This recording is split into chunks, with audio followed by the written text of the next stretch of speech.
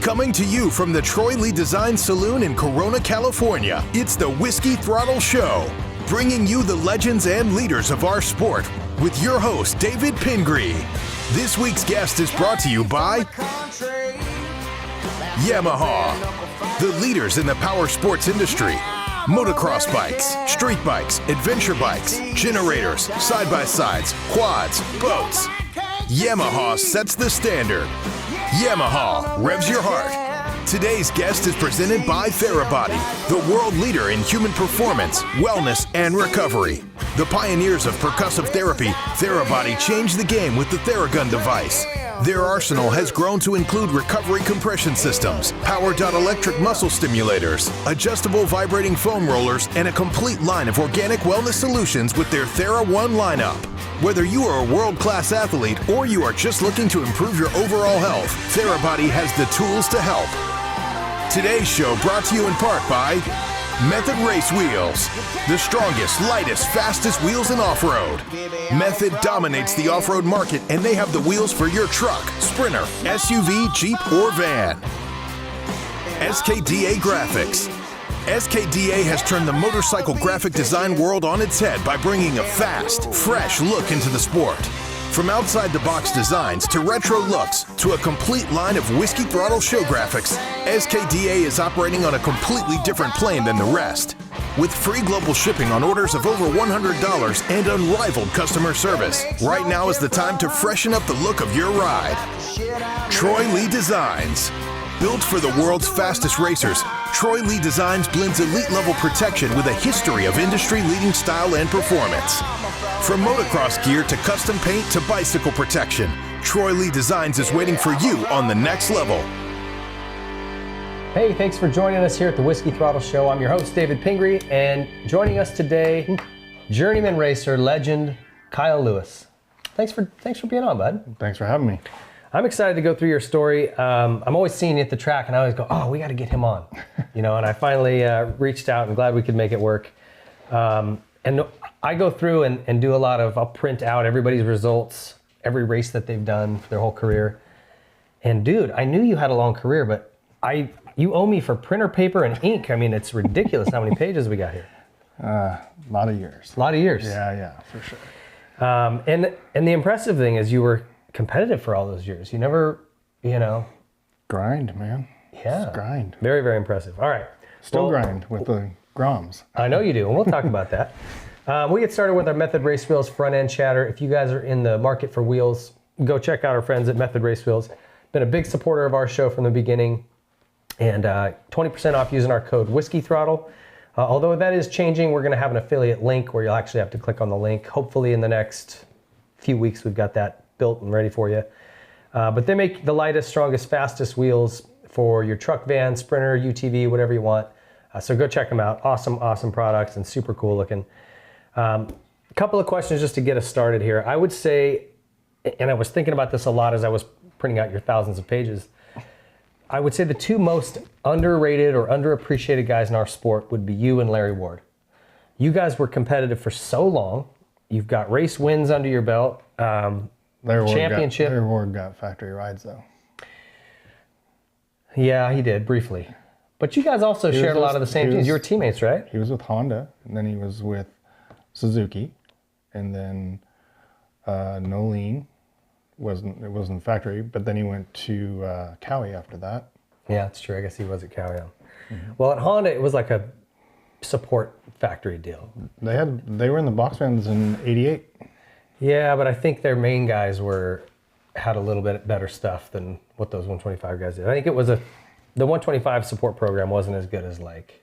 It was I think Kudrowski then, him, because I got overlooked. I was going, what? I want to be in that van.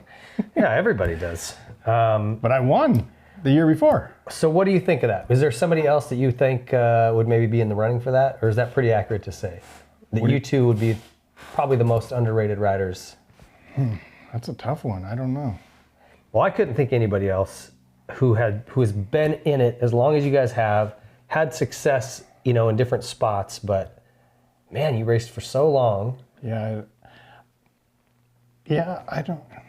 I don't know. I don't look Probably back at. I don't look back at it that way. Okay. People ask me that. I'm like, it just is what it is. Yeah. Yeah. I mean, I hear you. I don't know. Thinking back, I wish I would have gotten a chance to be on a team and have, because I know I did in Japan, and my bikes were awesome. I mean, when you rode, well, we'll get to it, but when you rode over there for, it was Suzuki, right? Could you never bring any of those parts or bikes here and race them? they set me up with kind of my race bike, and I rode it at a national, 98, and I passed, I think it was Albie, Emig, McGrath, and was leading, checking out, and the bike seized. The temperature had dropped before the gate and didn't have time to jet it, and stuck the front of the piston. I was screaming in my helmet because I was in really, really good shape. There was no way I was getting tired. Bike was running great right up till it blew up, huh? Oh yeah. They always do. It didn't stop though. It just detonated the rest of the moto. And I'm just going up those hills going, come on, no. Brutal. But yeah, that was the only time I had the kind of a light works bike like those guys, and I was beating them. And I'm like, I know I can do it, and yeah. Frustrating. Well, we'll talk more about that season. Let me ask you something else. Aloha Cross. Oh man. You still mad? So No, let me give everybody a quick little backstory. This would have been what, 05, 6? 4? 4. Yeah. I tried to help a promoter in Hawaii out. He got railroaded. He had brought me over for their little state championship race on Labor Day, probably 3 or 4 times, and I always had a blast. He took good care of us. Well, he tried to put on a Supercross in Honolulu, in the Blaisdell Arena. He had all this stuff lined up, and he needed help booking riders.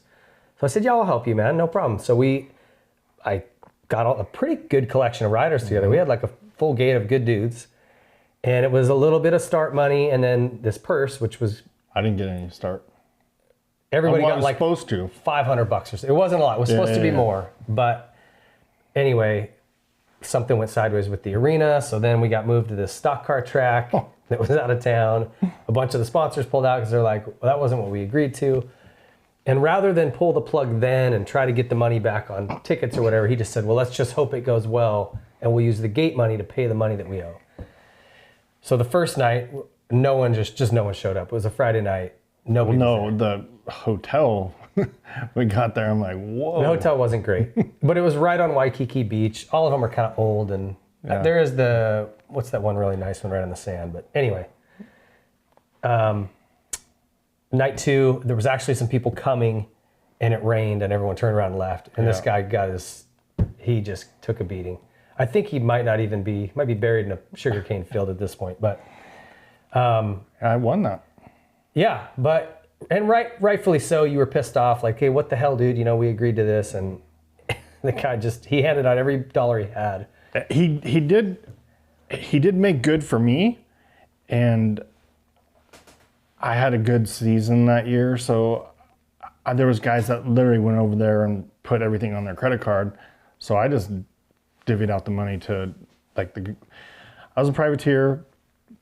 Kind of, like we got help from Honda, but I couldn't do that, so I just gave the money to the other riders that kind of struggled to get there.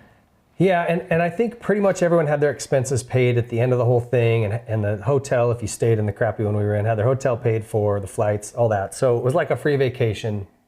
It wasn't what was promised, and it ended up being a debacle, but we also had fun. Sonny took us all surfing, and... I didn't go. Oh, you didn't go? I don't surf. Well, I don't like the ocean. Did you get on the scooters when everyone rented scooters and went out? I didn't stay at that hotel. I went to a different hotel. Well, we actually had fun, but I know you were pretty unhappy about the way it all went down. It was the first time I'd been to Hawaii to race, so I didn't know what to expect. I went there for my honeymoon, but I wasn't. Well, the original idea of what he pitched versus what we got. It should have been fun. Was tough, yeah. Yeah, it should have been fun. Anyway, well, that's what helped. Little warning story: if anyone ever asks you to help them promote a race, it doesn't always go the way you think it's going to go. All right, hey, go over and check out whiskeythrottlemedia.com if you guys haven't been there yet. We started our own media company. We've got all kinds of content. Ask Ping, my written column is back. We've got columns on different medical things related to motocross and riding.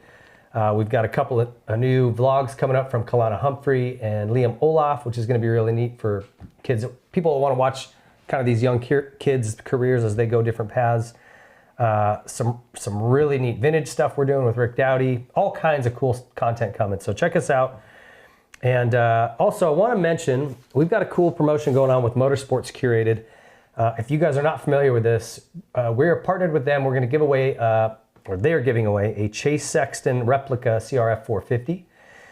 Pretty easy, costs you nothing. Just go follow at Motorsports Curated and everyone there following. Tag 3 buddies, and you're in. So pretty awesome. You could win this fully pimped out CRF 450. Pretty neat deal. So just go check them out and follow the rules over there at Motorsports Curated on Instagram. You could be walking away with a free bike, and everybody likes that. Free stuff is cool. So, all right, let's get to our guest story. He's brought to you by Therabody. If you guys have not looked at their stuff, anybody that rides a dirt bike can use their products, whether it's the foam rollers, the Theragun, awesome stuff. So check those guys out, therabody.com. Kyle, tell us a little bit about where you grew up. High desert? No. Simi Valley. Simi Valley. Yeah. Honda land. Correct. All right, well, tell me about it. What was it like over there? What were you born? What year? 70. Okay. 70.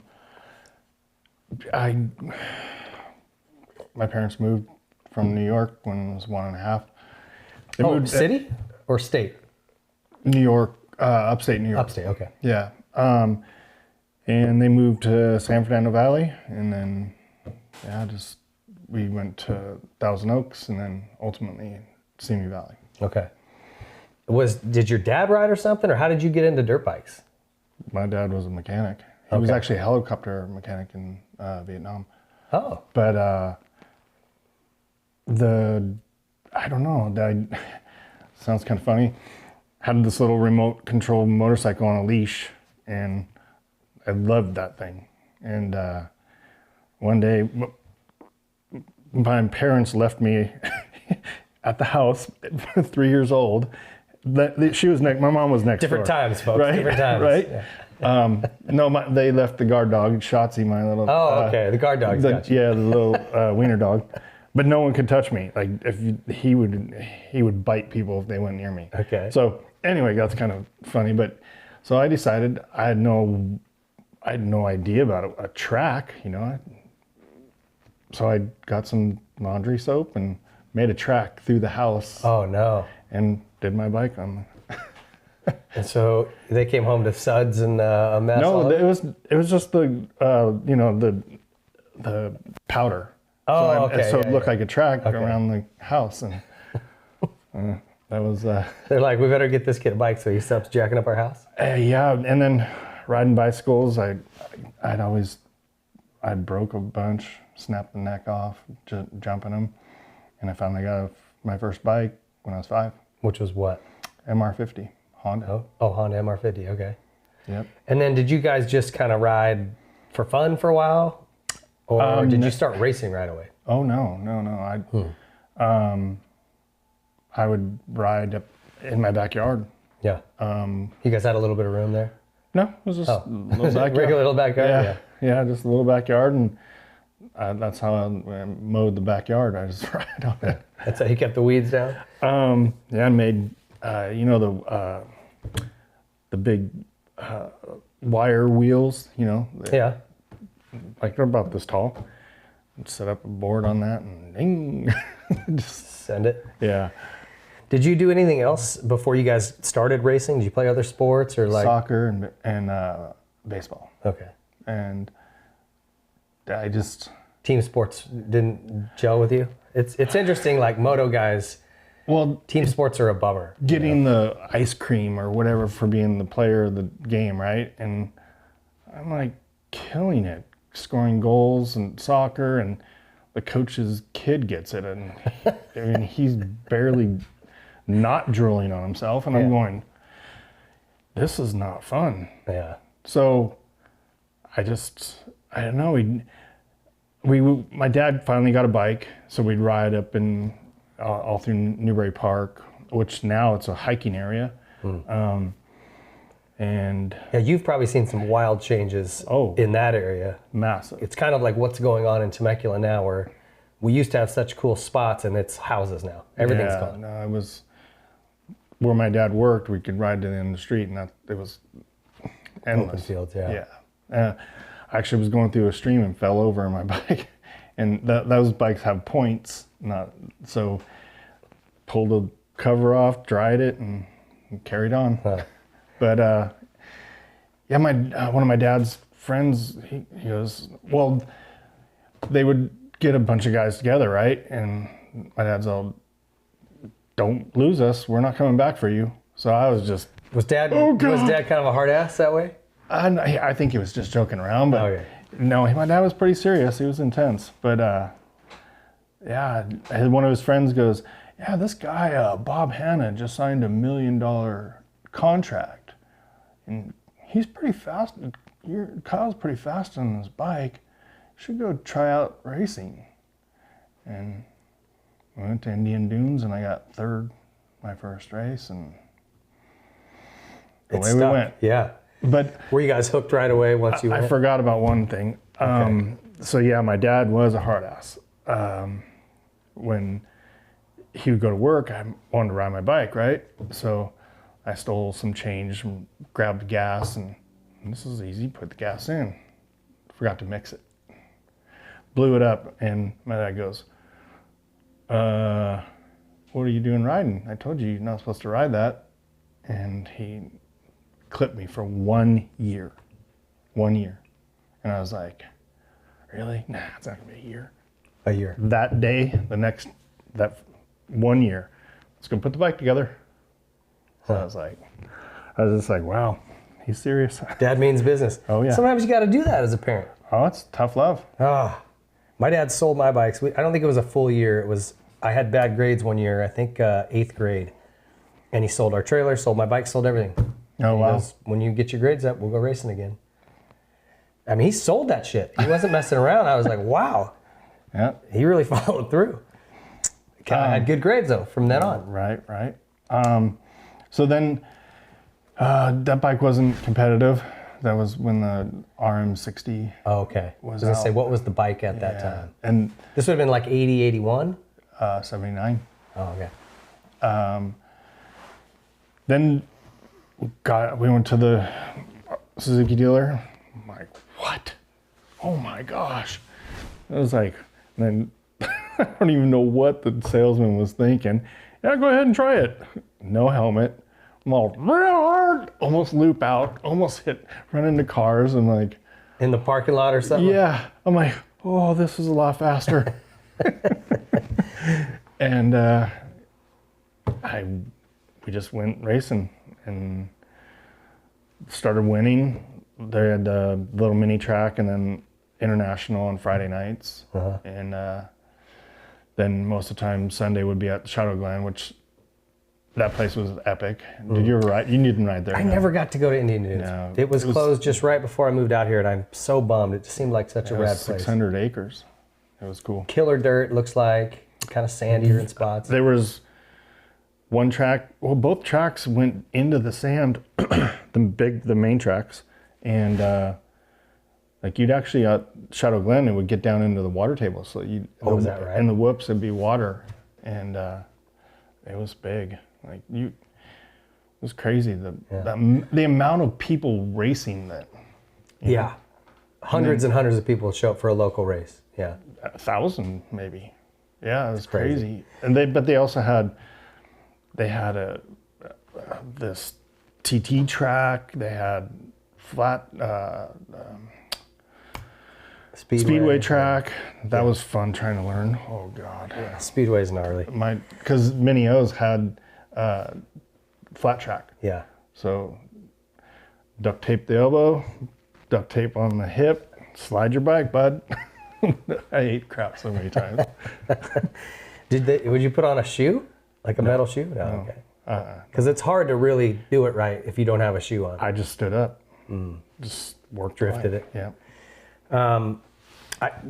The reason, like, that place looked really fun to me. Like, I looked at Saddleback, the photos of it, and I was like, It doesn't look great. Rocky and kind of sketchy, clumpy.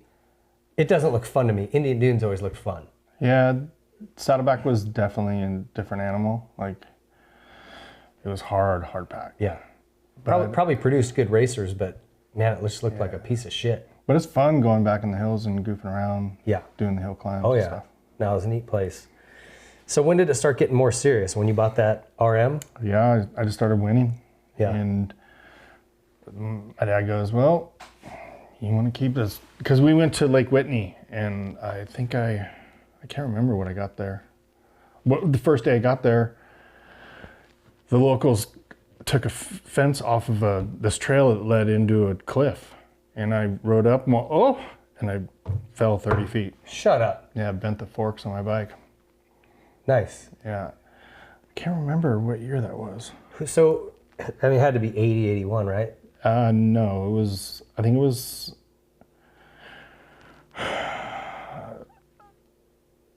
no, it was summer of 79. Oh, really? That early? You guys just went? Yeah. Oh, wow. Yeah, I was winning. In 79, they still had, Whitney was going on? Mm-hmm. Wow. Yeah, got in the waterway thing, I don't know what it was, a lake or whatever. Yeah. Swimming and grabbed a stick. That's not a stick. That was water moccasin. Oh, nice. Yeah, you learn those lessons when you go to other states like that. Yeah. Who were you racing with? Who was the fast kids at that time? Or kids you kind of grew up around? Was like Johnny O? No, he was my hero. That guy he had the Mugen Honda. That's right. I think he ran your number, 101. 101, he did, yeah. And all white gear. Yeah, it was like. But he was from that area, right? Did you see him out in the hills? Oh yeah. Often, yeah. Yeah. When we'd poach into Honda Land, he'd be there, pounding motos. Or there was endless tracks, so there was a gnarly sand track, and it was off Erringer. And it was just like heavy dudes would show up. I didn't know who they were then, but I was like, well, they're fast. Yeah. But it just kind of took off really quick. And my dad goes, hey, we can't afford this. You got to win if you want to race. I'm like, oh, okay. And like Mouse McCoy, he would have a fleet of Yamahas, and I was like, man, I'm gonna beat him. And our first race vehicle was the Pinto wagon with a Duro trailer. That's a hot setup. Everybody was after that. It was clean. They were like, oh, he's got it going on. But we just made it work. Like, slept in the back of that, and crazy stuff. Yeah. Privateer life from the beginning, huh? World Mini, camped out of that, and we stayed with friends that had a room at the Motel 6 so we could get a shower. And I got 5th at my first World Mini. What year was that? 80, I believe. Okay. Yeah. So when did you get off mini bikes onto big bikes? Clean? Like 125, yeah. Well, I did 125 80s in 85. Okay. I remember, I vaguely remember, did you used to run black plastics and like a black chest protector? No. Was that Scott Brown maybe? No, that was me. It was you, okay. Everyone thought I was pissed because 85, I was riding for Honda, and then 86, they didn't help me out. And a friend of ours bought bikes for me and couldn't afford plastic. So I just sanded it down. Oh, and you painted it? Rattle canned it. And then I lacquered it, made all my stickers, and yeah. Okay. I saw you that was the first big race I ever went to, was the World Mini in 85 out at Henderson. Okay. The black bike was 86. Oh, okay. Well, maybe I was there in 86 too. Yeah. But I remember somebody hauling ass on a mini bike with black plastic, and I could have swore it was you, like the name. Yeah. That year I rode, well. So you'd been racing against was that Budman and Swink and Emig and those guys? No, they were right behind. Emig, I did ride against.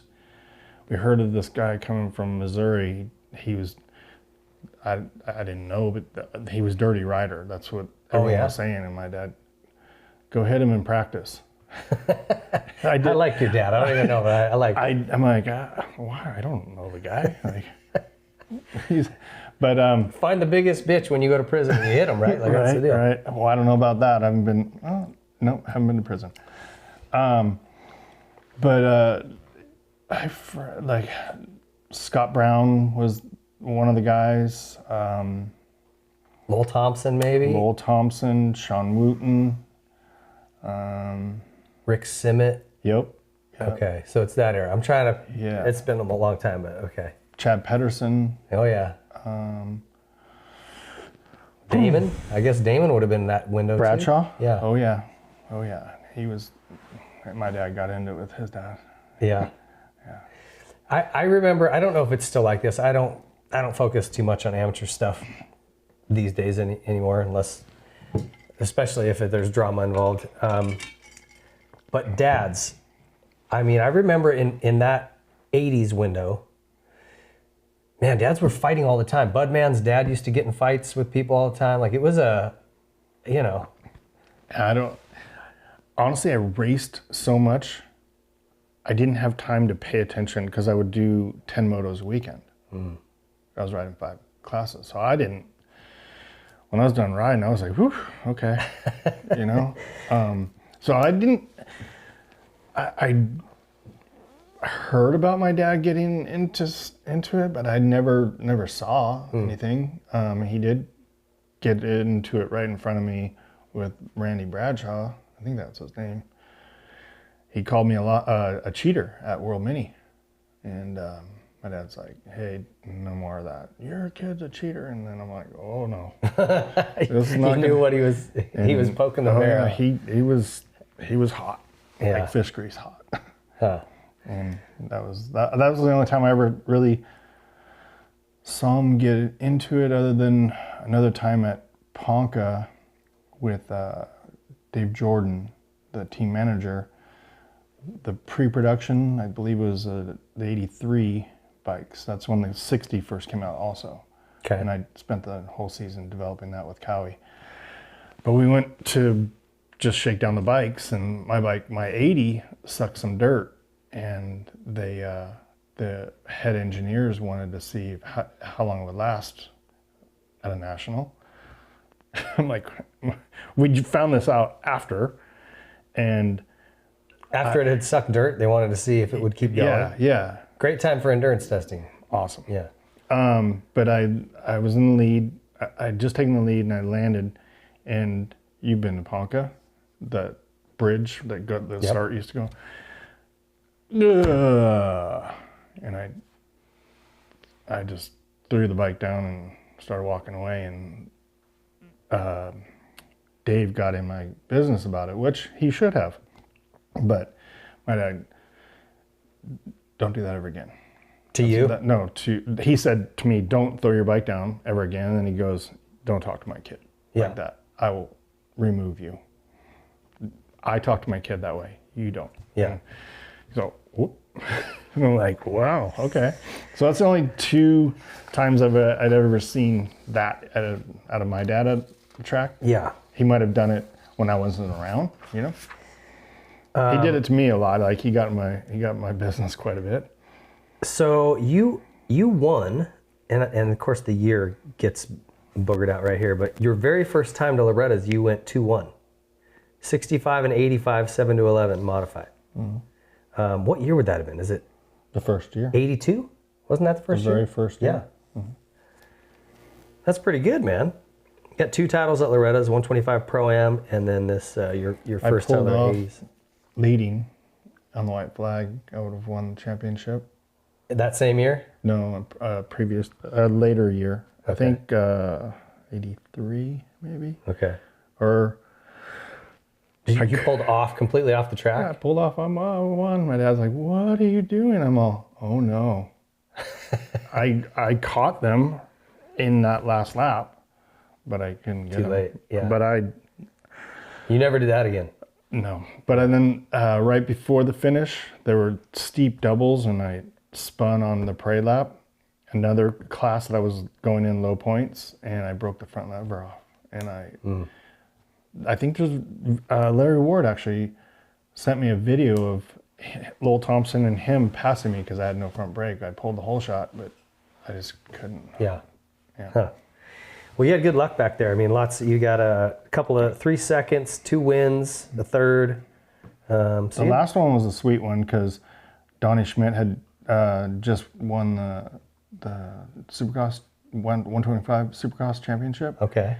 And so would this have been maybe 86? Like the year got cut off. I couldn't quite remember. yeah, yes, 86 Or 5. Maybe it's 5. 86. It is 6? Okay.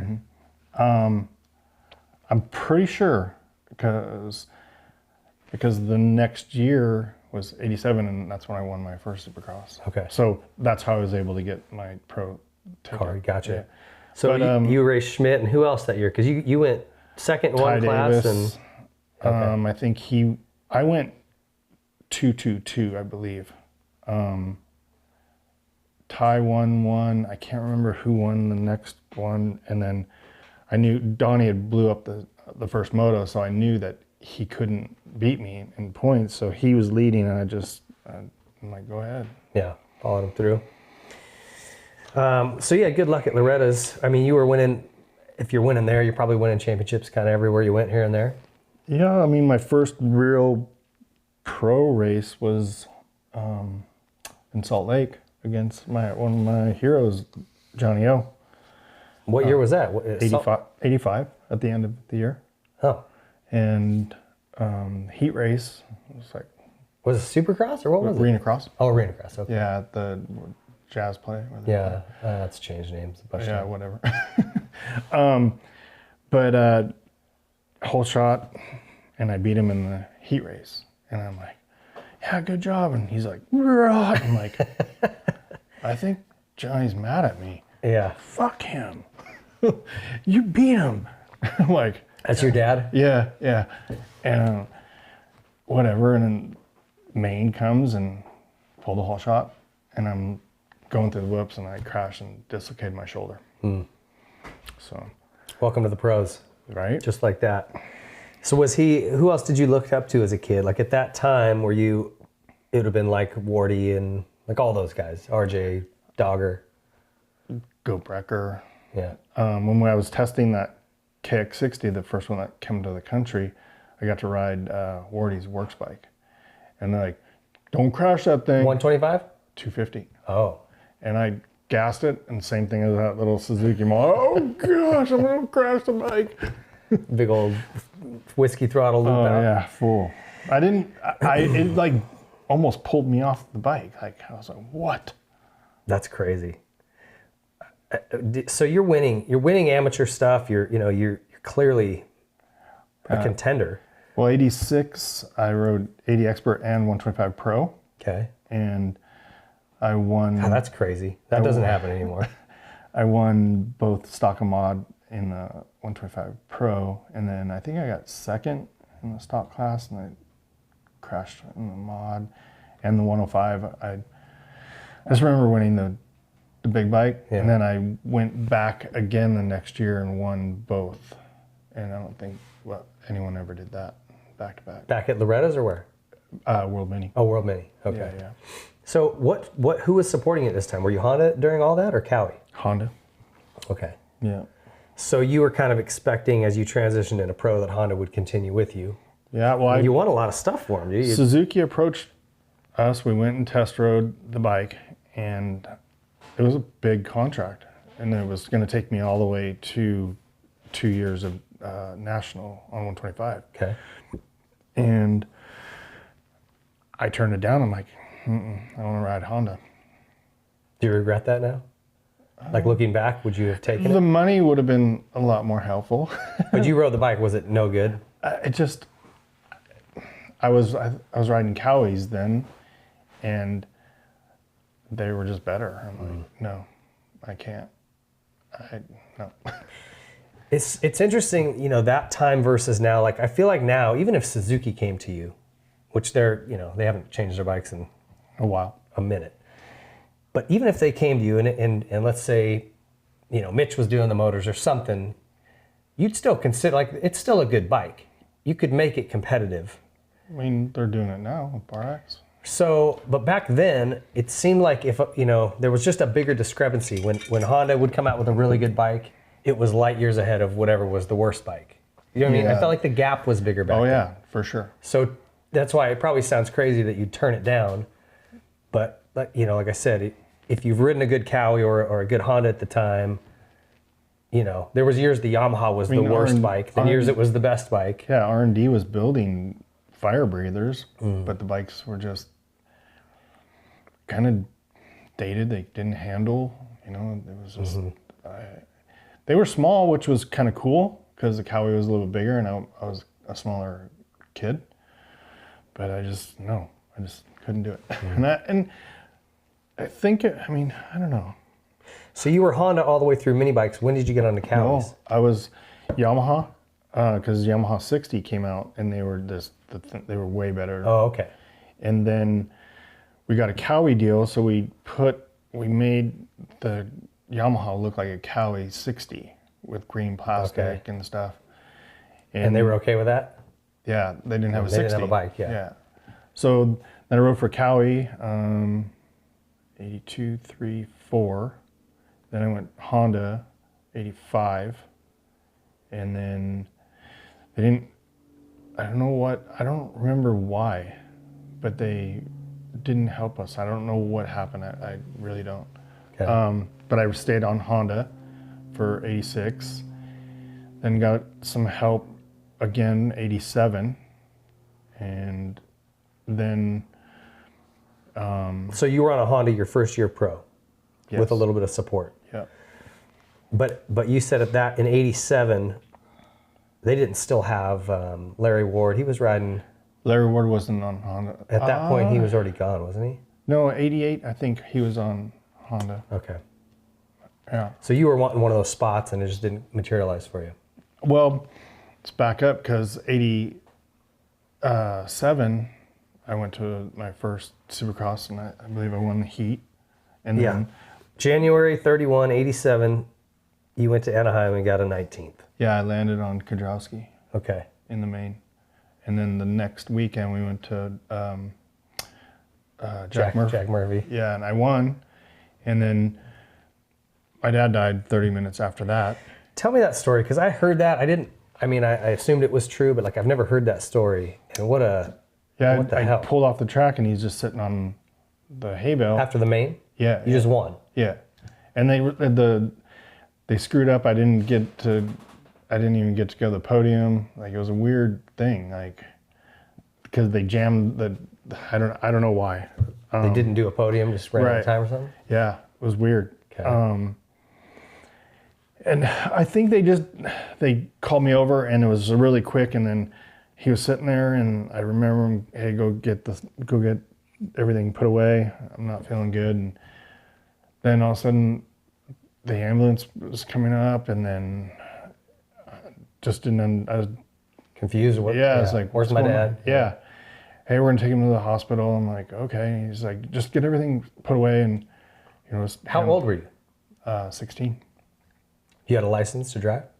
Yes. Probably, yeah. Yeah. I was the day off. Yeah. But yeah, then lots of craziness. Mike Craig and we were trying to clear cars so that they could land helicopter, because they had cars in the heliport area, breaking windows, sending cars, and it was crazy. And we couldn't get all the cars, so they couldn't land a helicopter. So they started transporting them. And then one of our friends, he was a plastic surgeon, doctor, was assisting. And we get to the hospital. Mike Craig actually took me there. And my dad didn't make it. He had passed by the time you got there? Mm-hmm. Yeah, I guess his heart exploded. So I was just a young kid. I was like, what? No, your dad, no, my dad's not gonna die. What a crazy, you're up higher probably than you've ever been, to the lowest you've ever been in probably a 2-hour span. Yeah, it was insane. There's something about Jack Murphy Stadium, because I think, didn't Rhino's dad die the week before he won his first race there? I'm pretty sure that's true. I don't know. Something about Jack Murphy. That place had a black cloud over it. I don't know about Rhino, but yeah, That's crazy, man. it was. Did he have health issues prior to that? Nothing. No. Probably did, but stubborn old goat. Like, hey, Old school, huh? yeah, I'm fine. I don't need to see He wasn't feeling good that day. Like he felt like he had a cold, and That's how a lot of cardiac issues present. Like people always think, oh, I'll have chest pain and my left arm will hurt. That rarely happens. More common is, I just feel like not good, or I feel like I got something stuck in my throat, or Yeah, you probably see it. Crazy, man. Well, I'm sorry, that sucked. Yeah. So then. And Valentine's Day, Yeah. no less. Jeez. So you went racing the next weekend, dude. I mean, Yeah. I guess it was 2 weeks later, but. A friend of my girlfriend at the time, her friend's dad, he owned, I think it was America Apparel Okay. in Simi. In the valley, but they lived in Simi, not far from Johnny O. And he took me on, like, hey, let's go. And my bikes went with, I believe, can't remember his name now, but dang it. Rick Ryan was with the team. There was a small little team. Oh, Pit Pros or something at the time, or was it that No. Wageman stuff? No. Oh, Rick Ryan. Ricky Ryan, yeah. Oh, I know who you're talking about. Anyway. So anyway, my bike was getting to the track. Like Honda made it get to the track. Okay. And next weekend. So this was on a Honda? Yes. And was Honda not, like, at this point going, hey, we need to help this kid out more? Okay. All right. Nope. Because you went on to win 2 more races, First night, I think at Seattle was 5th. Okay. And then the second night I won. Okay. And then Dallas, right? You won Dallas. But and Dallas, Seattle too, yeah. I had to borrow a bike because in practice I tried a triple and bucked me, and bike just cartwheeled. I bent the forks. Just destroyed it. Subframe was gone, smoked. Frame So you won on a borrowed bike.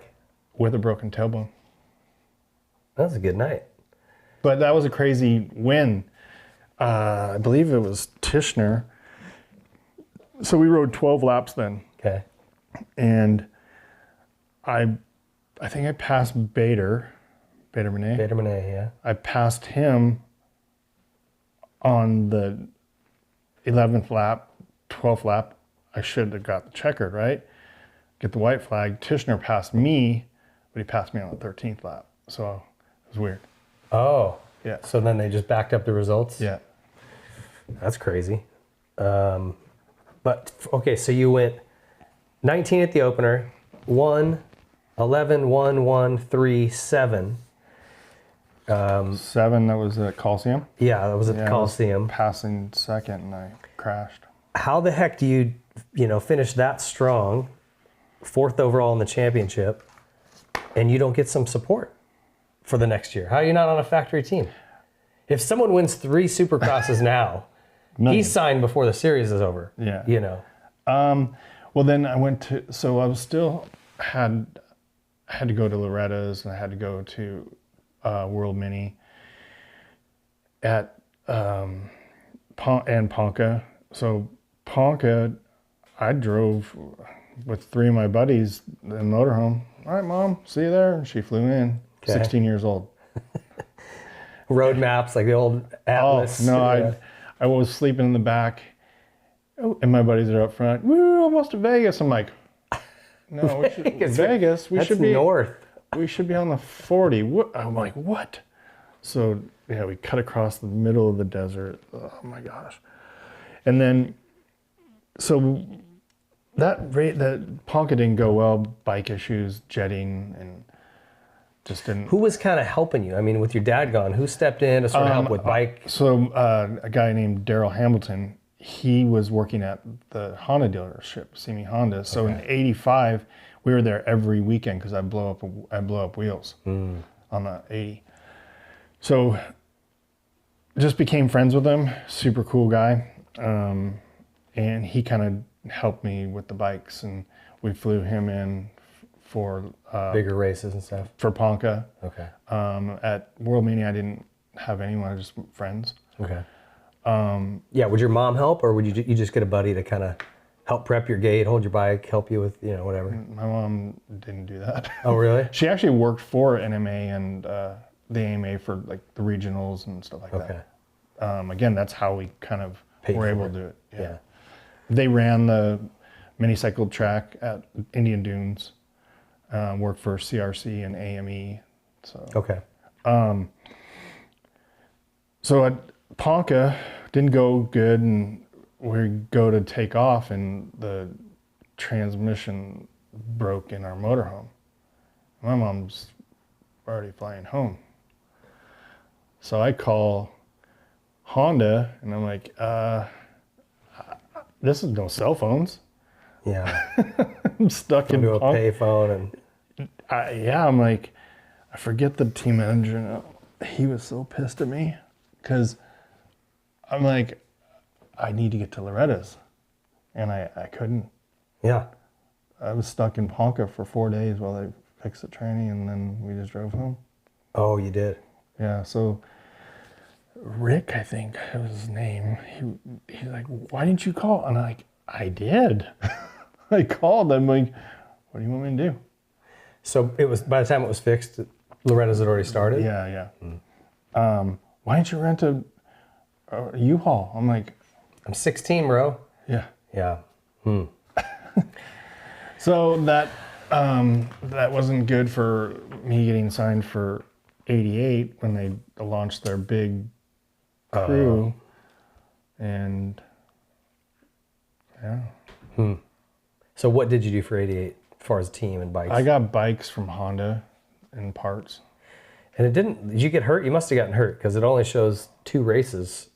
You did Houston Supercross and the Good Times National at, that would have been Whitney, right? No, it was San Antonio. Oh, okay. Yeah, my knee, shoulders,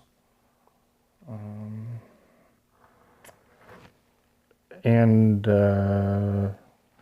just lack of support. I don't know. So it wasn't that you got hurt; you just didn't have the money to do them all. You're kind of hitting local stuff. I don't know. I got hurt quite a bit in '88. I went to Ponca or World Mini again. And I think Ponca and my bikes were crap again there. Nothing to write home about. Yeah, and then I signed with Yamaha the next year, '89. For '89, okay. And another thing in that '87 season, one of the Supercrosses you won was an East-West shootout, Texas. So you beat everybody. Like, you were the fastest 125 guy that night. I mean, I just don't know how that doesn't translate into some kind of better support. That's wild. Remember you asked me earlier what overlooked. I go, well, I think to answer a little bit of that, I didn't have anyone going up to, I'm 16 years old. Yeah. I'm going, hey, Mr. Honda, can I have a ride? Or, you know what I mean? Yeah, if you don't, you kind of got to know somebody. It seems like they would have scouted you a little bit. It just wasn't happening. Yeah. And the 125 class, was a little bit different back then. It was new. 85 was the first year they were doing Supercross, 125 Supercross. So maybe, I don't know, maybe they just weren't paying attention to it as much, or... I don't have any answer. You don't have a good answer. If I had the answer, I would... probably would have had a ride. I don't know. So tell me about '89. You did Yamaha in '89. Oh my goodness. That bike. And how was that? Terrible. No good? The bike. I mean, there was Bradshaw's bike and then our bike. Who was doing his motors? In-house? In-house. They gave me like the second level, I guess. They say it was exactly. I'm like, whatever. Went to the first Golden State and I beat him at Glen Helen. And Then I went to the next race up in Sand Hill and just came over. Did you ride there? Yeah, but it's been a long time. I remember it because I raced up there a ton to just go over, crest the top of this hill. The bike started dancing, poof, it just spit me. And again, the shoulder was, I had 17 dislocations on it, 2 surgeries. Oh, is that right? Yeah. But I did it right in front of Bones and he dropped it in for me. Really? Bones did? Mm-hmm. Look at that, Dr. Bones. I'm just like, grab it here and do this. And oh, thank you. Gnarly. Those hurt, until they get back in. I've never done it. I see people with their shoulders out and it doesn't look like a good time. Yeah, it's no fun. So you put some good rides in this year. I mean, again, I didn't realize a couple of things. I didn't realize the Nationals were so mixed up back then with the Supercross series. Like I remember when I started in 94, 93, I did one race, 94, there was just Gatorback that was dropped in. And then once you did that one National, then you finished Supercross. And burn your hands completely off your body. Yeah, I mean, you're a wreck. But here you guys went Anaheim, Seattle, Hangtown, Budds Creek, Anaheim. Oh no, that's a different year. But that was 89.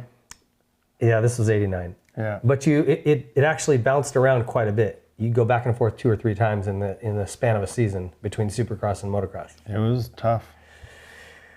So take me through that 89 season. It was weird. I just, again, I re-broke my tailbone. I just moved a little bit more at Seattle. Okay. Came back, I don't know if you ever look at old footage, the first turn, they had this double, but you're climbing a wall on the first turn, but in the actual, when you're riding, you kind of open it up in double, right? And the thing went, oh, and I'm like, threw it, landed right on my ass again, and I was like, God.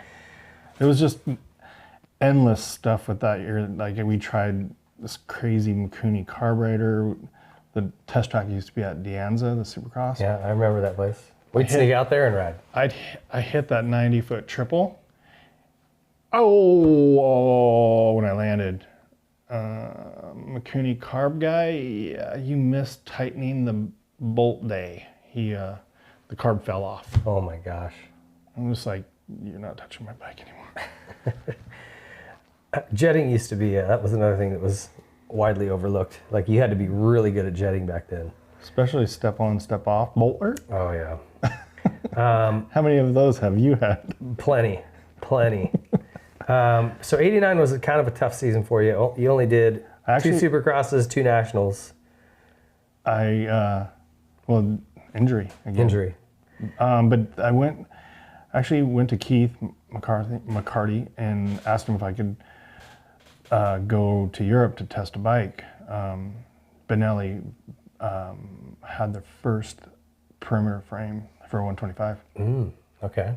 And with a TM motor, it was a disaster. Oh, it wasn't any good. You went and rode it? Oh yeah. I went through 2 sets of forks, bending them because the frame was so stiff. Broke a rear wheel, blew it up 3 times. This is in 1 week. 2 transmissions, and then we went to Malpensa. It's an international track back then. And Stefan Everts I think it was one of his first international races. Okay. And he was on a really good Yamaha, and I blew the bike up again in practice. I'm like, send it. So I came home and did local stuff, bounty hunter races, stuff like that. It was good money. Try to make money, yeah. Yeah. The bike was good. That bog, I couldn't. On the 90 Yamaha at this 89. point? 89, okay. Yeah, 90. So end of 89 rolls around. I'm calling people and no one's answering. And I'm like, well, this is no good. So I go get a job. I lay in hardwood floor for 4 days. And at the end of that week was kind of weird. I it was a friend of a friend. His dad owned the company, and we were literally in the lady that invented the rivets for Levi jeans. Okay. It was her house in Malibu Colonies. It was $11 million pad. And you're laying hardwood floor in there? Yeah. Okay. I'm just like, okay, well, whatever. The last day was screwing around. We're just being young kids wrestling around. Shoulder went out again. Oh, no. I'm like, gosh, dang. So, yeah, that was the last day I worked, and I'm like, well, I don't know what I want to do. So I was out in Simi at dinner, and a guy, I barely knew him. He's like, what are you doing next year? I'm like, I don't know, nothing. No one's answering calls. And what? You're kidding me. I'm like, no. So he got me a bike through Simi Valley Kawasaki, and John, I believe, is the owner, hooked me up with parts, killer deal, you know. My chiropractor, which was like my second family, bought me a bike and just started grinding. But again, I had stupid things happen that year. This is for 90? Yeah. Did you get the shoulder fixed? In 90, yeah. Okay. And they put a titanium bolt in to create a socket. Okay. But leading, I think it was Dallas and Pasadena, the handlebars that year were bad, and to the tank and over the bars up. What do you mean they were bad? They would bend? Or break? I'd bend like 4 pairs a weekend, just landing, just push them. But then the knurling on the clamp, you couldn't get them tight enough. Okay. So I just push them down. So yeah, that was weird. And then I mean, it wasn't a great season. You had a couple of top fives, Anaheim and San Diego, some top tens, but I think it was leading Vegas, and I crashed in the whoops that year. did you get hurt? Because No, Oh, no. you didn't do any nationals. Was that just financial? I did. I went to Gainesville. Oh, did you? And Oh, Hangtown. It has show Hangtown here, but I don't see Gainesville. well, Gainesville, first moto, I'm in third, front flat. Awesome. Yeah. Second moto, came from near dead last. I was 7th, 8th, and 9th were right in front of me.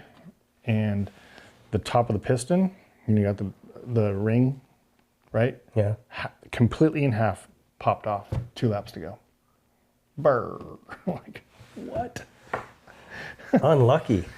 That's why my wife called me Lucky. Is that where the nickname came from? Uh-huh. Yeah, that's pretty funny. Well, not really. It's actually quite sad. So I went to some Mickey Thompson stuff also in Yeah, that was 90. big through there, right? Like Craig was doing Yeah, that, yeah, and I borrowed Larry Brooks. I borrowed Kenny Watson's KX250. Oh yeah. Yeah. What was he? He was trying to. What was he doing at the time? He rode it, I think, twice and wrecked himself on the second time. He's like, I'm not touching that thing ever again. All right. And then another friend, was Rick McCants and Bob Burns. They were helping me get to some races. Okay. They worked at a machine shop, and one guy owned one. Trying to think who else.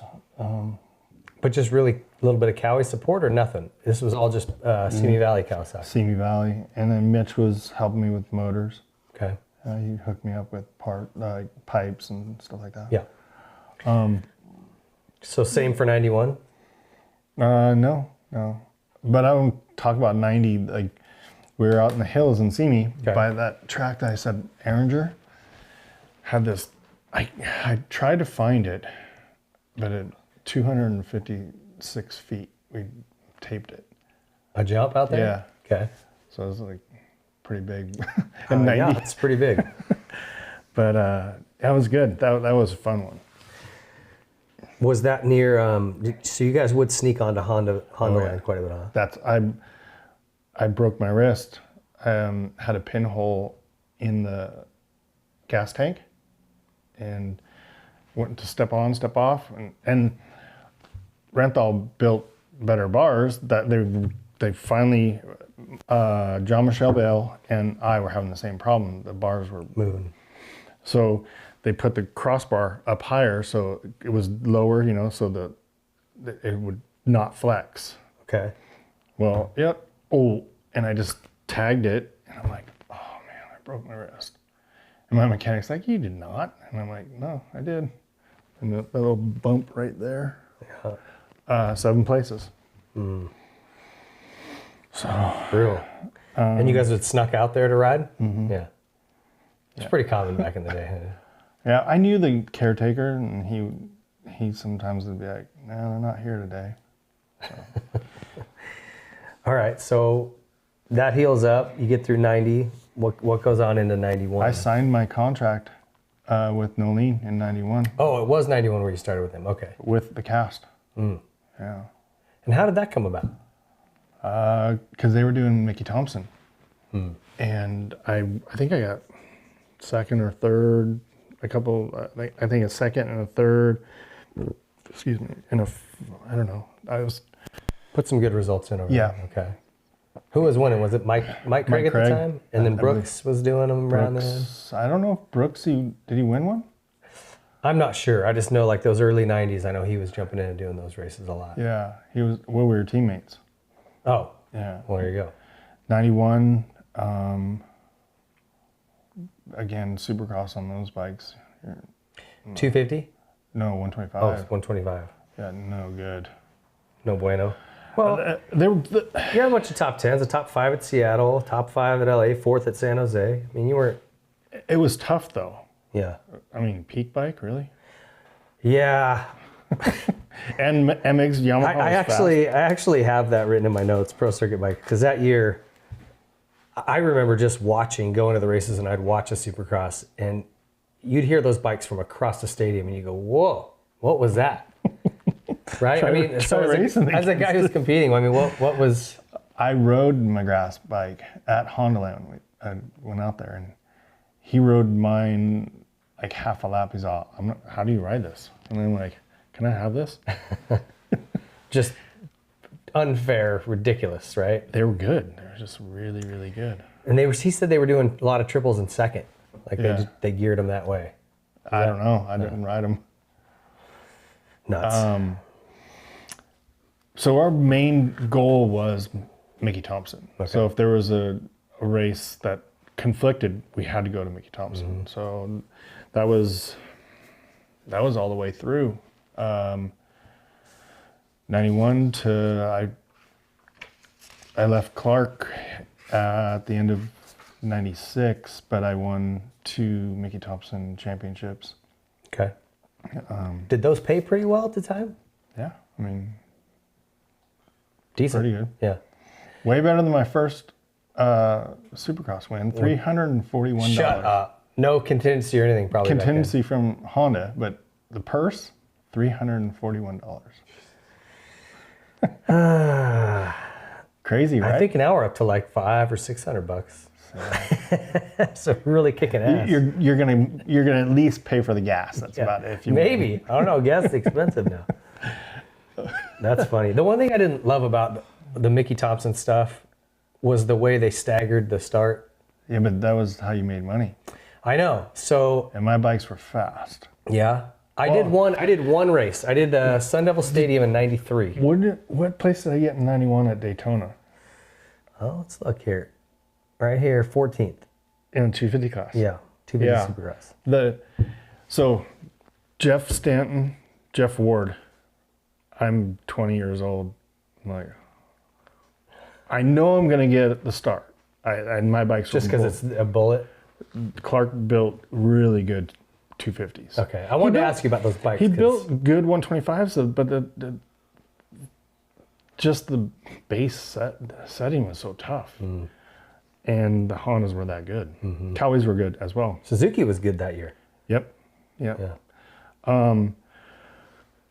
But I pulled the whole shot, and I'm like, and that's when the track was 2 minutes long. Yeah. And it was... And during the day, hotter than balls. No, it was cold that day, thank God. it was a 9-lap heat race, so 20 minutes. Yeah. I'm like, I made it out of the heat race, and it was kind of rainy, and I was like, thank God, because I didn't want to have to go to a semi or a last chance. Yeah. But oh my, 40-minute main. No, people don't remember it. Like, that place was brutal. Brutal before they. Now it's a little more supercrossy. It's at night. And it's just 20 minutes. It's 20 minutes. 40. And they didn't have the equipment like they do now. Yeah. So there was no... There's no grooming between stuff. You're going, trying to do triples, and because it'd go from their dirt and to these clay mountains. Yeah. It would be a whole square edge right at the bottom. Yeah. I remember. Oh, yeah. Yeah. It was, I led in 97, the main event, for 13 laps. And that was over 20. It was like 25, 26 minutes when we were done. And I was good for 15 minutes. So I drifted to third, but that place was just, people don't get it. It's not as tough as it used to be. like even just the corners. Oh, ruts to your dragon bars. Yeah. So you had some pretty good rides though this whole season. Still 125 class. You did a couple 250 outdoors, and you did 250 in Daytona. Did you like the 250 better outdoors? The bike was more competitive. Yeah. The 125 is Yeah. How much did you weigh back then? Were you? I was like 170. Which is kind of big for 125. 170. I would I would get down in the 60s, but it was just... Yeah, you didn't feel good at that weight. No, I just didn't feel strong. Yeah. Well, these guys, even today, Justin Cooper, and these kids are 135 pounds. Tough to compete when you got a 30-pound weight strapped to your ass, right. Especially off the start. Tell me a little bit about those no-lean, was it no-lean Sizzler Yamaha still? Yeah. Because they looked... Well, I think Sizzler came on in 94. Okay. But same program, same team. Maybe, yeah, 94. They always sounded good. They actually looked good. You guys got good starts. You and Larry both. Fast. And then he was doing suspension for you guys too? We had Olin's shock and then production forks. Okay. You guys were happy I keep looking at your bike. But yeah, they're okay. I mean, I got involved with testing for Olin's. They would come to my house and we'd put all the Japanese brand bikes. I'd test the 125, 250, and we'd get them sorted out just for production, Okay. So we got some decent stuff for inside, but it wasn't works. Yeah. Wasn't work stuff. Okay, so let's say your best no lean setup, right? Whatever of those years you were happiest with the bike versus your Japanese race bike. How big of a difference? Massive. Unimaginable. Yeah. The motors, honestly, Clark built a really good package. Mm-hmm. His pipes were awesome. But the whole package, it just can't compete. Weight, handling. Brakes, everything. Mm-hmm. Suspension is massive. Yeah. But do you think it's still that way today? The difference between, let's say... Well, look at those guys now. One shim makes a big difference. They're like, oh, I'm happy now. Yeah. Or, some of them probably, it's placebo. No, we changed it. Oh, yeah, it's way better. Who knows? Yeah.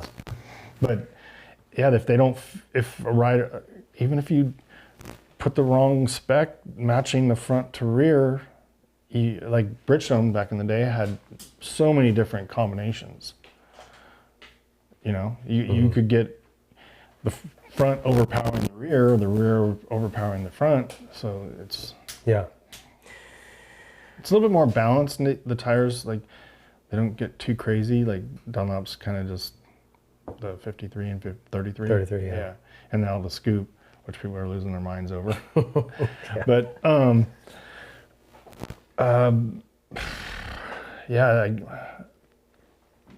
big difference though.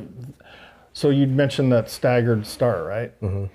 So when you win the heat race, you go to the ninth row, then there's two guys behind you. In some cases, I would get to third. Just off the start? Yeah. I'd be in third in the first turn. That's how fast they were. People were just like, this isn't fair. And I'm like, yes, it is. Fair for me. Right? Right. Yeah, I just remember the one that I did. I just did one race. I did Sun Devil Stadium in '93, and MC was there, I think. Was he? I believe so. Might have been a different year because I won. I won the main event because of the format. In my heat, I kind of laid up and got the last qualifying spot, so I was on the front row in the final. Yep. And I just took. I had to pass one guy. I can't remember who it was, and I took off. But you guys were wanting to get points and money. Yep. So you wanted to be further back, and then every person you passed, you got paid more, you got more points. Right. I didn't give a shit about that, so I just wanted to win. So I don't know. I don't know if it's good or bad. It was just weird. The jumps were sometimes pretty big. Well, yeah, and they'd be, straight up and down kickers. And hard packed because of the trucks. Yeah. Not just flat, slick turns. Yeah, it was different. Could be fun racing, though. Like, I saw some actually got to, some of the racing was good. All right, so 91, looks like you did most of the whole summer and had a good season, by all accounts, yeah? Yeah, okay. I don't know what I don't remember what I got, but... Well, I mean, just looking at your finishes, you had, like I said, a fourth, couple of fifths. Oh, okay, yeah. Like a lot of top tens. And by these days' standards, I would have had a factory ride. Probably. 92, same thing, no lean program, and you were still doing ultracross and then supercross and nationals when you could. And was he helping you? Like, he'd take the rig to the nationals? Oh, yeah. Okay. Well, back then it was box fan, and I think we got the rig in 94. Okay. But yeah, you got a third at Seattle this year in 92, fourth at San Diego. I mean, you started this 92 season went pretty well. Fifth in Las Vegas, fourth in LA. So again, pretty good season. I think was the year that I was leading and crashed and got fifth at Vegas. Oh, okay. Yeah, caught the frame on a whoop and it just went down quick. Okay. Pretty good year though. Anything that stands out from that season? Nothing. All right, so looking ahead to 93 here, you said you're still with the No Lean team, still riding 125 Supercross, but you mixed it up a lot this year because you were doing 250 nationals, you did a 500 national at Washougal, so you were kind of... That was on the 360 though. Oh, it was, okay. I was going to ask about that. That was not fun. No? The roost up that hill? Shotgun the whole race, just shotgun hitting you. You'd need to wear like a jousting suit to protect against that. I mean, you feel like you would just want to crawl behind your number plate. And like guys like Wardy and Damon, they wouldn't wear a chest protector on purpose because they're like, it pissed me off and made me want to pass them. Okay. Clearly your parents didn't love you enough. There's no other excuse for that. I wanted to touch on the after I won and then kind of had 87 went good, the Supercross and stuff. 88 was not good. 89, not that good. Just kind of got distracted. No guidance. Well, it's understandable. Your dad's gone. Yeah. My mom, she had morning time, but then she was dating, Yeah. And I just didn't have any guidance, 100%. And there's agents now, but some of the agents are no good. They just go ahead, spend your money, whatever. Did you have an agent back then? I mean, they didn't really exist. No. Dave Stevenson was the only guy. The only guy, yeah. That I had even heard about all the way until like mid-90s. Couple, like the top guys had, from hearing stories, good businessmen that guided them in areas. Yeah. But I got on the path of chasing chicks, and drugs weren't my thing. I tried it. I'm like, I don't like not being able to think. So my friends were all high school, so they were all doing it. So every now and then I'd smoke some pot with them, but I'm like, why do you do this? I giggle, I get hungry, I sleep. It didn't make sense to me. It just seriously did not make sense. But my biggest downfall, I think, throughout that period was just chasing the girls, and there was no Instagram, so you actually physically had to go. You had to go out and do it. Couldn't just swipe left and right. No, but we would do these. I don't know if you were driving areas, like you just drive your truck and like cruising old, whatever street or spot. Yeah. by the movie theater, and I had a crazy sound system in my truck. Little lowered truck, mini truck. I wasn't lowered, just standard. Okay. But I had a big system in it, so. And plus, being in Simi Valley, it was moto town, like, so everyone knew who I was. So that has to be what it was, because when I hit the bottom at the end of '89, and Danny Rubio was the guy's name. We were in Hudson's Grill, and it made me, and I just worked all week, got my check, $200. I'm like, that was a wake up call, probably. I'm like, I make more than this in a lap. This is dumb. Yeah. So that was my claim to fame for a job. I had one. Racing as a job, don't get me wrong, but actually physically going to a place to work, that was 4 days. But yeah, that was it. I think that was my downfall. Maybe that's why, because I was in really good shape in going into '87, and because I raced so much, and that level just started chipping away because I wasn't at that level all the time. Yeah. So that probably is some of it. Then I had to earn my stripes again, and I went to work in '90, and then I met my wife that year and kind of cleaned up my program. Look, we didn't get married right away, but that's when I met her. Yeah, kind of stopped with all the distractions. Minimize. Look, a lot of good men have gone down because of that expensive little piece of real estate down there. Right. It's pretty common, and I I don't know of a guy who doesn't go, I wish I could get those couple of years back or that time. Yeah, and again, I didn't like the drugs. Yeah. I don't even like pain pills. Like, when I got hurt obviously a lot. I should be an opioid freak. I can't handle them. I don't like them. Yeah, I definitely, if you don't like your head being fuzzy, you're not going to like that. It's not going to be for you. But anyway, going back to 90. Yeah, 93. You had, again, you're not doing a ton of races. You did, 1, 2, 3 Supercrosses in the 125. You did 3 250 nationals and a 500 national. But all of them are pretty damn good, 5th, 6th, and 8th, and then a couple of 13th, your finishes are good. And then you're doing ultracross in between all that stuff. Yeah. And then we go to Europe. So going back to 91, that was when they started World Supercross. And I did well over there. I finished 3rd in the world. It was MC, Stanton, me. Okay. Which races did that include? I forget. There was like all the European rounds? Was it like Geneva, Paris? Yeah, Stockholm.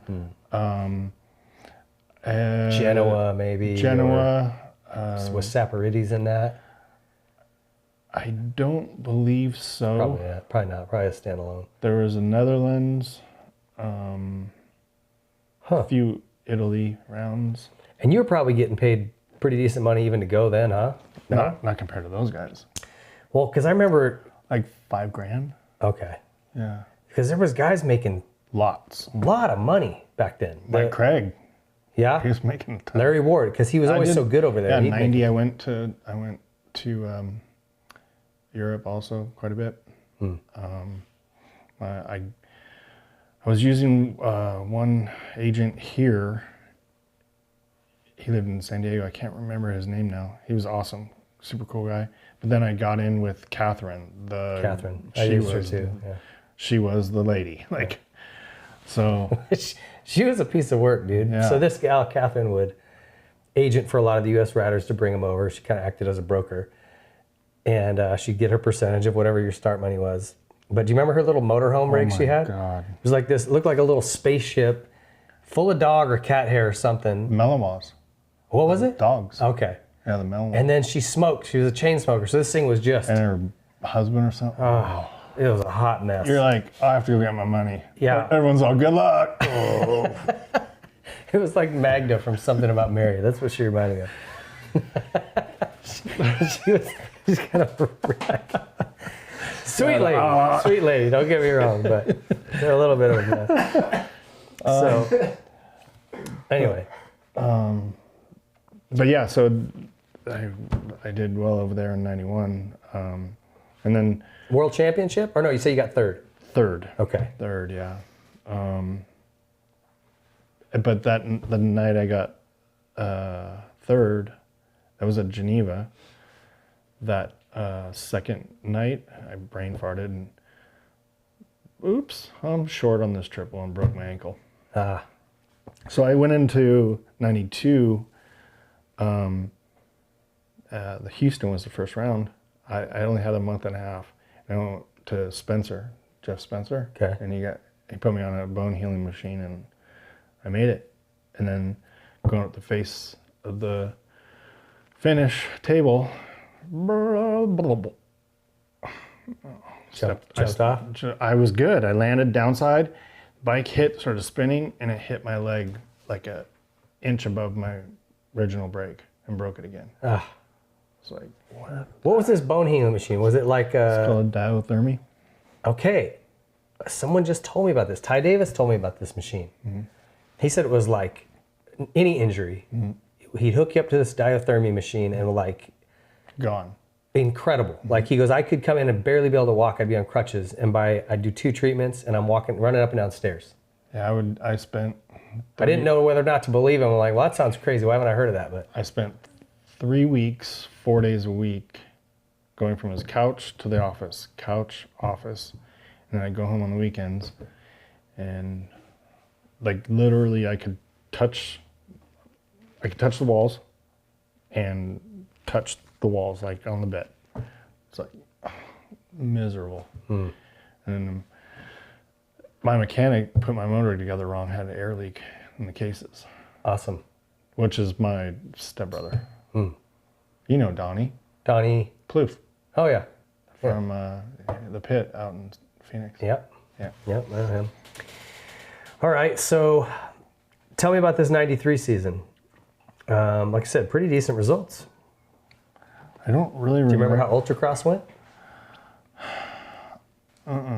No? I don't really remember 90. And you didn't do Glen Helen, because 93 was the one year they did that 140-minute moto. Do you remember that?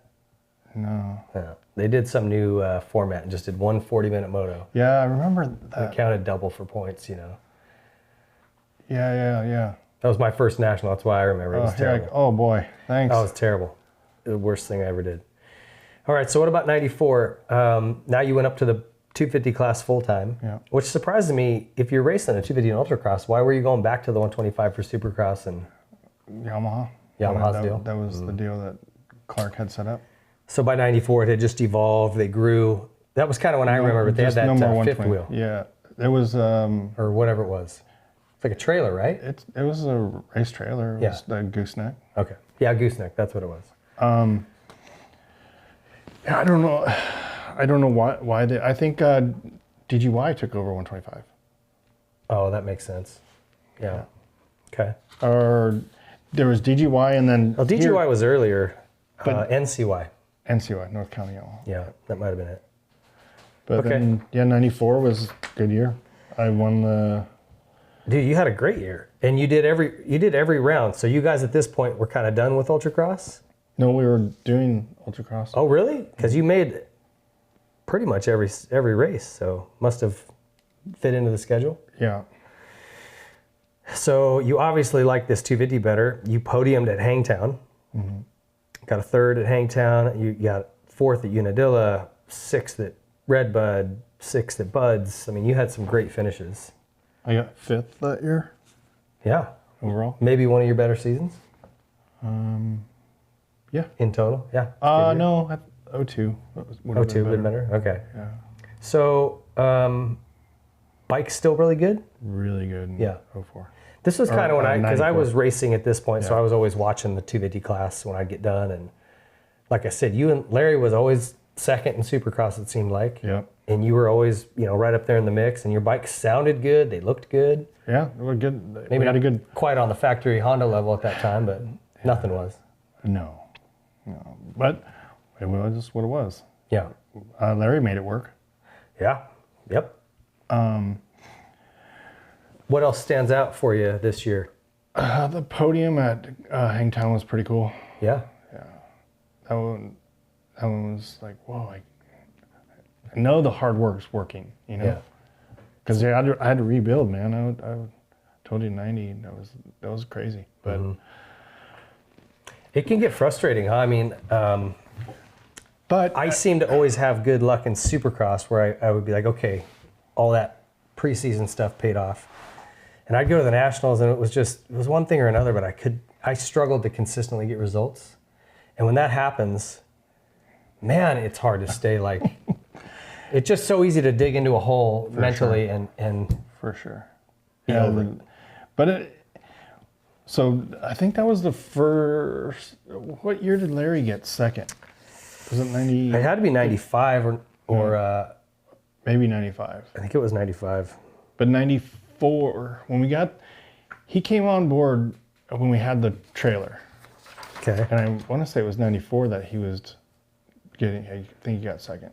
It could be. It was right in that window. That he's, you know what, I have to say, and I'm sure he'll agree, like, we reunited at Triple X. That's right. It's even if you did shitty, just being around him and I just bouncing stuff, it was just fun. You were enjoying it. Yeah. Yeah. Like just. So I was going to ask you about Larry as a teammate. I actually really like Big Bird. He's cool. He's got a sense of humor. Like he's super quick. You got to have thick skin around him. Oh yeah, for sure. But I love that guy. Yeah. You guys had a good time, huh? Oh yeah, awesome. Who else was on the team? Just you two riders, or was it a third Larry one? Brooks. Oh, Brooks. Yeah. How'd he fit into that equation? Actually, Larry's a little intense. once he kind of Larry would kind of probably. bring that shell down. Yeah. He's cool. Yeah. Yeah. He's a great guy. Clark probably won't like to hear this, but we were back in New York, and this was 93. We took the Kodiak, the truck, the Tractor. Okay. and went down to the circle track. No, you didn't. Yeah, we had like a 2-week break, but we stayed back there at one of the O'Neill reps' parents' house. Okay. So we had a couple beers and we decided to try to flat track the rig. We didn't do anything wrong. Nothing happened to it. We got it. Did you get it drifting? A little bit. Yeah. Nice. I woke up in the. No, that was a different time. 92. I think Smale was on the team. Lance Smale. Okay. And I was sleeping in my box van or in the Nolene van. And I wake up and my bike's hoisted in this garage, duct tape, spray painted, my practice bike. I'm like, cool, get it down. And they spray painted my tires silver. Oh, yeah? I practiced like it. I don't care. We were at Binghamton. It was right near Binghamton. Okay. Yeah. Those are good times, though. Those road trip, stories are so good, and so many people didn't get to. They don't hear them. Lance had this Winnebago thing, motorhome that he put a wall up, and literally I had to take doghouse off of it. It would have caught on fire. Like the header's just glowing red while you're just going, oh God. Why? It was just an old vehicle. Oh. I'm just like, just crazy stuff like that. That's funny. You guys ever smash any rental cars? I at Binghamton, Scott Myers. Yeah. He was with me, and it just started raining. It was raining pretty good, and at the end of the moto, and I don't know if you remember the lake that was over on the side. Like you drive in, there's a little little pond. Yeah.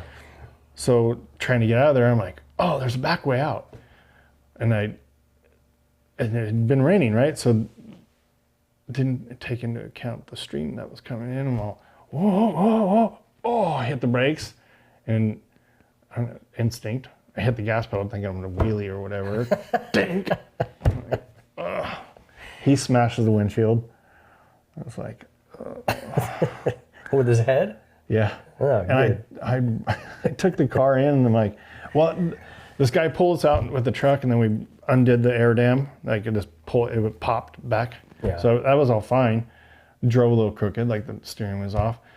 But I told when I brought it back, I'm like, man, you guys have some big holes on the on-ramps here. He's like, oh yeah, they're pretty. I'm like, I hit one and the windshield blew up. And he's like, yeah, I've seen that happen. I'm like, have you? Oh. Okay, cool. I was making that shit up. Yeah, it happened to me. So I didn't have to pay for it. But fast forward a few years. So we'll get into I got to go in the Castillo jet. Okay. And went to Dallas.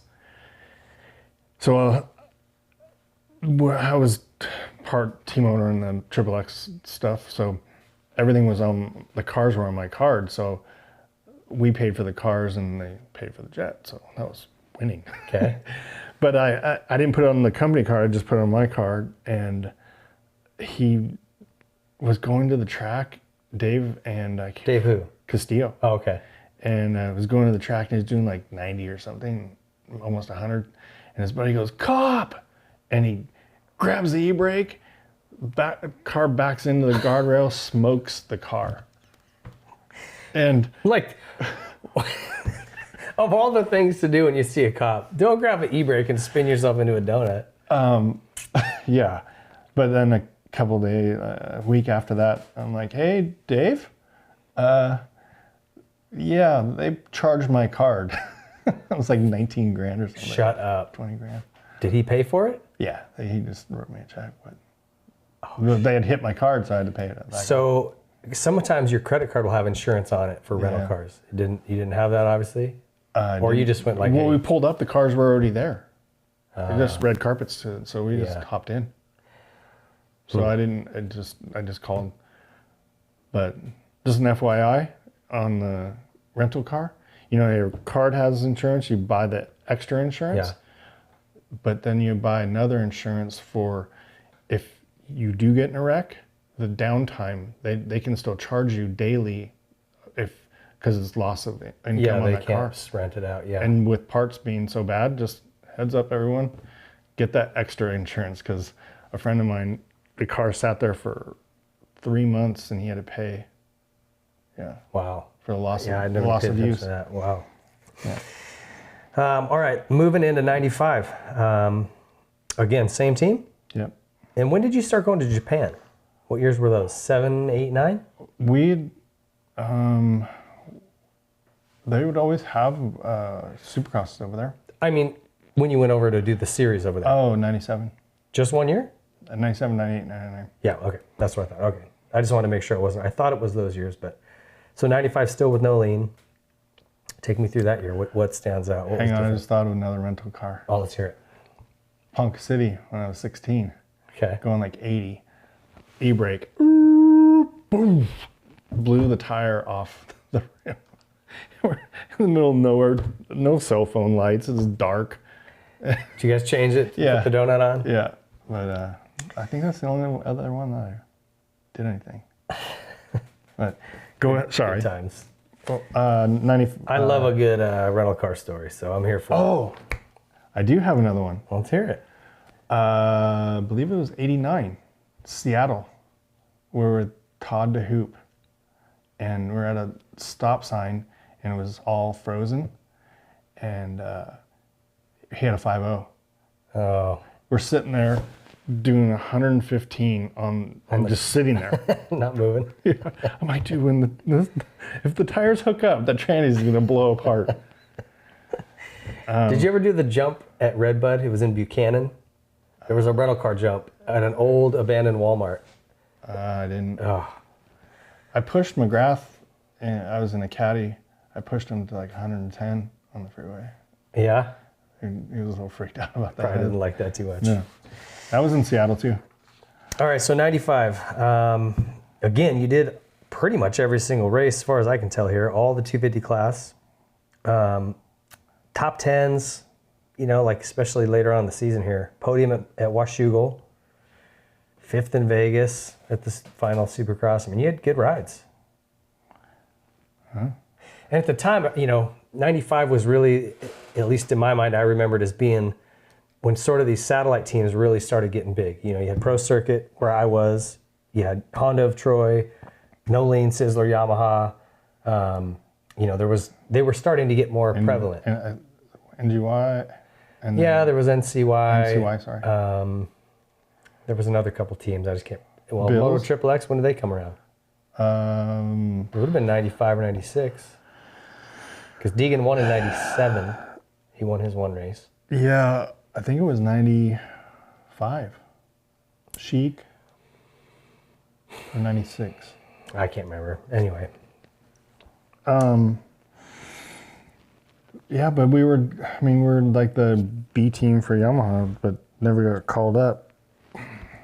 And they weren't offering, you know, this is another thing where I just think it gets a little head scratchy to me. You guys are still developing all your own stuff. Mm-hmm. Larry's getting second in the Supercross series. Mm-hmm. You're finishing on the podium here and there, top 10 all over the place.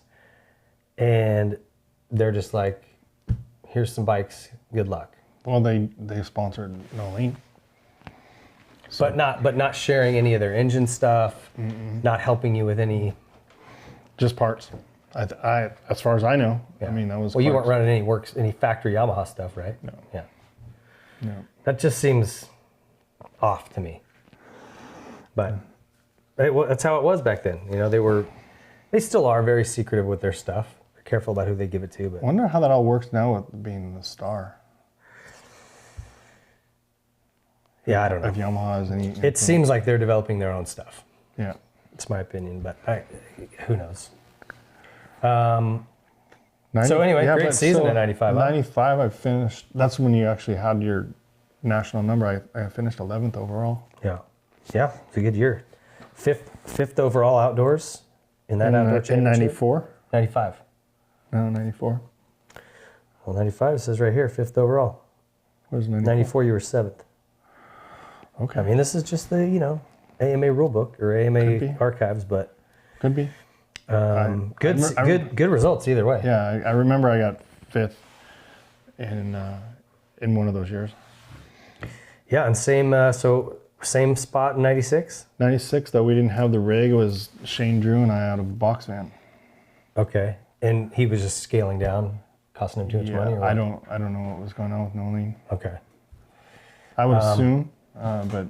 And I would tell you your results looked pretty damn similar. You know, you start looking through here, 4th at Glen Helen, 6th at Denver, 7th at Unadilla, a lot of top 10s. Another great season, huh? Yeah, and then that's when I won the 95 and 96, I won Mickey Thompson. Oh, you did? Yeah. So you did all this and you were racing Ultracross and winning those championships. Yeah. And were you making more money with the Ultracross stuff than this? Yeah. Because see that doesn't seem right. Like a guy who's getting on the podium, who's making a bunch of top 5s and top 10s. Podium, you make good money, but 10, yeah. But then you know what's like, you know what? But a 4th, a 6th, a 5th. How are you not making? But we were getting privateer money too. So top privateer every weekend, you'd make a little extra cheddar, and then I think Supercross had a privateer. It was 10,000 to win outdoors for the championship for top privateer. I mean, which is not that much, but it helps. Yeah. And you were probably, did you win that multiple times? A lot. Yeah. Yeah, I mean, I don't see, Maybe Larry would be the only guy kind of fighting you for that, huh? Mm-hmm. And both Larrys. Brooks and Ward? Yeah. All right, so how did you get through 96, again, like I said, you're top 10 almost every weekend. You get to 97, you put a deal together with Suzuki to go race the Japanese National Championship. Yep. But yet you're still over here doing rounds on your weekends off, so it looks like you're doing 4 or 5 a year on top of your Japanese schedule. Yeah. Like here's 97, 98. 97, I did 2 Supercrosses. And what else? You did LA, Tempe, and Seattle in 97. Okay. And then I think it was Houston, LA Tempe. 9th or something, right? 10th and a 17th, 9th in Seattle, Yeah. 7th at Washougal the next year. Like, I mean, you're having decent finishes. So tell me about that. How did that Japanese deal come together? I believe my father-in-law was driving for Suzuki, and Roger got a hold of me. And I'm like, whoa, Roger D, okay. And I think I was taking over for Tishner. And I got there, and it was... RT didn't want to do it anymore, or I think he was just done, yeah. Okay. Because he lived there, and I didn't have to live there. I'd fly back and forth. Living there would be brutal, huh? Every year I'd have to do a month, because we'd do testing. Yeah. They shut down for rain, believe it or not. Shut what down? Like Racing. Yeah, so and a little bit of heat too. So the rainy season turns into heat also. So, but the first test session, when we get there, and we had to wait, the track was frozen. Oh, really? I was like, whoa, okay. This is next level. Okay. And yeah, it was awesome, amazing. My manager, Ikeda, over there was super cool. It was, when I got that, it sounds weird, why didn't I do it all the time? But when you get that kind of money, it wasn't even that much, but it was a bigger salary than I was accustomed to. And it just, your world just opens up. You're like, okay, I can focus just on racing. I don't have to worry about flights. I don't have to worry about this. None of the logistical bullshit or nothing. Yeah. You can just go hammer. And it just gave me a just fresh air. Like, okay, I'm gonna make this count, you know? And then how many races did you win along that season in Japan? The first year, Chicken was right. He was so Chicken was there during the same windows? Like yeah, same that first year, and then he left. Okay. But I think he was like 11-point lead on me, and I crashed and broke my collarbone. And then I think I'd won one, or I don't remember. I don't remember all the wins. Okay. But we battled pretty hard. It was funny. One of the tracks, there was this gnarly downhill, and we'd tested at that place, and they brought me. I had a pretty good front brake and rear brake, and then they go, here, try this. And during that, when we were testing, it was only like a minute 5 lap time. Okay. And just putting the brakes on was just under 2 seconds. Is that right? Yeah. And then it was amazing back then. Now brakes are really good stock. Right. It's still, when you go to a really good brake, it's crazy how much confidence it gives you. Yeah. You can just go in. So I wasn't blown by Chicken. You also got to have the suspension to be able to come in hot like that too, right? Yeah, for sure. Yeah. But we had tested it, so I went blown by him, and I passed him, and after the race on the podium, he was like, how did you stop? I go, man, these brakes, you have no idea. Crazy. Nothing like you'd ever ridden before, huh? No. Oh, no, the EVC. So you guys... The brake pads, they were... Yeah, right. You guys only raced together that one year, and then he left? Yeah, they stopped his contract, I believe. Okay. So tell me a little bit. I know he talked about it when he was on the show. His tattoos were like a big deal because it's in Japan. Yeah, that was typically associated with bad people. What was your experience like with the culture there and the food? You're pretty durable that way. Like I don't know, man. I feel like I'd have a tough time with it. You can find food. Yeah? Yeah. Okay. What about just the culture and just kind of all of it? It's definitely, it's skewed cause I went to Suzuka for a road race, right? And get there and people, oh, Kalu-san, sign. I'm all, what the heck? This is road race. And I asked my manager, I'm like, how do they know?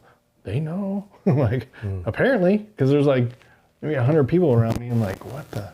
Huh. So I never had to go really interact. I'd go cruise around. My wife and my daughter was a baby. She'd walk around and they'd always want to touch my daughter, like, oh, kawaii, like cute. And nothing bad, but there's, I don't know. I didn't really have to, I'd fly in, race, fly out. So Okay. it was. You weren't spending lots of time there. Yeah. How about that month? Was that tough? Not too bad. Get up, go run. If we didn't have a test day, I'd go to the race shop and just check out all the cool stuff. And, or I don't know, just most of the time it was testing or training. Yeah. So it kept you busy for the Yeah. most part. And then what about, how much money did you make? I mean, that's just over there in Japan. Like whatever your salary was, bonuses, all of it together. What do you think you were pulling in? Just ballpark it. With just Japan? Yeah, just Japan only. I think it was like 4. Okay. So pretty good money. decent. Yeah. That's with winning. Yeah. Yeah, and then going to Europe also, making money, and then going to... Cashing in on the big AMA purses here too. Yeah, sick. The first one, I rode the Suzuki. We got into it in Mexico, remember? I won the championship, that boots, whatever. Oh, it was like Monterey, Guadalajara and something, that one? Yeah, and then it went to San Antonio and Salt Lake. Oh, okay. Maybe I remember that. I remember Monterey and Guadalajara. And then there was one in like Acapulco. I didn't go to that one. Mazatlan? No, it was Monterey and Guadalajara. Yeah. Okay. We got into it? Yeah, you said I didn't unlap myself, or I didn't unlap myself, and I passed you. Oh, I don't remember that. Yeah, I just remember something like that, something to that effect, or there's no way you could have won, and I'm like, I passed you twice. Maybe I do. Maybe that vaguely sounds familiar. I was an asshole when I was a kid. What are you gonna do? We were hotheads. What about so that there was one race in Salt Lake, like a standalone race with a big purse. That wasn't part of it. Is that what you're talking about? Yeah, it was part of it, I think. Oh, it was. Jeremy won. He came up and won, right? Yeah. And then he blew all that money in Vegas on the way home. I heard. I was so pissed. Of course he did. I'm like, dude, really? You know, we're over here trying to eat. I think I got third. I think so. I got second at that one, and I think you got third. But I don't remember that was a series. It was for sure. Huh. Those were actually, those Mexico races were fun. That series was good. I think I was 25,000 to win. Yeah, it was good money. Yeah. Ducati, right? Was Boots the and Ducati. yeah. Yeah. Crazy. I got a funny story about that. Chad Pedersen was down there with us. Yeah. And way before I was married or even knew my wife. And these couple of girls are cruising through the pits. And this chick, she's pretty cute. And her friend was all right. And she's in white jeans. And it was hotter than hell down there. This is Guadalajara. And we start talking with them. And I say, hey, meet us at the hotel. We're going to go out and go to a discotheque after, we'll have some fun. So we go home after the race or to the hotel. We shower up and get all ready. They come rolling in. They're in the same stuff they wore all day. And I mean, it was hot. Wow. And we went out dancing all, pretty late into the night. And I'm like, I think I can smell her, like from, Oh. I get into a 5-foot radius, this chick. Oh. Yeah, we called her a night a little early. Who does that? Who goes to a dirt bike track all day and then shows up in white pants? That place, there's no rhyme or reason. One race, I don't think it was part of that series, but this guy, he had to have been mafia. We get into his Suburban, brand new, and he just mobbing through stop signs. And I'm like, whoa, guy. Yeah. And we went to his house, and it was up this hill. There, guard shack, 30 cars in the carport, and on this hill. I'm just like, okay. He's not making an honest living. So then we go mobbing, and then pulls up to the discotheque, right into the line where everyone's standing. I'm like, okay, we're doing this. Yeah. He gets out, grabs the cop's gun, and hey, whatever. I'm like, whoa. Apparently he had juice, but we go inside, and they just move people, and they set us down on at a table. All of it. It's like different. That's a little sketchy. Yeah. Then we went to another one, and he got all quiet. He's like, "Hey, we gotta be calm. This is like some like higher dude. I don't know." And when Probably cartel stuff. no, huh? it was the government. Oh. Because he had. Which is cartel. Okay, you sure? But he had, and then I looked around and you could see all the guards just in the shadows. It's like, can we go now? Yeah, all I'm sure guns and Yeah, the whole can we deal. go now? I don't really want to be here anymore. Yeah, that was fun. Those were fun races. Yeah. Sorry if I was a dick. I don't remember saying that or whatever, but I just remember those being a pretty good time. Well, I think you could sell all your old gear down there. Oh yeah. I think I came home with a couple grand cash just from like selling all my stuff. Yeah. I went to where Fonseca was just coming on the scene, and it was in Guatemala, I believe. Okay. There's one road up to the top of this hill where the track was, and there was probably 25,000 spectators. Yeah. And I won the first moto. Second moto, I crashed in the first turn, and I won. I ended up coming from dead last and won. But I had a flight, and there was one road out. So the Yamaha dealership that I rode through there, he flew his helicopter in. I got off the podium, helicoptered out. And I was To the airport? Rock star. I was like, wow, this is cool. I could get into this. I'm big in Guadalajara in Guatemala. That's funny. That was cool. All right, where the hell were we? I lost our place. 97. 97. Okay, that was the year you won or Chicken won that year, right? Yeah, You were second. I got hurt, yeah. No, I was third. Oh, you were third? Yeah, because when I... Who got second? Narita, I think. Okay. Really? Even back then he was winning, He was fast. He was so light, 110 pounds. Oh, man. Yeah, no, so 98 rolls around and they build me this new bike, and it's Was the 97, that was the one that had the Conventional. right side up forks, right? conventional, but Yeah, conventional. yeah, but I rode upside downs there. Oh, you did? Okay. Yeah. But 98, this bike, I don't know, they hand built the cylinder. It was insane. Really? That was the best bike? Is that maybe the best bike you ever raced? Well, you like that 450, huh? Satoshi 450 motor is insane. Yeah. Carbed. I couldn't even imagine with. Fuel injected. Yeah, I don't know. Best two-stroke you ever rode, though? This one here? 98? Clark's motors are pretty strong. The motor for motor, I think that like the 94 Yamaha was beefy. Okay. And this motor would beat it. Yeah. I could do fourth gear starts. Fourth gear? Yeah. Yep.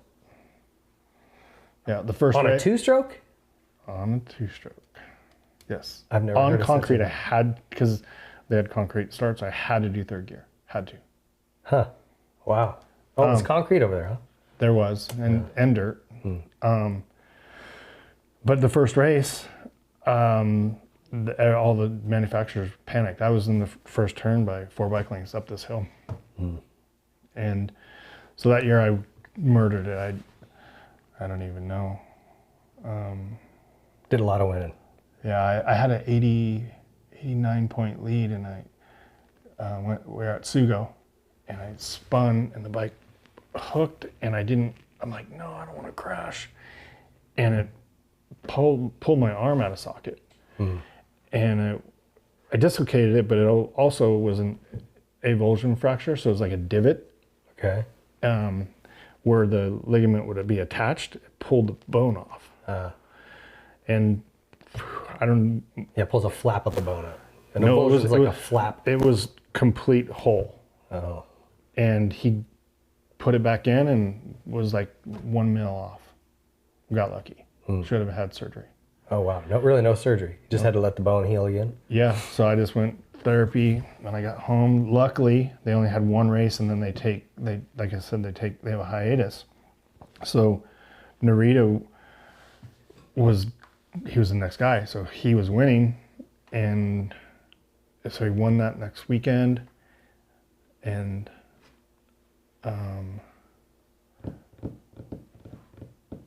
no, that's the next year. Then we had the break. Something, I don't know how it went down. I missed 2 races. With an 80-point lead. Is it points are about the same as us? Yeah, 25 a moto? Yeah, I missed 3 races, I believe. And then they had a weekend off. I don't know, I went into the last round with a little over 1 moto lead. Oh, you still had a lead? Yeah. And the first moto, my teammate takes me out. I'm dead last. I'm like, you've got to be kidding. When I come back, I went to Harp, Honda's proving ground track. Okay. And I'm like, you got to be kidding me. So I just pinned it and won the championship. You had to come back and win the moto, or just beat Narita? I had to have enough points to. I think had a 22-point lead, and I just needed a number of points to. I think I clinched it because I had 27 or something like that. Gotcha. But I was just like, whew. Yeah, not lucky, but good thing you were so good early on. Oh, our Mexican adventures! I forgot. '97. I got food poisoning.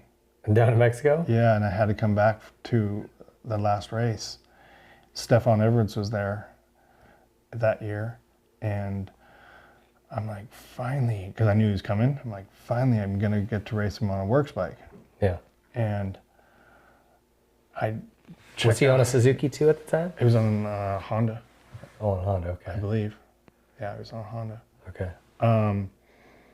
And I check out on him, and I just hit the wall. I had shit 20. I remember it because it was 22 times. I was just like, I had nothing at all. Your bonch was probably medium rare after a day like that too. No, you just sit. You have to have the holes. You just hang on to the lever and drop it. So did he track you down? Yeah, he got me, and then the same thing the second one. I was just so drained. I couldn't do it. But was it so when you would come back? Like I said, you did a couple of the LA rounds, Tempe, Seattle. A handful of rounds the next year. Were you riding? It surprises me they wouldn't send you over good parts. You said they did some stuff, but yeah, it was close to my race bike, but it was not like full tie. Yeah, gotcha. So was it different? And you're probably, I don't know if you're a little out of practice, having not ridden Supercross as much, but was it different riding it on that works bike? Yes. Yeah.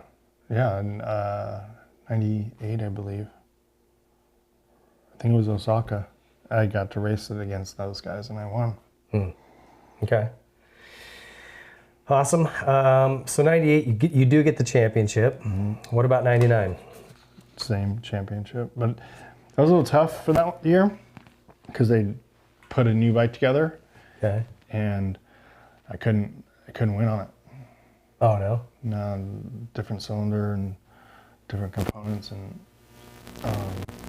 98, 99, kind of brought all the stuff that we worked on to America. Okay. So Albie won in '99, and so did I, with stuff that we had developed. Okay. It's pretty cool. But they had to go back to my '98 cylinder, and then I started winning again.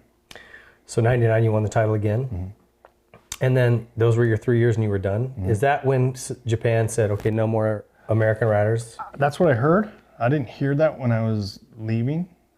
But that was like, maybe it was an unspoken thing, but there's not been an American rider or any non-Japanese rider hired to do the whole series anymore. They'll come do a onesie, twosie, but... Yeah, I think J Mart went there. Yeah, Ernesto did a couple, developing the 250F. There's been guys pop over there here and there, but they wanted Japanese riders winning their titles. Cool. Hey, let's take a quick break. This is your Troy Lee Designs Timeout. We'll be right back with more Kyle Lewis. Stay tuned. If you haven't heard already, it's smooth sack summer. When you're playing in the summer sun, make sure you're scaped from pubes to bum. That's right, this summer is the time to keep your balls cool while still looking hot with Manscaped. The leader in below the belt grooming is making sure we have a ball this summer by giving our pant partners everything they need to stay fresh. Dive headfirst into smooth sack summer by going to manscaped.com for 20% off plus free shipping with our code Whiskey Throttle. The Manscaped Performance Package 4.0 has everything you need to prepare that summer bod. Inside this package, you'll find their Lawnmower 4.0 trimmer, the Weed Whacker ear and nose hair trimmer, Crop Preserver ball deodorant, Crop Reviver toner, performance boxer briefs, and a travel bag to hold your goodies. Their Lawnmower 4.0 features a cutting-edge ceramic blade to reduce grooming accidents thanks to their skin-safe technology. The Lawnmower 4.0 has a 7,000 RPM motor, a new multi-function on-off switch. You can engage a travel lock, which is nice, and it gives you the ability to turn the 4000K LED spotlight on and off when needed for a more precise shave. Did I mention this trimmer is waterproof too? Beach, lake, shower, this razor will devour even the strongest pubes. That is gross, but it's true. Now that you have the most perfect haircut, use Manscaped's liquid formulations to keep that freshness even at the hottest barbecues. Most importantly, use the Crop Preserver ball deodorant to stay cool in the heat. With a soothing aloe vera formula, it's the best in the business for below the waist freshness, and this clear drying formula will keep looking good while smelling good. Wearing sandals with some nasty toenails during the summer months? Take a look at the Shears 2.0, a luxury nail grooming kit. This kit includes stainless steel nail cutters, tweezers, and a grooming scissors. With the performance package, your balls will be ready to impress, but make sure you cover the rest with the Shears 2.0. So, let's wrap this up. Get 20% off plus free shipping with the code Whiskey Throttle at manscaped.com. That's 20% off plus free shipping with the code Whiskey Throttle. No spaces, no capitals. Over at manscaped.com. It's smooth sack summer, boys. Get on board or get left behind.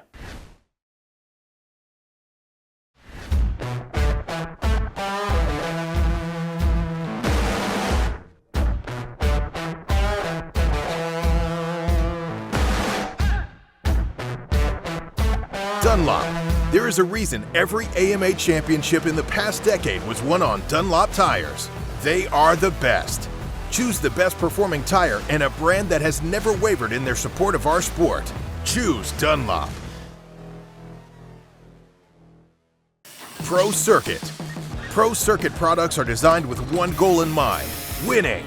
Through passion and hard work, Pro Circuit has operated the most successful 250 team in the history of the sport. They use that same formula when developing exhaust, engine, and suspension parts for every brand. When only the highest level of performance is acceptable, trust Pro Circuit. Since 2009, Seat Concepts has been dedicated to making the best aftermarket seats. More comfort, more grip, more riding. For 10 years, we've continued to raise the bar. Innovation and American craftsmanship make Seat Concepts the world-leading manufacturer of power sports seats.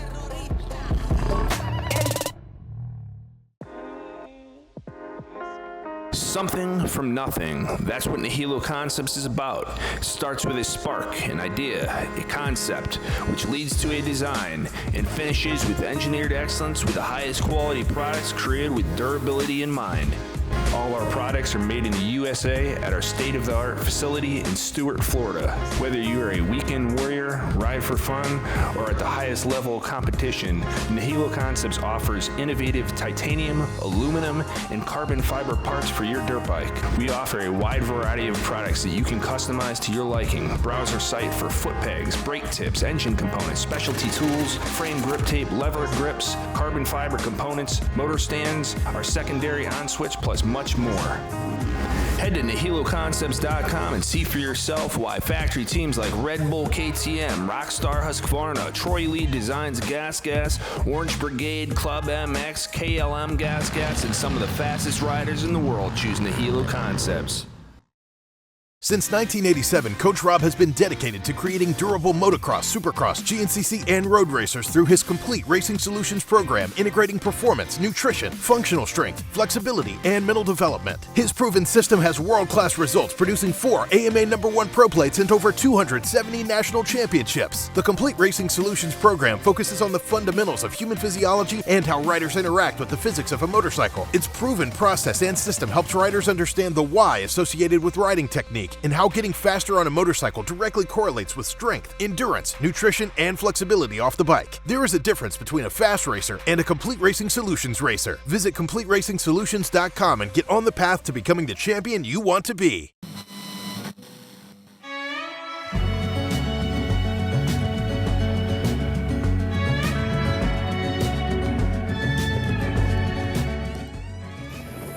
Specialized bicycles.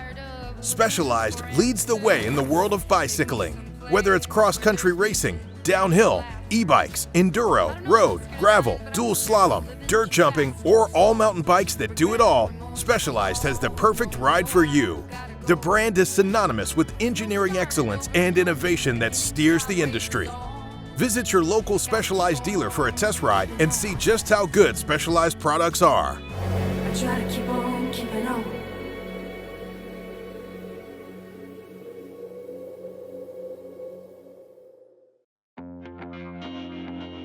OGO Power Sports. OGO has perfected the carrying case. Motocross gear bags, helmet bags, boot bags, hydration packs, backpacks, and travel bags, to name a few, have all been meticulously engineered to maximize space and surpass durability standards that would make NASA proud. Simply the best. OGO Power Sports. Connected. Mesh intercom on. It's cool to be able to hear what they talk about and how fast they go, throttle control, braking. Really cool. Extend your leg out. There you go. Good job. Good throttle control, Lonnie. That's a great training tool. It was a lot of fun to be on the track with them. Hey, Lano. What? Can you pull off over here when you get to me and your brother? Okay. With a rich history in motocross, ProX has been dedicated to supplying quality components since 1975. Whether you're rebuilding an engine or just need a new chain, ProX Racing Parts aims to bridge the gap between OE quality and affordability. ProX has over 9,000 part numbers and over 60 different product types that are manufactured by highly reputable or even OEM suppliers and are offered at affordable prices to help keep riders on the bike instead of in the garage. Visit ProX.com to search parts for your bike or check them out at your favorite online or local dealer. Audio Jungle. The guys are just breaking in their race bikes, which will leave on the semi this Saturday to go to the first Supercross for our coast in Orlando. So the guys are just be goofing off a little bit, do some cool photos, do some cool videos. When you go racing, you want to do well, but a big key is keeping the bikes on the track. That's why we chose to work with Motul. Expectations coming in as a rookie is just to try and get my feet wet and honestly just send it, see where I end up, and do my best out there, but just ride aggressive and ride like myself in practice, and I should have a good time.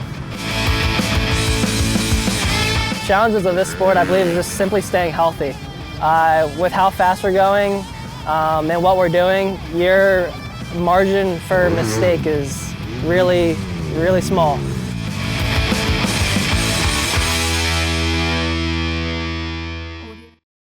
Stay sick.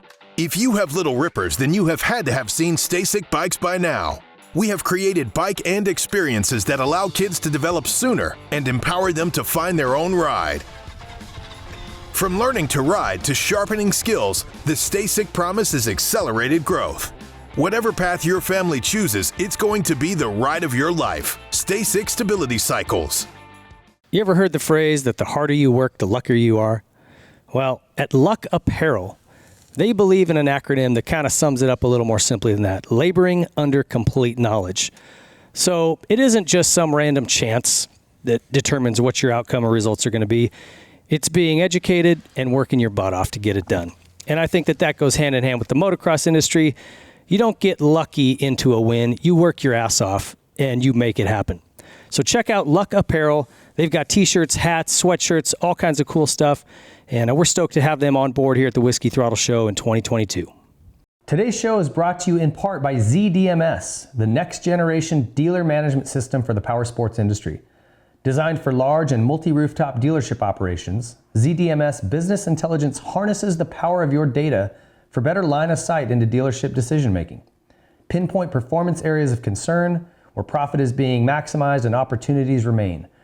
Real-time data visualization combined with drill-down reporting means you can track up-to-the-minute dealership performance across all departments, unlock stories you never knew existed, and meaningful insights into your business.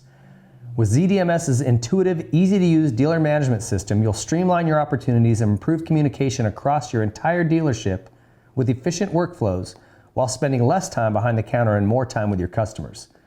ZDMS understands technology is only as good as the team representing it.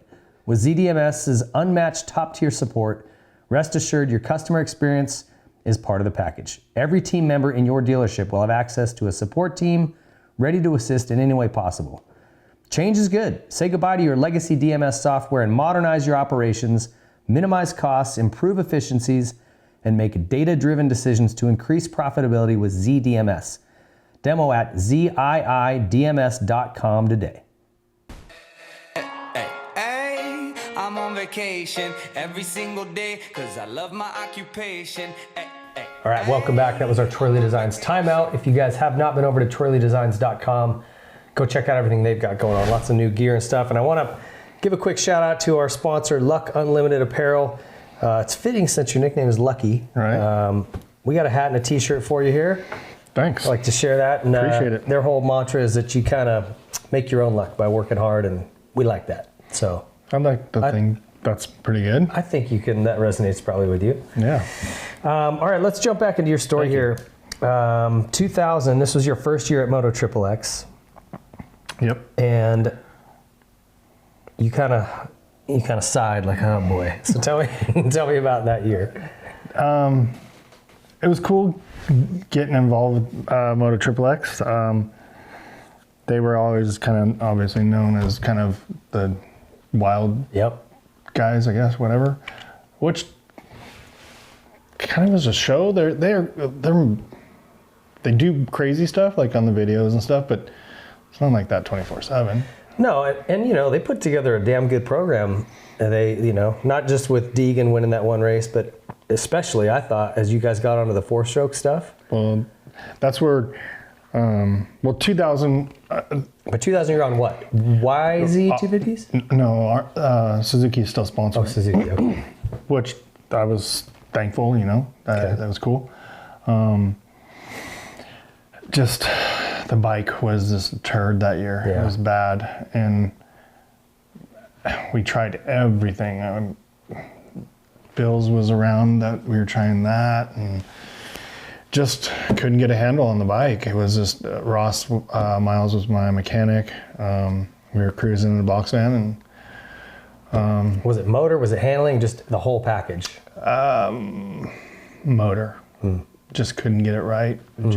Just couldn't get it right. The whole year we were chasing all kinds of things. Gremlins all year long. No, just trying to make it faster, and it was just really tough. Especially not having help directly from the factory. And they were helping with nothing? No, just bikes and parts. Just bikes and parts, which was cool. I mean, I was thankful. Yeah, it seems like you had some tents, but like It was and an 8th is, no, that's, 8th is still city. Really? Those were the highlights.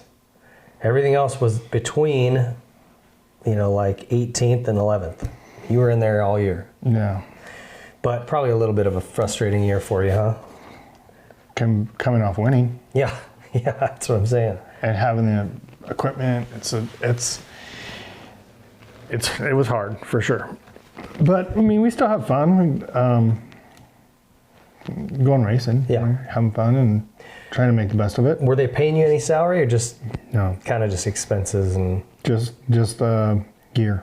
They were just taking Moto Triple X paying me. No, no. Yeah, but they handle expenses and stuff. Yeah, no. And Kurt and met with Kurt, Jordan, and Eric, and just lined up the deal. Yeah. Jordan was our giveaway guy. He'd throw everything out, and he enjoyed that. And Eric, Eric and Jordan were both drummers, but Eric, he was more business. And Kurt too. Mm-hmm. But they had a big following. The company did well, so we just tried to. They brought me in to just kind of maybe have a different view of Triple X, because I was known as just hardworking race, Yeah. And grind. And so then, then we got, the next year we went to Yamaha 250s and then that 426 outdoors. Okay. And good deal. That was 01? 01, yeah. Now, you were riding a 250, not 250F in Supercross. You 252 stroke? 252 stroke. Okay. Yeah. And that was a good bike. Yeah. Yamaha 252 stroke was. It was good. Really good, yeah. I think 2001, yeah. The guys, Downers, DGY helped us out. Yeah. Okay. Yeah. You were 9th in motocross that year, 13th in Supercross, and top 10s. Like you kind of were back into. You got 7th in Hangtown, 9th in Vegas, 9th at Kenworthy's. So you were putting in good rides on that thing. Yeah, it was. The 426 though was Yoshimura was building the motor, so Yosh actually sponsored me in Japan. They just put a sticker. Oh, is that right? Oh my. Yeah, they were always awesome to me. The guys over there were cool. Yeah. Brant Russell, he ultimately ended up dying on his boat in Catalina. He was coming back from the showers and brain aneurysm, I think. Oh, you're kidding me. Ran into a brain surgeon's yacht. Couldn't save him. You're kidding me. Mm. But that's irony. But yeah, they that just kind of started. We got with WBR, Williams Brothers Racing, the guy out of Bakersfield, for 01, and that's when we got our. We had 01. We had this motorhome toter thing. Jamie Grosser actually lined that up. Okay. Then, 02 we got with WBR. Okay. With a toter style racing rig, and that was cool. And that was what were you riding that year? Well, I was supposed to ride the 426, and that's when Honda came out with the new their CRF 450, and I went, what? And one of my good friends, he was in charge of the Red Rider program, Bill Savino. Yep. And I go, can I have a couple of these? Because I want to race these. And it was just. Did they get them to you? Mm-hmm. Yeah. Yeah, it was cool. Yeah, it seems like this was a good period for you. Like you got along well with that 450. It just, I had power. Yeah. The bike had power, and I could. I mean, I was always a good starter, but this just helped. Mm-hmm. And then Yosh, they could tune the pipe with everything. It was just it was like electric. It was just, whoa, go. Yeah. But but I started off the season I screwed up, and I should have brought the DVD so you guys could show what happened. Just out goofing around. I think it was my 3rd or 4th day on the bike in the hills and Bean Canyon. And I was fearless on this thing, and I don't know, maybe a quarter mile, a little higher, a little longer, and at the top I just wheelie, grabbing gears, and this thing's steep, like it's no joke. Get to the bottom, going maybe over 100, and across rollers we have about like this high, and do a few passes, and there's like, I don't know, like 40 guys just out, weekend warrior guys watching, and they're just going, holy crap, right? And then ultimately hit a rock at the bottom, just completely yard sail. Jeez. And I damaged cartilage in my sternum, and I started off, that was 2 weeks before the opener, and I struggled a little bit just the beginning of the season. I was injured, and it took, racing always made it feel worse, so I was dinged up going into that. I was looking forward to having a good season. Yeah. In 01? 02. Oh, 02. On that 4/5.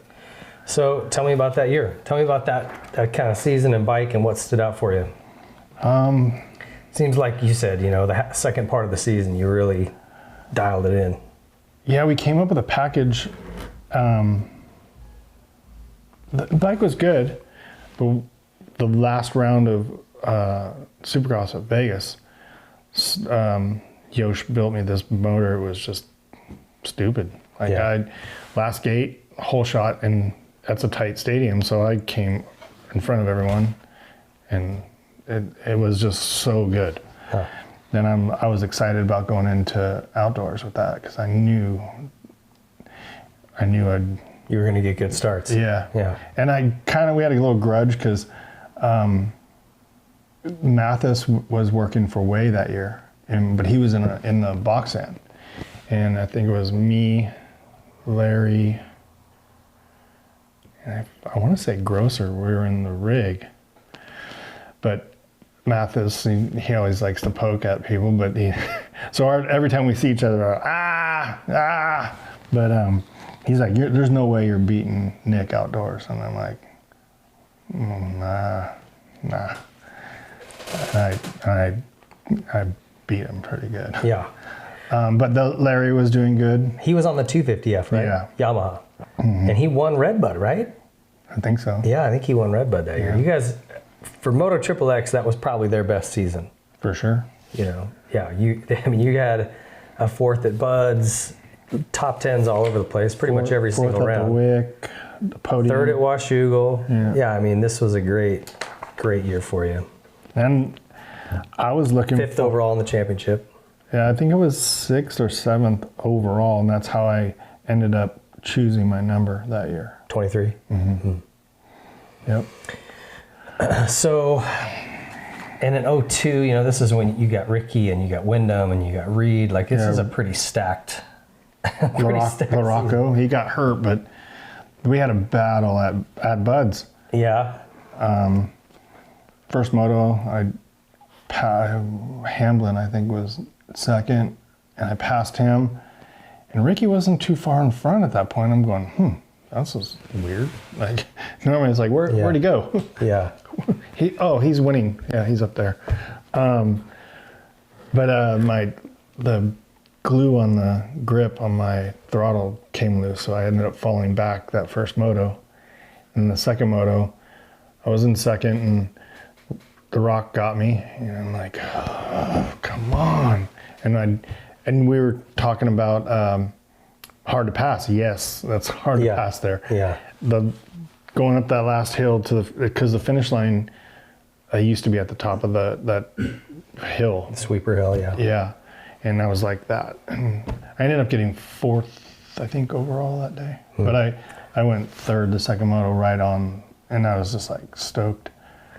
And then the last race, Mike had gathered points on me, and it was getting tight. and I ended up clinching 5th. But no, sorry. I blew up a motor at the last, in the first motor. So I actually got one of Nikki Hayden's motors. They gave it to us. It wasn't crazy. It wasn't like all built, but I ended up getting enough points the second motor to clinch. Lock up 5th. Yeah. At this point, in 2002, you had already been racing for 15 years professionally. Okay. Like that's way longer than most people do it, right? Like you can look through, and I would tell you 90% of the riders in our sport, from the time they turn pro to the time they retire, it's inside of a 10-year window. Like it's just physically tough, mentally tough. You'd already been going 15 years at this point. Were you like burned out at all? Were you having more fun than ever? I mean, we were having, well, like I mentioned earlier, Larry, we reunited at Triple X, and it was just on. We were just every weekend just laughing and goofing around. Yeah. When you're loving what you're doing, like, let me reflect back to 01. I got to 2000, no, it was, sorry, 2000, I apologize. I was just done. This is terrible. I was kind of like, I don't want to do this no more. And I called my buddy up, and I just wanted to go ride my bike, right? Chocolate cake up in the Des, and call him, hey, let's go riding, dude, chocolate cake, let's go. And he was a gunner at a prison, so he basically sat in a 10x10 cell all day long watching the inmate. Waiting to shoot somebody if they ran? Sure, whatever. But he's like, fuck you. I'm like, what? He's like, dude, you have the best job. People think you're cool. You get to ride a dirt bike for a living. You make okay money. Fuck you. I'm stuck in a 10x10. And it hit me. That was 01. That was 01, because that's when I got the new Honda. And at that point, I go, man, he's right. And I'm kind of taking this for granted. And that kind of just lit me up again, like gave me a boost. And I never took it for granted what I could do on a dirt bike after that. I was able to make a living and have fun. And people wanted my autograph. Like, I think I have like 5 kids. Hey, this is little Kyle. We named him after you back east. And it's like, wow, that's pretty cool. And I give him a full set of gear. Yeah. So, I don't know, it just changed my whole perspective on it. So it never felt like work. I mean, sure, it's work, but it never felt like it. Yeah. After that point, you're saying? Yeah. It's easy to get yourself into a rut, for sure. Yeah, like a rut where you just, you can get unmotivated, right? Yeah. I mean, at that time, things were just clicking. Like my daughter, she was modeling, acting, she was doing well. She did, when the California Adventure opened, her fourth audition, she got called for it, and she was doing that, and then she ended up getting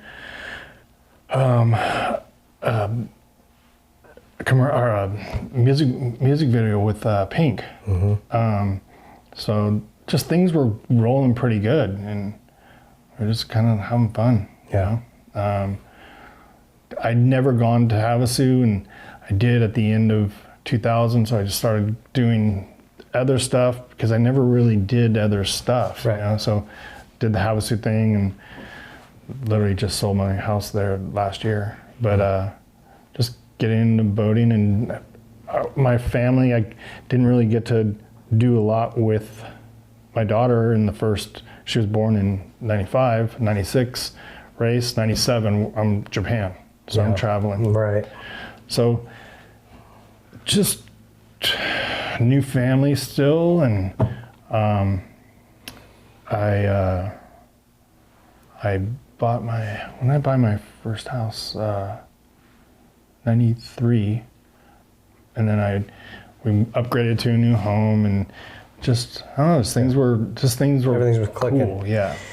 It's important to find, I think, a work-life balance, right? And that's something as racers we get like really focused in on what we're doing. And if you don't disconnect and do some other things on your weekends off or your time off, it'll burn you out, right? You know what I mean? Like, I think that's important. If you like to golf, then you need to go golf, you know, on a weekend off or whatever the hell it is you like to do. And the guys that don't do that, I think that's a big part of why we see such low burnout rates. I mean, Dungy and RV both retired at like 26 or something. Crazy. Also taking the factor injuries. Yeah. It takes a lot of riders down because they get hooked. Like, ooh, I don't want to feel. I just don't like that stuff. I don't like that feeling. So you have kids named after you. You know, on an unrelated note or related to that, I'm huge in China. There's a lot of pings. I don't know if you knew that. All right. Dad joke award. Okay, so move on to the next year. You have a great year in 2002. Yeah. You're stoked with the team. Does everything stay the same for 2003? Yeah. Moto Triple X, Honda. Yep. You obviously had an injury though. Oh yeah. I felt good going into 03. Okay. Because Larry Ward, he always had my number indoors. I'm like, gosh. And he was a beast. He was good, you know? And I was matching him testing and maybe beating him a little bit. And I'm like, yes. And then we're at the end of testing. Bikes were where we were wanting it. And just goofing around at the end of one of the last test sessions, went backwards on my track and spun, clipped, and I broke my wrist. And it was bad, like bad. It was crooked. I got up and I'm like spitting. I broke my teeth and I'd been in braces, but I just got out of them like 3 months prior. And I'm like, damn it, I broke my teeth. And I'm like, I broke my wrist too. And no, you didn't. I'm like, everyone's like, oh, yeah, you did. I'm like, ah, crap. So we go, and first night, we get there, and they put me in the Chinese handcuffs, the chain on your finger, and they're pulling, pop, and he goes in. I'm like, oh, okay. So then I have to go back down the next day. They fix it, 7 pins, 3 permanent, and I come out of everything, and I could only do this. And I'm like, hey, what's the deal with this to the doctor? And he's like, yeah, that's all you got. And I'm like, this is my throttle hand. He's like, your career's probably done. And I'm like, it's heavy, man. It's kind of the RJ injury, huh? I mean, essentially.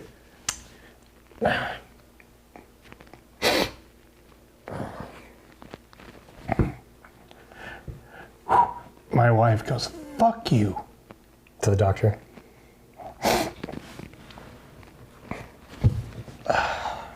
It's pretty wild. The doctor. Is this a doctor you knew? It's not Murphy or something, is it? Another guy? Doctor that worked for the Galaxy. Anyway, so I'm just crying because my wife's badass. She goes, fuck you, you don't know my husband. He's gonna race. And now I just went to therapy. And you know what? How much did you get back? Oh, shit. Yeah. That's pretty good. Yeah. But I will tell you, I did take Vicodin on this one. On the therapy? Because they would take my arm off the end and just start pop, pop, pop, pop, pop, and pop, breaking scar tissue up. And I was like, the first day I only took half of one because that's all I liked. And you worked your way up to a I know I went the next time too, and I would come out just drenched. And I don't mean to be a downer on the injury stuff, but that one, when someone says you're done, you're like, whoa, that's heavy. It's cool that your wife had your back. I love it. So you got back, and you missed the Supercross season, but shit, that's only a 4-month window. Yeah, and you were back. And then it just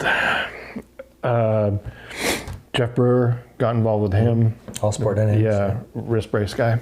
He saved me. Like, I went fixed for a while, and then it articulates now this way. It rotates because you couldn't move the bike, and so we came up with the design for that puck, and he saved my career because, like, literally pounding, it would pop. I'm like, ooh, I hope I didn't break it, and I'd come out, and I'm like, okay, it's good, and then that's just scar tissue popping loose. Yeah, and then just struggled through it and try to make it happen.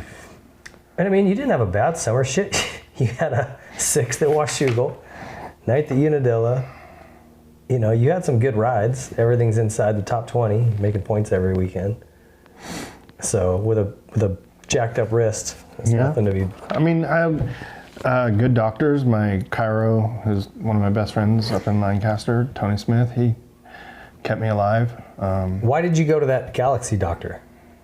It was Kaiser. Oh, yeah. Okay. But that was our best surgeon. Best guy.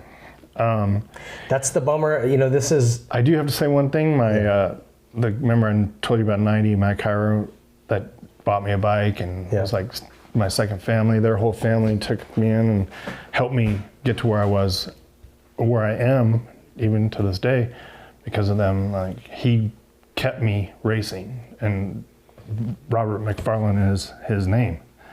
But I couldn't have done it without the help from Kairos. Yeah. Not at all. Yeah. Navarro came on board with me, I think, I want to say 03. Okay. We started. That's when he came on the scene. So yeah, I've always had good people to get me back going. Yeah, and you need that. Yeah, for sure. In this sport, but it's so important. And sometimes your insurance just dictates where you go. Like if you have Kaiser out here, I'm Kaiser member too. But like finding an orthopedic, that's why Ryman was so popular. He got it. He knew, he would be honest with you, but also he knew him saying, "Oh, you're never going to race again." That isn't going to fly. And he'd be like, "Well, okay, here's what we can do, right? And hopefully we can get to this." He would be realistic, but he would also be like, "Hey, I know you're not going to listen to me if I tell you no. So let's work out a plan." Right. And these traditional orthopedics, they just don't get it. Well, they're not used to what we do. Yeah. And how much pain we'll go through. Yeah. But yeah, that was a big one on that. But I just grinded through that season, and then. Is that wrist buggy now? Once in a while. Yeah. Like I went, I don't know, 2 days in a row, 50 miles on my bike, on my trail bike, and it was cold coming home, and I was like, ooh. Yeah. Yeah. What about the shoulder? Or is there any part of your body that's just like beat up? Your back, low back? Both knees. Yeah. My shoulder, it was bugging me, and I get nutrition from a guy, and he's like, "You should try these peptides," and I couldn't sleep on my left side, no way. And he got me the stuff, and it's helped. Oh, it's amazing, awesome. My knees are good. Okay, I got to ask you about that later. I gotta find out about those. Okay, what about? We just, he just got me a new topical that has it in it, and I'm testing it right now, and it's good. Okay. Yeah, I always, all of us are jacked up. I don't know if you've seen Pastrana walk lately, but it's like Frankenstein. But, we all knew what we were signing up for. Right. No one said, "Hey, get on that bike." But you raced for so many damn years. 21 years total. I mean, we're not even done with your career here. You raced for 21 years professionally. I think it's more years than Rock raced. I don't know. I think he's got the record for most starts, but you got to be close. Yeah, man. I don't know. All right, go into 24. Still with Triple X? Yep. Okay, and you guys. I finished on Triple X. Okay. On the Honda 450, that was your jam. Yeah. Okay. 04. You must have had another injury. Yes. Because you've only got 2 Supercross rounds, then you did the whole Nationals. 04? Well, it says you did Dallas and Salt Lake, and that's all we got. But then you did like the whole summer, 6th at Southwick, 4th at Glen Helen. No, that's correct because Portugal in 03. Okay, what happened? We were talking about this off camera. Rich Swisher, a buddy of ours, operated as an agent, got us this deal in Lisbon to go. Yeah, he was. We had a good 4 races set up, and they gave me a clunker, which he was not happy with. Neither was I. And in the main, went over this double, and the clutch just didn't release, and I stepped off the bike go, and everything was good. And it hit you.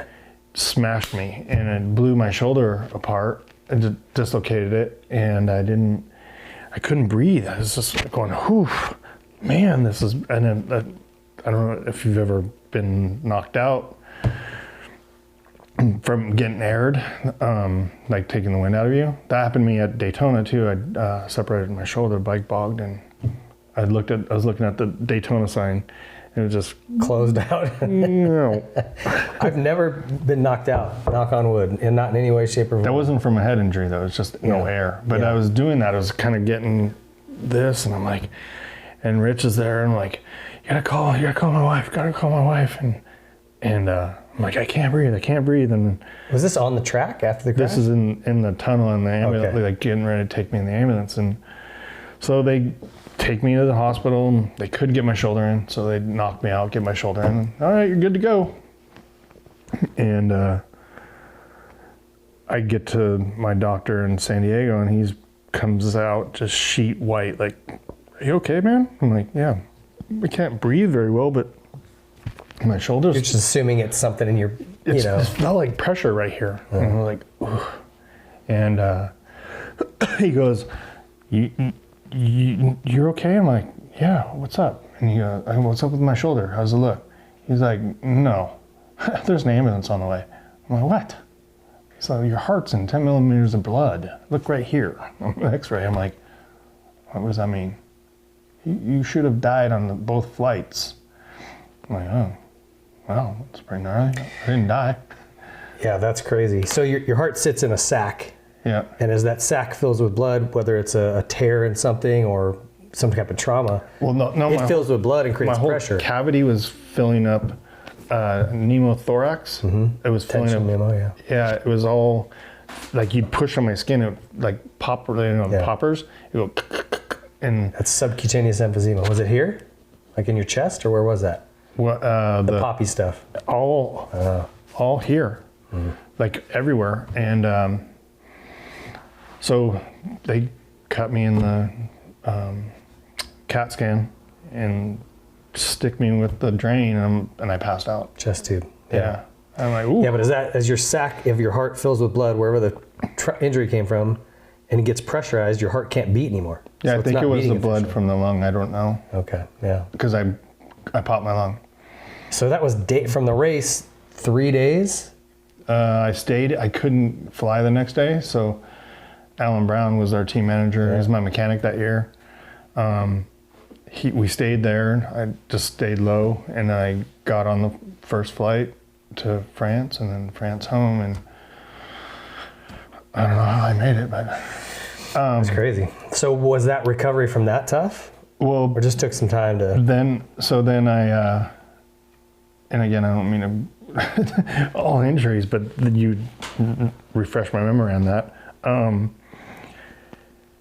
Get the shoulder surgery, rotator, all 4. I wanted them to video it, so they put the camera in the back, and it was just pure cotton candy, so they didn't even bother. What do you mean cotton? Just everything shredded? It was just shredded. It looked like cotton candy.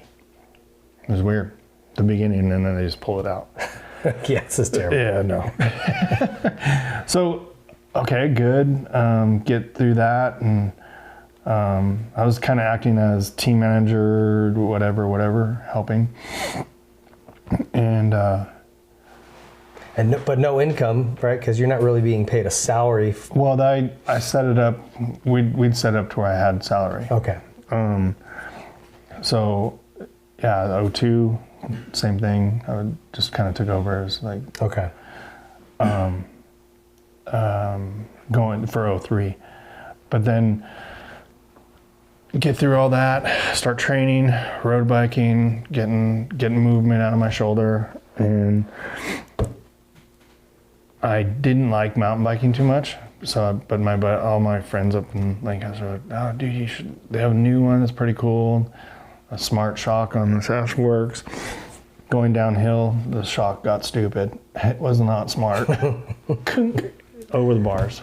Come on, you get hurt again? Snapped the handlebar and filleted myself all the way to there. Jeez.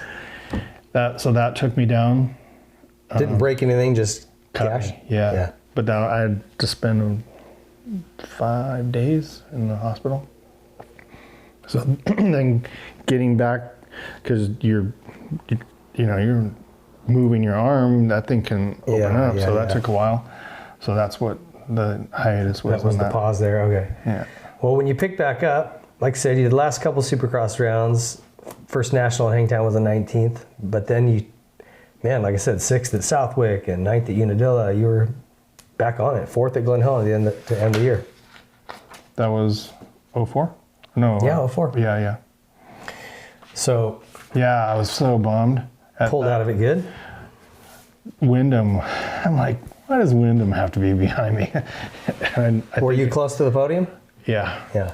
And I was like, that motor, that one was a big one. Yeah. It wasn't a big oversize, but it was massive. I pulled the whole shot by, 2 bike lengths, both motos.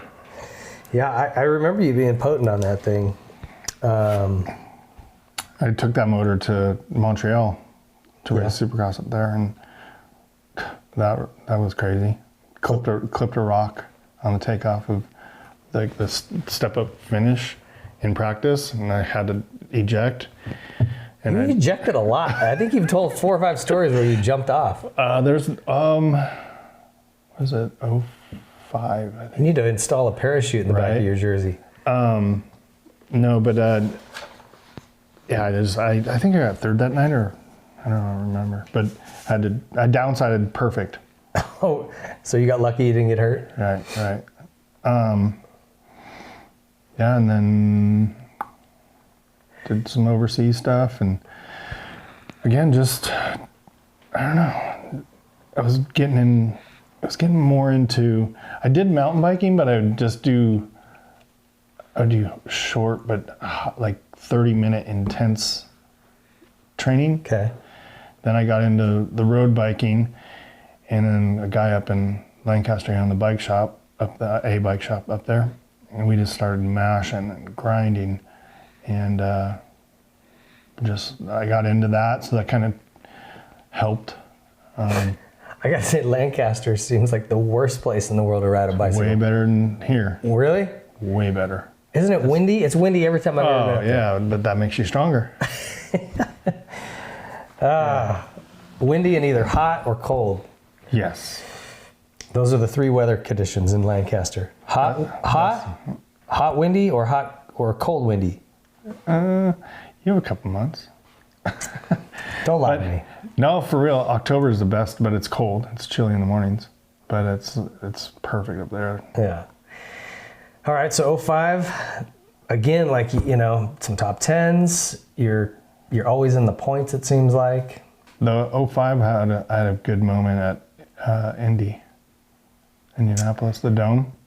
We were on carb bikes, and the thing hiccuped. Ooh. Yeah. And jumped off again? I had to. This is getting ridiculous. We got time here, right? You gonna pull it up? Yeah. All right. So you kind of, your last couple years here. But this one I damaged the cartilage that holds. You have cell service. Pull up Kyle Lewis crash on YouTube. It's a good one. That one scared me. That one, I'm not gonna lie. I was yeah. What about going into 06? So you kind of get through that 05 season. Same. You're on the same program, 06. Tell me about that year. What stands out for you that year? I was kind of battling setup on the bikes. Suspension was a really big factor. I feel like that Honda 450 was getting better though, because the 08 Honda 450 maybe one of the best production bikes ever made, at least to that point. It was the gold standard. And by 06, they're definitely getting there. Yeah, but we had a team sponsor, and had to use their stuff, and I was just not driving with it. I could not get through the whoops, and when they were big then. Yep. So, just what it was. Yeah. I tried other people's stuff, and when I did that, I went better. That's frustrating. Yeah. When you're on a team and you don't have a choice. I mean, I've had years where I had to wear a certain boot, and I'm like, I can't shift, I can't feel the pegs, my ankles are getting twisted, and they're like, yeah, you're just stuck. That is really frustrating. So, like I think it's 05, 6, and 7. I think that's when, 6 and 7 we had just massive bike issues with the suspension, and it frustrated me, and I kind of got to a point with Alan Brown, my team manager, where we almost lost our friendship. Oh, is that right? Because I knew other stuff was going on with other teammates' bikes, and I'm like, I'm part of this company, and I don't want that on my bike anymore. And it was a chore and a battle. Well, and look, this happens where, if it's suspension, you could take some stock production stuff, go have it done somewhere else, and just put their logos on it. I've seen that done before, right? But he was saying no dice. No. One particular race, I was testing for a company that was thinking about building a 450, and they had outdoor stuff and Supercross stuff, and it was just shelf stuff from another company, and it's actually a FC that I got to ride with, and I rode on my Supercross track testing. I'm like, can I take this to Seattle this weekend? And they're like, yeah, sure. So I qualified, I think 7th, and I was qualifying 1420s. Okay. And then I get second in the heat race behind Villeman, and then I think it was in 3rd or 4th, and one of the bolts that hold the mounts for the bars came out, and I went into a turn, the bars turned, I'm all, oh no. Did you eject? I had to. I didn't eject, but I just tucked, but it's just stupid little things like that. But even after that, they wouldn't let you keep it on? Yeah, that would definitely start a fight for me too. I mean, it's not like I didn't just do it, So yeah. Anyway, we got through it. Alan and I are good friends again. We had a little hiatus after I retired. 07 wasn't fun. Washougal. 07 or 06? I think this is 06. Okay. 06, I broke my thumb at Redbud in the rollers. Bike just swapped suspension. Okay. And I got up, my thumb was like that way, and I'm like, ooh, okay, I just dislocated it. I tried a couple more laps, and I'm like, and I ended up breaking it. That's motocross, guys. Oh, my thumb's going the wrong way. Oh, that feels better. Let me try to keep riding. But Washougal, come down the drop off, the left, then that right. Yeah. They had a pole, right? Car tire, car tire, car tire, moto tire, car tire, car tire. Come around the corner. Pinky finger? Yeah. Snagged it. Oh, yeah. But I put it back, and I'm like, ooh, okay. And they x-rayed it, and it said, it was broken. It wasn't bad, so I just buddy taped it and rode. I rode a bunch of races after that. Good times. Still had some top 10s in 06, despite the drama. 8th at Spring Creek, 9th at Unadilla. 9th at Unadilla. I think my teammate got 8th, and we battled the whole day. Larry? No, Ferry. Oh, Ferry. I want his practice suspension. And I was not even close to him, and I battled with him that whole day. Is that right? He was. That was starting to get not fun. Yeah. Yeah. Look, you're spending so much time with your teammates and your crew. If you aren't happy there, if you guys aren't jiving, it's going to the races is brutal. And conversely, if you have a really fun crew and team, even if your results aren't there or your bike sucks, at least you're having fun. Right. All right. So your last season of a full-time competition was 07. Yep. Maybe a little bit more sporadic with the results, but still some top 10s. Washougal, 9th, Spring Creek, 9th. What do you remember about that last year? Struggling. Still kind of struggle bus. Same issues with suspension? Yeah. I think, what was Redbud in 07? 14th. Yeah.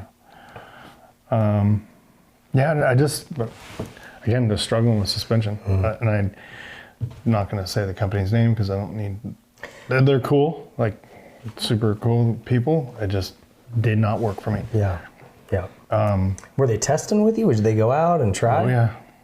Endlessly and just no progress? I'll just leave it there. That's fine. I could not get it. I could not. Maybe it was bad input from me. I don't know. I could not get it together. Yeah. All right. So in 08, you did a couple of races. You did Glen Helen and Millville. Yeah. What was that about? Just to keep my point? Shits and giggles. Oh, keep your number? Mm-hmm. I did it at Glen Helen, but I just went back to Millville because a friend lived back there. And okay. That was cool. Cool. So 21 years you raced. I tried to keep my number in 09 because I wanted to do a 40 tour in 2010. And that's when they merged with MX Sports, and they had the mechanics area right before the finish, and the guys would miss it was weird. The guys going back to the mechanic were tripping the time, so in the second practice. And one of my old mechanics, Kyle Bentley, he'd text me like a week and a half prior, 2 weeks prior, and text me, "Hey, good job, Lucky." And I'm like, "What's up?" He's like, "You were matching Villapoto practicing." And I'm like, "Oh, cool." I wasn't paying attention. So going into Glen Helen, I was thinking, okay, get my point and still keep my number. And first practice was mud, just complete disaster. And so I just cruised, and then second practice, I'm in front of Villapoto, and so I'm like, he's behind me somewhere. I lit it up, three laps. I'm like, this doesn't seem right. So let him go, and I sat on him, but they didn't allow the times for the second practice. Why? It was too jumbled. Oh, because you couldn't tell which was a fast, slow. It was all messed up. And so I had to go to last chance, and I started last gate. Never lifted going into Talladega, and came out 5th, and then stalled my bike. And that was pre-electric start. Yeah. And then I called AMA, "Hey, can I get my bye year? Because I want to do a 40 tour," and I'd tree turn at Mammoth. I was riding the vet class, and the front end stepped out, and my good shoulder fell out. And so then I called AMA, and they said, "Yeah, you're good." And then the numbers came out, and They gave it to Nick, or who got it? I forget. No, Nick had it before me. I forget. I want to say it was. Plessinger. Nope. Didn't he have 23 for a while? No. Dang it. Oh, anyway. It was at He was at JGR. Sumi, Grant, Josh Summy, he was on my he was teammate. Again, like Larry Ward, laughing every. Yeah. That guy's awesome. I don't know him very well. Good. He's cool. Huh. Yeah, just the stories he'd tell, and like he's. I think he's head dog, one of the big dogs in his riding club, motorcycle club, Southern Gentleman. Southern Gentleman. Huh. But to his initiation into it, I think he had to ride through snowstorm on the bike naked through his town. Yeah, I won't be a member of that club. So you guys have a good time. I'll buy a t-shirt. Non-stop. That's funny. So how hard was it for you to say, all right, I'm done? I mean, that's a long time to race. It was, well, I got involved with, right when I retired, I got involved with CalGuard, which I was the first mini rider to be sponsored by them when they were down in San Fernando Valley. Fast forward to 2007 when I'm retiring, the guy that worked there, he had an aerospace company and brought me on board. And then I was still involved. I was testing the oils, I was testing all the product, and then I was going to the races. Did you still like that, or are you just like traveling again? I tried Works, and that just, I'm like 2 hours plus a lap. And those guys are beasts. They're beasts. Yeah. So they don't get the credit they deserve. No, and it just beats your bike up. Like I was passing for third at Havasu, and that track's brutal. Boing! I bounce off up into the desert, and I blew my shock an hour in. I'd never been so tired on a dirt bike. You finished? I finished. Yes. On a pogo stick? Yeah. Did they have the little turn that went into the water? The rut? By the water and then the water jump. Oh, okay. Yeah. I did it one year. There was a bush you had to go around. It got a big old rut in it that filled with water, and they were standing there with a bucket. They'd pour water. If you nodded your head, they'd pour water down your back while you were in the turn. It's the only thing that kept me alive. That's why I remember it. That track's rough, huh? Rough. Yeah. I did a story there. I rode a factory Cowie. And yeah. So to answer your question, I was kind of burnt out from the whole ordeal the last couple of years, just not being able to ride like me. Mm-hmm. And then, I still stayed with it. Like I was working with kids and an oil company and had some other companies. Just I was busy and going to the river, hanging out, and, just trying to find something I wanted to do, and the oil company thing was good, and we revamped the look and everything, and then boof, downturn. Yeah, and we were launching in 2009, so it was like bad timing, and then my number went away because I really wanted to go just. Were you going to do all the nationals as a 40-year-old? Yeah. I was just going to have a fire breather built that no fun to ride on the track, but go get hole shots and then back her down. Yeah. Cruise around and get a 20th. Woo. Yeah. See you later.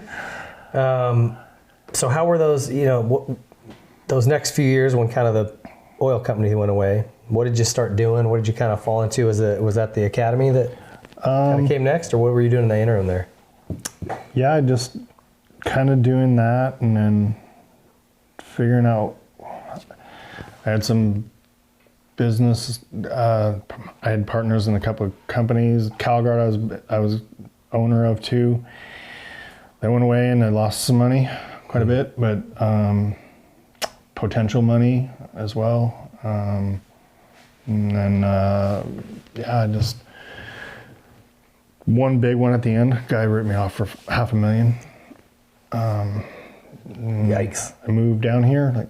So this will be December. Will be 6 years, and when I retired initially, before CalGuard was even a thing, there was a property that was designated in Lancaster for racing, all types, street and dirt. Okay. And it wasn't really that expensive, and I had a couple people that were interested in maybe opening up a really nice park. Okay. And I wanted to do training facility and just do that route. And then the oil gig came up, and I'm like, that's gonna be a lot of work, a lot of time. And this can be lifetime. Like, if just keep, Yeah. So I chose that, and then that kind of went aside, and everything kind of fell apart, and I just had the reset and went to doing what I originally wanted to do, and I'm here now. Yeah. Now, how's the training academy going? Thankfully, I'm blessed. Like, I've never advertised. I just keep gathering more and more kids. From beginner to, well, one of the things that kind of set me back, I was working with Tickle, and he came up, and first day, I was just goofing around, just warming up, and I overjumped this triple, and it had a pothole, and click, my foot fell off, and I'm like, whoa, what's that all about? So I hit the next double, and foot, I'm like, look down, is the foot peg even there? Pull up in the turn, and oh boy, fire. I snapped my Achilles. Oh, you're kidding me. I was just like, whoa, this is no fun. Ow. Well, I just rode over my truck, get the boot off now. I don't want to deal with this when it, so my buddy pulled it off, and then the pain went away. No pain. What, did your muscle knot up into a ball in your calf or anything? Or it was, yeah, it balled up. Yeah. But it didn't hurt after you pulled the boot off? Nope.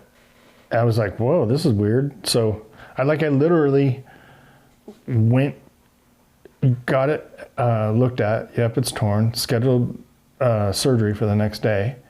And because I guess you need to have it done right away.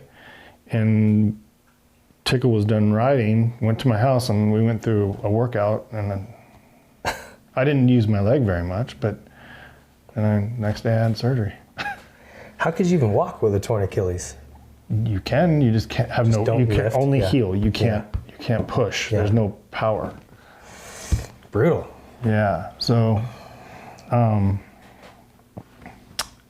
one kind of took the wind out of the sails on riding. So do you ride much anymore these days? No tracks. I have no desire to be. You don't miss that at all? Glen Helen I'll ride. The jumps, there's not any big jumps there, but these tracks have so many big jumps, and it's like, I get it, but I don't get it. Like, it should be a little bit more moto, and then obviously Supercross. Now it's like a hybrid almost. Yeah, it is. I agree with you. And like, we're going into Ironman.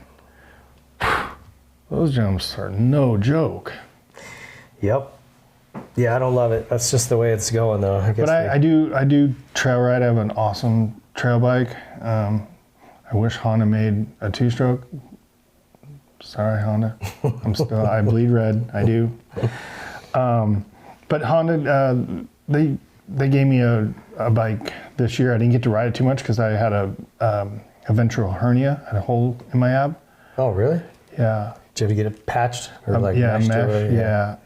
So I haven't been able, like, prior to that, every time I go do activity, it would kind of tear and it'd get a little bruising. So taking it a little lazy on that. Well, it just leads into not a lot of activity. So, well, like, what about when it rains up in the, out in the hills in the wintertime? Tell me you don't go out and still hit the chocolate cake tracks. Not the tracks, the trails. Really? Yeah, right. I have a Husky 300 that is just trail machine. It's amazing. Yeah, and have it like the setup that Schmidt did for me. It's just Cadillac. Mm. Tell me this: we just, Loretta's just wrapped up here not too long ago, and you're coaching a lot of these younger kids. What advice do you give them on that whole amateur motocross journey? From setting expectations to Loretta's itself to expectations at Loretta's or just in general for these kids. I mean, it's such a hard sport to make it in. I mean, you almost want to go, really? This is what you guys want to do? I do say that. I do. But on the same token, I know what that passion is. Yeah. So it's a fine line. You want to help them because you want them to be good, the best they can be, and keep them safe, you know? That's a tough one because I hope I don't get flack from this, but I just think it's a big money machine, Loretta's is. What do you get out of it? Like, really? There's no rides being handed out anymore. Like when I was doing it, we'd get paid to go there. Not paid like salary, but expense money. Like, I mean, sure, Deegan's making money, but the families, that thing had to have cost 10 grand. Oh, the expense and the time. I don't know how people do it. I don't know how they do it. It's crazy to me. And if there was an end for it, I'd be, yes, go. And I'm working on something to have for these kids that, okay, you're not going to go to all the nationals, or you're not a top 40 guy, right? And we're working on some stuff for women's because that's terrible. They have nothing. And two of my girls, one got first, one got third. Where do they go? Where do they go to make money? That's really the pinnacle for them. Yeah, where do they go to make money? They can't. So I'm working on stuff. I partnered with a guy from up by you, Montana. Yeah. It's called Dream Chasers 2-3 Racing. Okay. We're working on scheduling, and we want to put on some races and try to get. I remember back when I was coming through the Golden State and the Trans Cal, Stu Peters did a really good job providing a place to make money for pros. Yep. So, and I made money even through sponsors on 80s. So, but just building a platform and then getting some sort of streaming or TV behind it, we're looking at 3 to 5 years. But that's funny you asked me about that question. I really, really get upset because I love this sport, that there's just no end use unless you're a top guy. And yeah, it's this funnel that comes down to just a drip at the end, and only the small handful of guys get a chance, and then only a fraction of them go on to have lucrative careers. I mean, they just announced that they're partnering, they're finally merged, and they said there's $10 million in purse for both series. Sounds like a lot, but the top NASCAR guy gets, what, 15 million at the end of the year? Yeah, look, I mean, that's one golf tournament. Yeah. You know, winner of one golf tournament makes more than that price. So what do I tell them? I go, you know, if you want to do it, let's go do it and let's work, you know? I don't discourage it, but I go, I went to the very first one, like literally parked next to the Coombs. My dad helped Davey's dad put Tim's bike together till like 3 a.m. to get him on the track. So my opinion is probably not the best because I've watched it grow, but when it first was there was so much rides would come out of it. If you won Loretta's, you would get help from the factory. Well, it was a different time, and this was, Dave Coombs was really instrumental in trying to get these East Coast riders some publicity. Because if you didn't live in California back in the 80s, you didn't exist. Right. It was very hard for those East Coast guys. They had to come out west and beat everybody and get in front of, some of these manufacturers. Well, now it doesn't matter where you live, right? Between social media and you know, everyone social media is kind of bugs me too, because you can be Insta famous and get deals. I know. Well, that's a whole other topic I don't want to dive down, but you know, it's definitely changed. And I think as far as having to go to Loretta Lynn's to get exposure, not necessarily the case anymore. If you're competitive to win a championship, okay, maybe make the trip. But I tell guys, go back there and try to create a memory. Yeah, enjoy that experience with your family. For sure. Work hard, do everything you can to do the best you can, but don't feel like if it doesn't come out with a win, right, or it doesn't go the way you want, that it's, well, that was all a big waste. You know, that's the wrong way to look at it. For sure, you definitely want to create memories. Yeah, that's the stuff that'll matter. Whether you go on to be Ricky Carmichael, or you do 1 year in pro and burn out. You'll say, hey, that was fun. Remember we went to Loretta's? That was awesome. What did, I wonder, it was weird because Justin Cooper, and he gets second. Did he even go to Loretta's? I'd have to go back and look. Don't know. Yeah, I don't recall. I mean, Dungy went once, right? And won, and then... He won one title there, I think, or went 1 year, yeah. I mean, there's guys that never won titles that went on to be great. Yeah, so, I mean, so is it necessary? I don't think so. But like you're saying, if you want to go create memories, yeah, that's cool. Yeah. It's a thing. Personally, I think the fact that they have C classes is absurd. Like, make some more classes for competitive classes. Like, if you're a novice, who cares if you're the novice world champion or national champion? Why don't they do any novice, intermediate, expert in 65s? It's just age, and 85. It's just age. So when I was doing it, you had pecking order. Mm. So yeah, you can be a champion and then move up, and be a champion, move up, and gradually do it rather than racing with you have the 40th slow kid in the nation there, and 40th and the 40th fastest. Yeah. You know what I mean? Like, I just think 250C and 450B are like the most ridiculous classes, because who gives a shit? You're the 450C champion. Awesome. Here's where you can look at it differently. They look at the times. So if you're a C rider matching B times, right?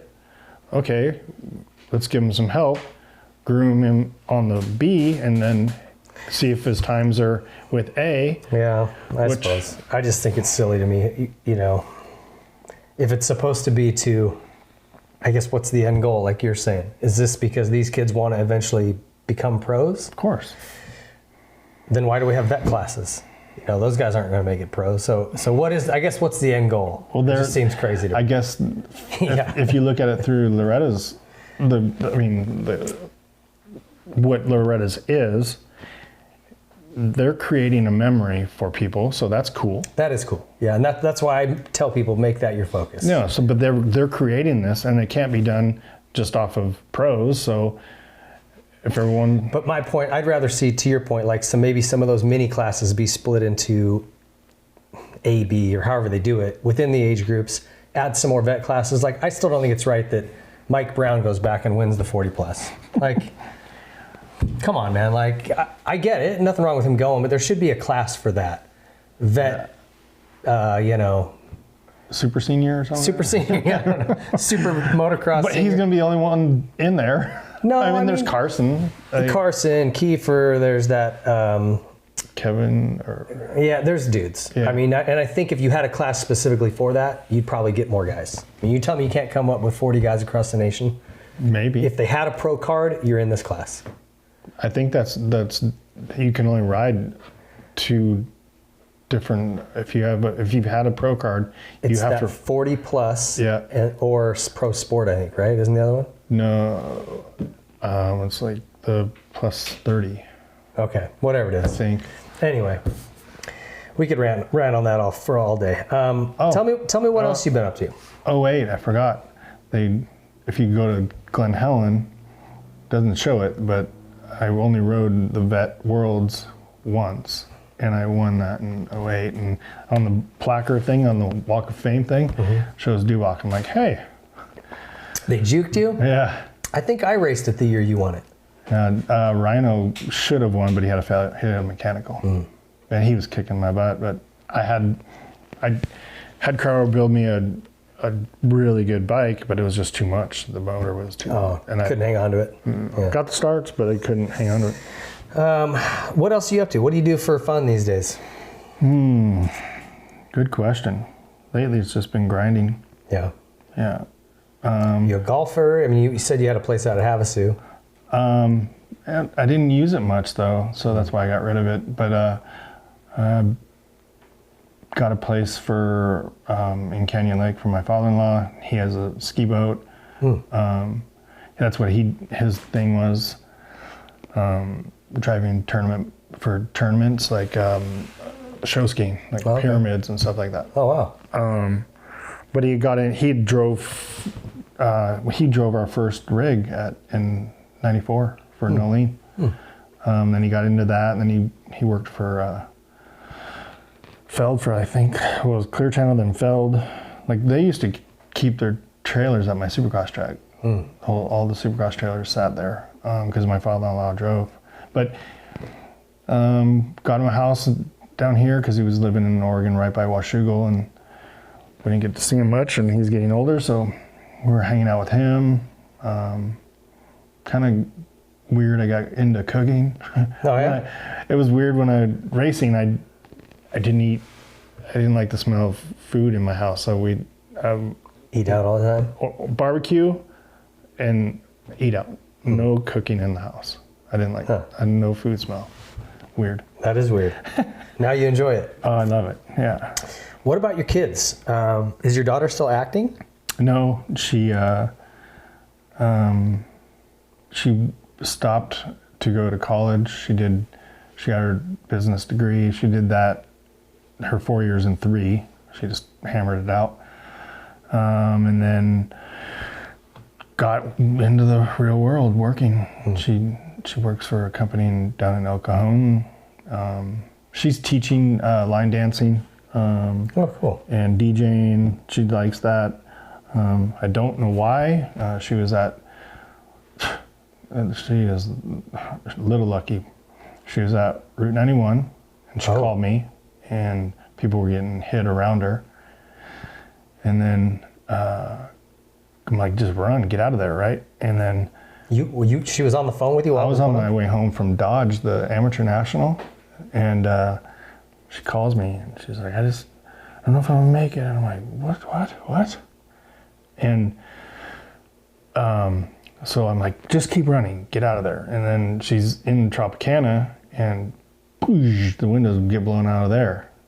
And I'm like, where are you at now? Where are these bullets going? Yeah, so a little crazy story behind that, but I don't feel like getting all political. But you mean how this guy walked up that much ammo and stuff into a room and no one caught it, no cameras were on? Yeah, I can dive into that rabbit hole with you all day. But something's real weird with that. I had one of my fireman buddy was there, tried to help somebody, he got shot right through the bicep. Oh wow. Yeah, blew his arm up pretty good. She watched people get hit, but then her group at her college, Cal Lutheran, they reintroduced line dancing, and they had a big group of like country line dancing. Yeah. And so she was DJing and teaching at Borderline, and we get a call like 11 o'clock, pop, and she was at Borderline DJing. Oh. And her friend got her out the window, but she lost 8 of her friends. You're kidding me. No. When was that shooting? 3 years ago? Yeah. 4? The next day the fire started. I vaguely remember that, but... 19. But, wow. 19. So this gets crazy. You just keep running, because she was going to go back and help. No, keep running. And so my wife gets on the phone and calls Borderline, and I'm listening. It's on speaker, and guy picks up the phone. So hello, and the guy goes hello. He goes, oh, hey, you're open. He's like, what? You're open tonight? Yeah. What time do you close? Click. And we know this shooter? Yeah, and we know this now, the timeline, he did himself right then because the FBI came to the house. They saw the call or something? Yeah, they did the timeline. And then right after that, a year after, I think, she's in Nashville when the Levi's store gets shot up and she's in it. Like, whoa, no more country for you. Wow. Yeah. Yeah, country places. So I don't, maybe she's just facing her fears. I don't know. I don't get into it with her too much, but I'm happy because she's really good at it. Like, they do a big country line dancing, I don't know it at Staples. Okay. And they bring in 52 instructors from all over the country here, right? Every state. They had her come in as a guest to teach. So, and she goes to not Coachella, but Stagecoach, and she leads the dancing and the honky tonk or something there. But you have to win a competition, and every year to go in for free, and she wins. Oh, is that right? Yeah, so. That's cool. Did you just have one kid? Yep. What are your long-term plans? Like, do you think the coaching academy, like, is that your sort of... Right now, that's kind of what I'm liking doing. A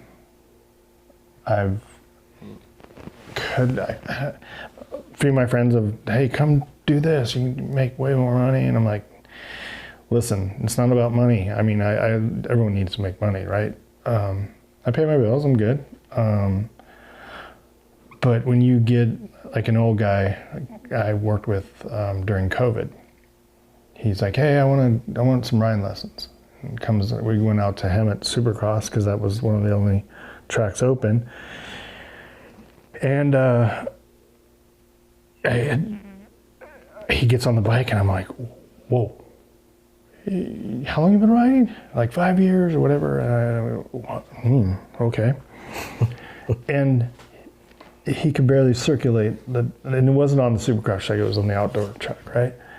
And I just gave him tips and movement and guiding him, and we did 7 sessions. Then we took him to Glen Helen, and he like literally came up to me crying, "You've changed my life on the bike." That's cool to see, the progression. We went from dead last, like, beginner, and he got 4th in the novice. So that kind of stuff you really can't buy, you know? Yeah. Oh, you got to be passionate about what you're doing, man. That sounds like you are. I love it. Well, our last question we always ask everybody is how you want to be remembered in this sport.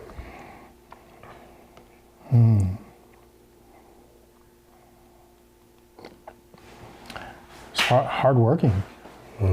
It's hardworking. And hardworking, and I never gave up, you know? I could have. Yeah. I didn't get a ride. Hey, screw this. Hey, I didn't. I created paths with, like, the guys at, well, to begin with, my chiropractor when I was down. And Danny, he helped me, Danny Rubio and 90, and then guys like Clark Jones putting the team together and just always grinding, and then working with Triple X at the end there. We had a good run. Yeah. Kurt and Alan and me and our sponsors. O'Neill's always taking care of me, you know. Just being around good people enabled me to never give up, you know, just work. Well, you got what, 3 Supercross wins to your credit? 3 or 4? AMA. 125, yeah. 3 AMA. You got a 3rd in the World Supercross Series. You got podiums in the big class inside and out. Japanese national champion. and 21 years professional racing. Yeah, Mickey Thompson championship. Multiple wins outside the country too, Supercrosses. Dude, that's a hell of a career. I mean, you don't have those kind of numbers without being hardworking and being very... stupid, I guess. I was going to say stubborn. But no, anyway. Sometimes I was just like, wow, what am I doing? When you're sitting there, just another injury or another delayed flight or canceled flight, or just, you're just going, oh, yeah. What is this all about? But the cool part about Moto 2, you meet a lot of good people. Yeah, absolutely. Well, you've made a hell of an impact on the sport, and I love to see that you're still doing it with your academy. If people want to find you, where do they go? Kyle Lewis 23 MX Academy on Instagram. Okay. My Facebook, my wife takes care of that. I don't, but you can find me there. Instagram, best place, all right? Yep. Well, dude, thank you so much for coming on. Thanks for having me. I'm stoked we got to go through your story, and like I said, I'll bill you for the paper and the printer ink. all the years I had to print out, you son of a bitch. Hey, thank you so much. All right, thank you. Stay tuned. We'll be back to wrap up the show.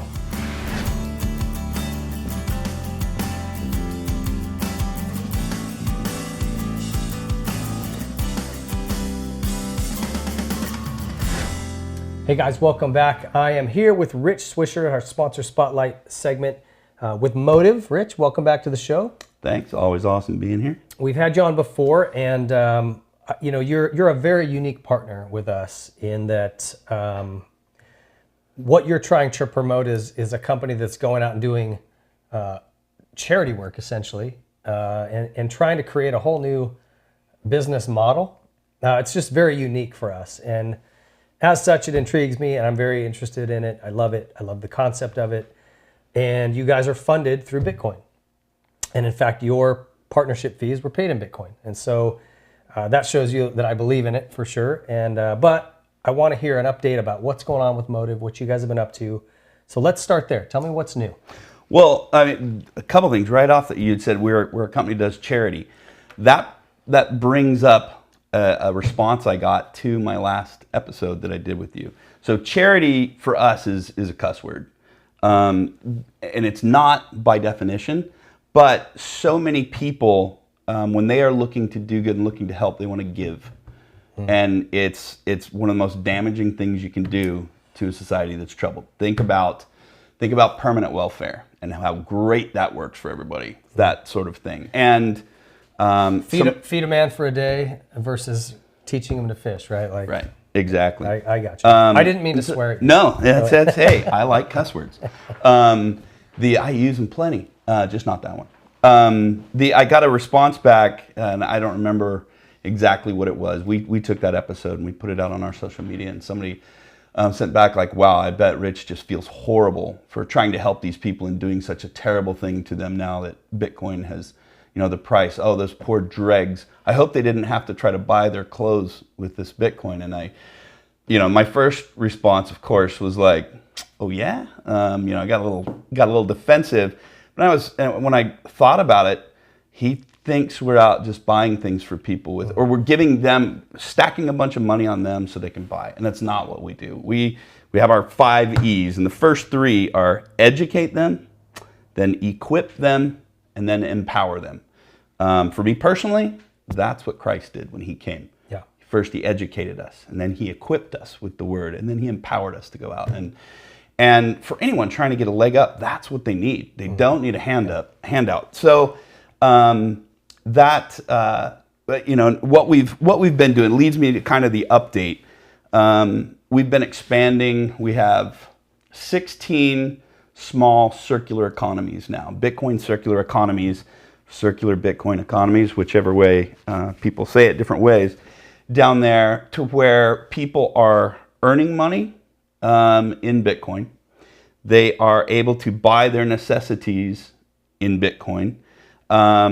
And the retail establishments they buy from, the services and products they buy from, they're able to buy in Bitcoin. And now, I think I was talking to my co-founder down there in Peru today, 117 different establishments of all size. Many of those are micro businesses. Some are good sized businesses. One's a shoe factory. And then those places receive pay out of that Bitcoin. Gotcha. So they're being paid, so they're going out and spending in it. And then we've worked on getting their wholesalers so that business can actually spend some of that in Bitcoin. That's a trickier level to get to. And now we're even working on some producers. Like we're working on some really cool farming initiatives. Nutrition and complete lack of knowledge about nutrition is a big thing there. So we're able to really kill a lot of birds with one stone at each step. So hitting that full cycle where you have, I'm earning my money in Bitcoin, I'm buying I don't think we have places that they can pay their rent yet, but their utility bills, their cell phone, food, they can get clothing, they can get shoes. Necessities. Yeah. And then that business being able to get goods in Bitcoin has been helping. So now I was surprised that it's up to 117, which is pretty large. And we're in 3 different regions in Peru, but heaviest in like the Cusco, Sacred Valley area, and all throughout the Andes, kind of with that one. And then Lima, various municipalities in Lima. It's like 11 million people city. So they operate in little hubs. So it's not spread over 11 million. They try to focus them. And the economies aren't pure Bitcoin. They still, goods are denominated in fiat currency. It's not like, I want that hamburger for, 1 million Satoshis. It's going to be a number of, down there it's soles, but you can transact in Bitcoin. And one of the things that, like this guy that responded, what he didn't understand, and I don't know that I really hit this well when I responded back, but is that these people can't have a bank account. They cannot have anywhere to store money. They have nowhere where they can go. They don't have ID, do they? Like a lot of these are just, they're ghosts. Yes. Essentially. No, I mean, a massive part of their population has no birth record, no record of their existence. When the government is trying to help them, they can't because they don't know how many people there are. They don't know who they are. Yeah. And it's now because of this app on their phone, they can bank. They can have a separate account where they can tuck money aside, which is really important. When you're operating heavily in Bitcoin, you've got to have reserves out there. Reserves, the more you can build them up, when you get these spikes, they talk about volatility and everyone talks about the dip. There's also been some massive upshoots. I mean, we started and Bitcoin was in the 7,000 range and then it went up to 70,000. So there's a lot of people that did well like that. That's what helps them ride out the storms if they operate correctly, if they have reserves correctly. They can transact, they can receive money from overseas with virtually no fee. Like, you send 50 grand down there and it costs you $1, which is unheard of.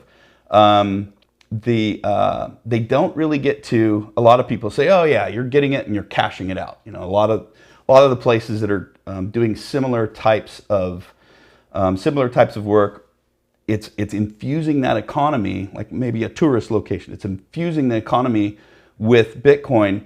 Then to make that into a circular economy, you really got to focus. Really got to focus on getting those parts that I talked about. Make people earn it in Bitcoin. Yeah. Have them be able to pay for their goods in that. And some of the places are doing a great job with that. With ours, they don't have a bank account. It's not like they can cash it out for an exchange. Some of them could, and I don't know that any of the people, we have so many people, I don't know if any of them are trading it, selling it for cash. Like, okay, I'll give you $10 for the Bitcoin, give me $15. But they could do that. So it brings them a completely different understanding, along with all of the educational classes that we put on, and that's a big heavy part of his education. We teach them what it is, and we have to, and it's tough to take somebody with many of them with zero education, some of them with elementary school, junior high maybe, to teach them what a central bank is. You talk to most people in America, they don't realize it. Government don't print the money, government don't have the money, central bank does. Central bank has control of this kind of stuff. And I think, this year we've seen some of the benefits to that in being able to sanction Russia. But Russia was able to overcome those sanctions in large part now. Recent interviews and polling and stuff shows that Russians aren't really feeling the big giant pinch from that. Maybe the oligarchs are. I don't think Putin is. He's still doing pretty well on energy and whatnot. But there's that kind of benefit to fiat currency, but it's actually not playing out, not panning out. You have the giant war between, China wanting to become the world reserve currency, U.S. needing to stay in that position. That's a huge battle. Well, what if finance was taken out of it altogether, and it was just in an asset or a currency or a store of value, whichever you want to consider it? It's all three. What if none of them could control that? Because they've all tried to control. Well, the U.S. hasn't, but Russia's cracked down hard on Bitcoin or tried different things. China has tried to stop it, and they can't. What if finance got put into that and taken out of the equation? And there's arguments on both sides. Well, then sanctions, you can't really hurt them that bad. Okay, well then they also can't. They can't hide things as well. They can't steal as easy. They can't seize. So we've expanded to a lot of different businesses, and it can't be corrupted. Yeah, that's the part about it that I really like. It can't be manipulated. Yeah. It can't be withdrawn. Any other coin can be seized, can be taken back. They're all owned, except Bitcoin. They're owned by a company or a nation, and the right pressure goes on them, they can pull it back. Right. Ethereum had to do that. They were correcting a theft or a fraudulent thing, but they were able to turn the table back and remove that transaction, and they had none, which is cool when you're looking at theft. But when you're looking at, no, I want sovereignty of what I hold. I don't want, gold is a good store of money, store of wealth. I don't want the government holding my gold. If I'm holding gold because I know, okay, no one can come and take it from me, well, then I have to have custody of it. I have to store it, and that's really cumbersome. Yeah. Not easy to transact in. Bars of gold are a little tough. Yeah, I have never tried to buy anything on Amazon with bars of gold, but I don't think it'd go well. Yeah. So anyway, we're teaching that, and we've certainly been teaching it through very interesting times, through all the Russia stuff, through this recession and financial crisis, through inflation. And thankfully, we had thought about, when we saw the big upsides, the first thing I think about is, okay, well, things go up, they fall down. And we had set up good reserves for our people, a good reserve plan. So that's been exciting. And now we're going into sports and reaching out to a lot more youth through sports and sport leagues. And we've got some amazing opportunities in Argentina that I'm just kind of waiting on the right time to pull the trigger to now branch and double into Argentina. And then in Peru, where we're already at, we're going to go big onto those kind of things because it catches everyone's attention. The other side is most of our programs really pull the moms in. For the most part, the moms are running the family and the dads are three sheets to the wind. Oh, is that right? Yeah. That's the culture down there. Things go bad, the dad's out. And it's not all their fault. The moms sometimes looking at, well, this is how I'm going to secure an income. I'm going to have kids. Buy a moto taxi guy because moto taxi guys make money.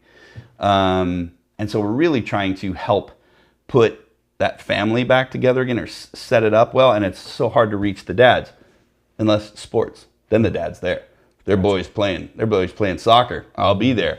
Well, now, so we're getting more reach with them. So we're getting the reach with the dads in business with some really cool vocational programs. But now I think sports will bring a lot more in. So, well, that's awesome. I love seeing what you guys are doing, and you're about action, not just here's what we think would be great. It's like you guys just get your hands dirty right away. Yeah, I love that.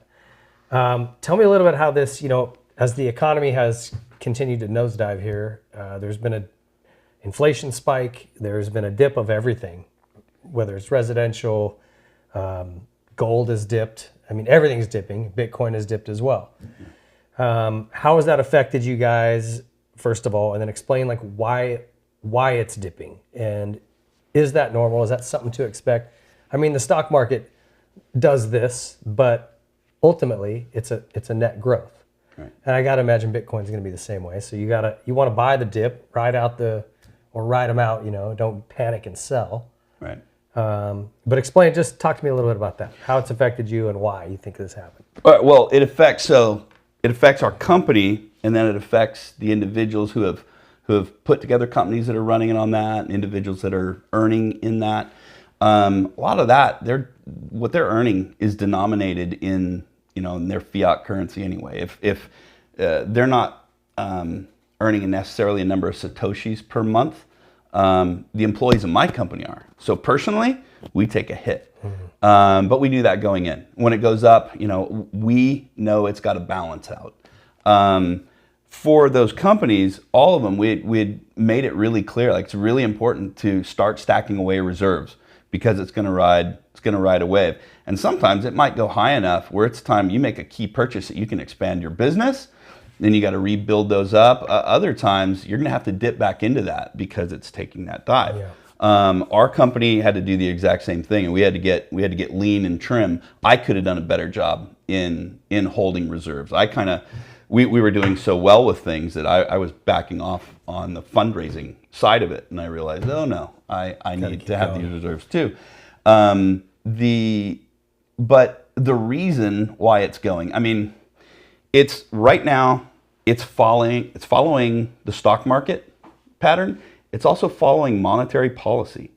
And I'm no financial wizard, and please never take anything I say as any kind of professional financial advice. I'm not that guy. But I do understand Bitcoin and its underlying technology and why it does have intrinsic value.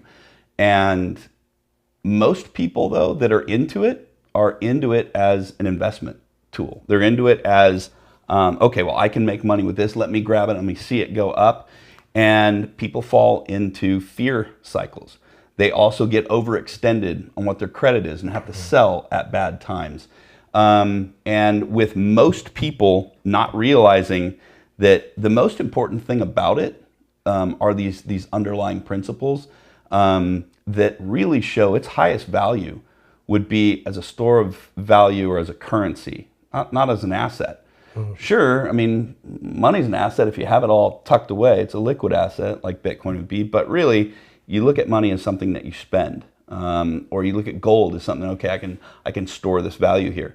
But most people are looking at earning money off of it because it's the developed world that has all the Bitcoin. So in the undeveloped world, they're looking at it like, no, this is a store of value. This is my money. This is how I do this. So they view it very differently, and they look at this ride, and we have to explain to them that, well, all the wealthy people, all the wealthy gringos up here, we're trying to make a ton of money off of it, and that's why we treat it like Apple stock or whatever. Yeah. And other coins like a penny stock. It's one of the reasons why we would never use any coin other than Bitcoin in helping these people out, because those can just be chopped to zero. Yeah. Bitcoin will never be chopped to zero, and unless all computers worldwide are shut down permanently, then it's not going to have any value. But it's impossible for that to happen. And what do you think's causing this dip? I mean, is it just any number of 10 things going on in the global economy? And our nation changed its policies. I mean, we were energy independent. Now we're hurting. Gas prices at my town were up close to $7 a gallon. Wow. When it comes down to that policy, if you're going to elect the people that will run the economy into that situation, you're going to deal with these things. There's other negative things that can happen. I mean, it's when the big housing bubble that then resulted in the fear and the panic that resulted in the 2008 crash. But it's policy and people's reaction to it and people's limited understanding of finance. And I'm no wizard on it either. But that's what makes people move this way. So I personally have, for my own self, have dug more into what is a currency? What is an asset that I can store wealth in that I think in the long term is going to be good? And if long term is 5 years, I don't know what Bitcoin is going to do in 5 years. If long term is 20 years, we're very confident there. Yeah. I mean, that's where I put the vast majority of all mine. Yeah, and I mean, inflation is the one thing that collapses societies, right? The Roman Empire collapsed due to inflation.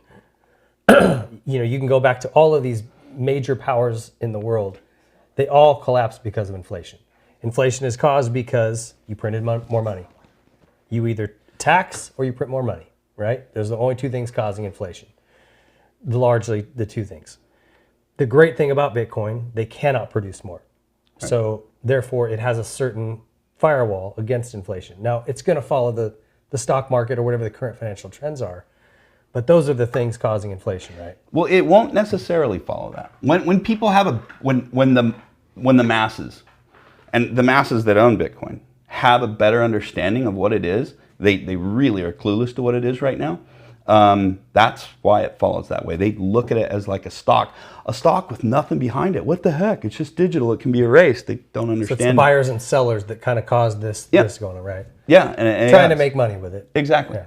And I've got friends that buy the shit coins, and they're trading it like penny stocks. Some people know how to do that and earn money off it. I don't know how to do it. I'm not a gambler. I don't go to Vegas and drop money. I drop money at the bar, not at the tables.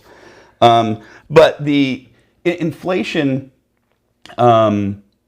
should be a solid hedge against inflation, because inflation, printing the extra money, but inflation is more than printing the extra money.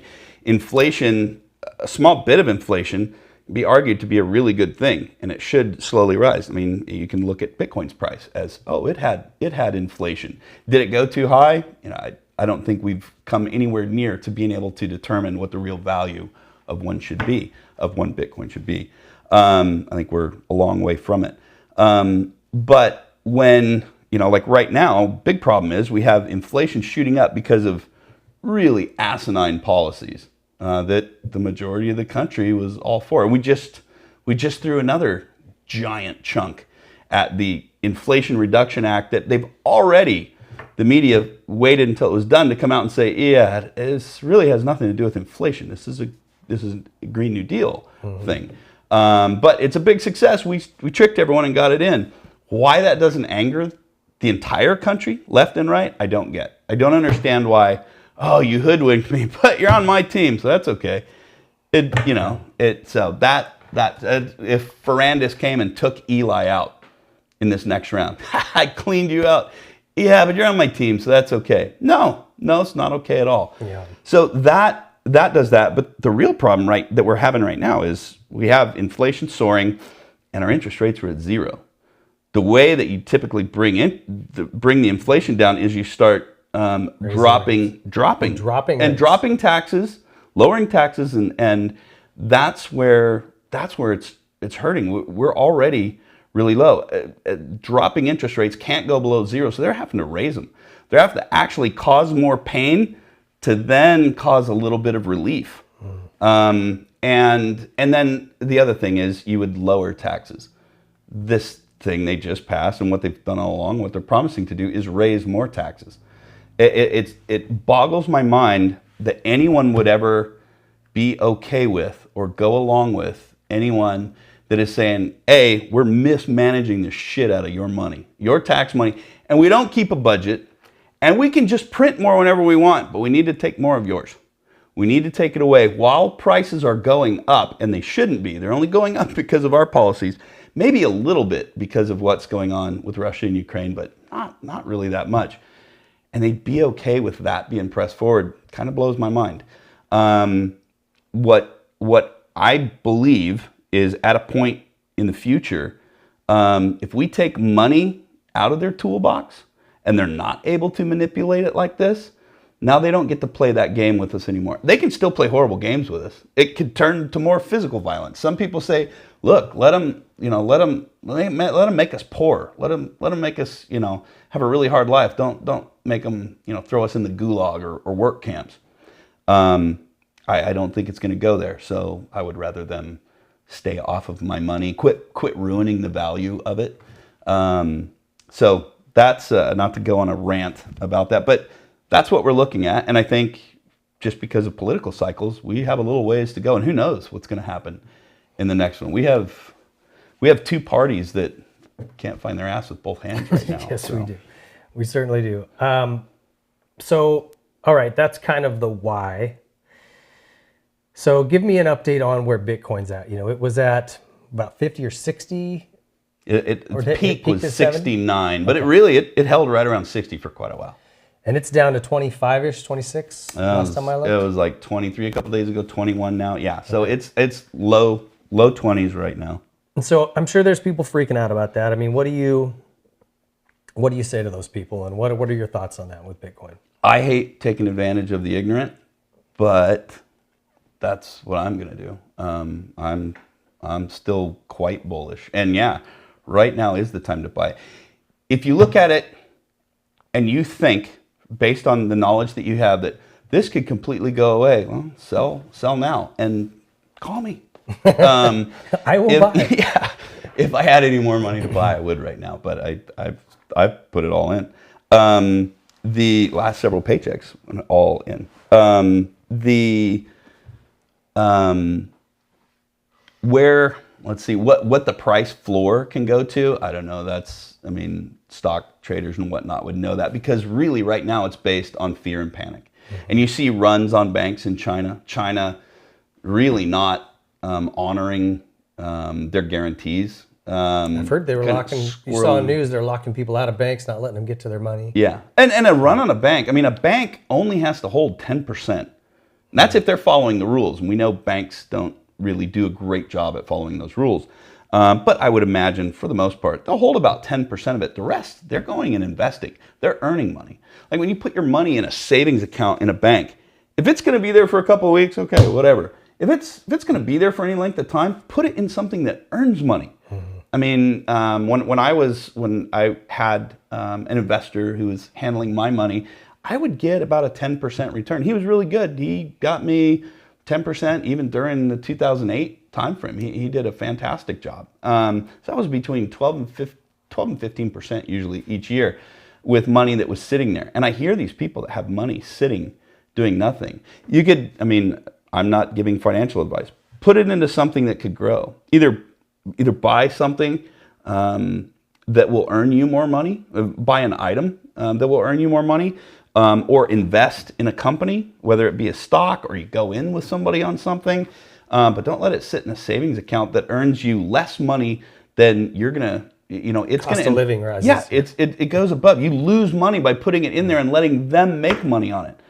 You can do exactly what they do. You've got that money, go invest it and have that come back. And with Bitcoin, for those looking to use it as a store of value, man, when it's at a really big low like this, it's nuts not to. I really went all in when it hit 30. I just dumped everything in. So yeah, right now I'm down. I ain't gonna stay down. Yeah. Now if I were to, I'm dealing with my medical condition and dealing with my bills actually haven't been that bad, but let's say it gets catastrophic and let's say I can't work at all. I might have to sell at a bad time. Well, it's the way. What could I put it in that wouldn't be? Put it in cash, if I have it in cash and it's in the bank, I could, if there was a big run, they can limit you. Like in Argentina right now, I think you're only allowed to draw $200 out of the bank a month. Not allowed to take any more out. They own your money. They have your money. I'm a little bit more into autonomy and sovereignty and freedom than that. If it's in gold in my house, I'm just limited in how, and it's very limited to be able to transact in that. Yeah.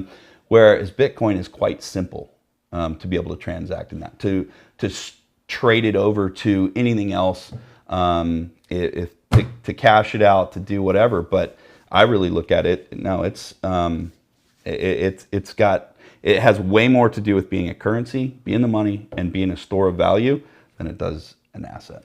One of the things that really kind of hit home with me was when we talk about, if you own real estate, you've still got to pay property tax. You got to upkeep the property. If something breaks, it's on you to fix it. There's taxes. There's expense with everything else where you put your money to store it, right? Gold, like you said, does hold its value, but where am I going to put a bunch of bars of gold? That's the great thing about Bitcoin is I like the store of wealth component to it, where you can put money into it. The government isn't going to be able to reach it. It's safe. You just have to kind of play the long term. And it's liquid. Yeah. If you do end up in a pinch, it's easy Yeah. to move it at that time, where I'm a believer in real estate for sure as well. That too. Down markets. Yeah, that has that, and it's just a lot harder to sell it when, depending on. Sometimes it's quick. Yeah. Other times it'll take longer. But so anyway, not to go too far off on that. One of the things you talked about was that we like to push. The reason we're called Motive is about getting out there and taking action and doing things. Rather than sitting around talking about it and pontificating. And one of the things, I didn't respond to this guy. I really didn't want to roast this guy. I think he had good intentions. I looked at his YouTube channel. He takes his family on vacations into like third world places. I think that's great. He's taking his kids and showing them, hey, we live in a wonderful bubble here. Not everybody is blessed like us. But I don't know. It didn't see, and maybe he does do a bunch of things. But one of the things we like to do is, yeah, we go there and we show our kids, but then we show our kids that you are blessed, so do something. Yeah. Just because you're blessed, don't go like, woohoo, glad I'm not you, sucker. Okay, what can you do? That's how we started. And it's another, we just put out we just started kind of raising our awareness. We had to make these circular economies and our programs work before we could publicize it. Where a lot of people in our space, they actually publicize to make their thing work. So we start from behind the 8 ball, and one of our press releases missed how we got started and why we're doing this. And it was something I hope this guy would understand better. Me and my co-founder were building a playground, and we saw a tragedy unfolding in front of our eyes. And we saw that 5% roughly in the one village we were in, but there's tons of very, very, very similar villages all over. 5% of the kids were dying each year because of medical conditions related to exposure to cold, especially in their feet. And we decided we had to do something. Both the organizations we worked with, it was outside their scope. No ding on them, wasn't their thing. But rather than sit around and talk about it, we figured out how much it would cost. We got the money, and we started the program where we would get a pair of like athletic hiking boots, 7 pairs of socks, 2 visits by a podologist per year. And we have not had a death in one of those villages related to those things yet. And we have thousands of kids in the program now. That's awesome. So you can add that up and do the math there. What we've learned since then, we didn't realize, is most kids weren't making it through, I shouldn't say most kids, many kids there were not making it through the school year because their walk to school might be 10 miles and round trip, and maybe worse in other places, but their footwear wears out. They can't make that walk. They ain't going to school, and you can't ding their parents for it. The kid will die. They're getting these diseases. So it has, by jumping in and doing to help one problem, saving lives, those that were suffering from crippling conditions due to having poor circulation in their feet, we're eliminating that. And come to find out, we're also keeping kids in school and bringing them through that, while giving them an education in healthcare, a little bit with like foot care, those podologists. It's an educational program as well as a medical checkup, educating the families on that. And we're educating them a little bit on basic economics. True. And I don't know that economics is even the word for it, but understanding what money is, what currency is, who controls it, who sets the value, and a little bit about why it does things. And these kids have seen, that among a few other things that we do change their lives. They're getting a big leg up on those that we haven't got to yet. So we hope to keep expanding. Anyone that wants to help, go to MOTIV, motive with no E on the end, .ngo. You can donate there on the site. We are a 501c3, tax deductible. Won't cost you anything. If you donate correctly, it'll be a wash for you in the taxes. And the more we can expand it, the more lives we save, the more lives we change. And hopefully, what we do, we want to teach these people how they have taken knowledge and been able to apply it and raise themselves out of dire situations. When that level of society comes out of a dire situation, all levels of society benefit, except for those trying to take advantage of the ones at the bottom. and I don't know. I'm happy with them being my enemy. Yeah, that's just fine for me. Yeah. Well, So- you guys are doing awesome work, man, and I'm just stoked to have you guys partnered with us. And any way we can shine a light on what you're doing and hopefully help promote that, we're all about it.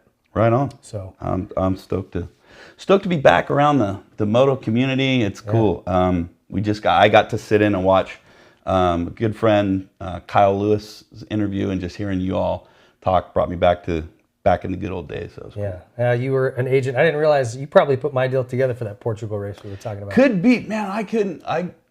I'm getting old, and I don't know. I got it's been a long mush time, brain, yeah. but yeah, it was. I bet it was. If you got paid out of that deal, I'd put your deal together. I didn't go unless I got paid. Because everyone else got. I remember everyone got stiffed at that one, and I got into a big shouting match with the promoter. It was kind of a scene, and then Kyle getting hurt, and it was lots of overseas stories they were fun. Yeah, they sure were. Well, come back and see us again soon. Keep us updated on what's going on. And motive.ngo. MOTIV, no E on the end, doesn't make sense. So motive.ngo, and follow us on Instagram, YouTube, or anything. It's Motive NGO Global. Awesome. Thank you so much for coming on, Rich. Thank you, It's always sir. a pleasure to see you. So we'll be back to wrap up the show. Stay tuned.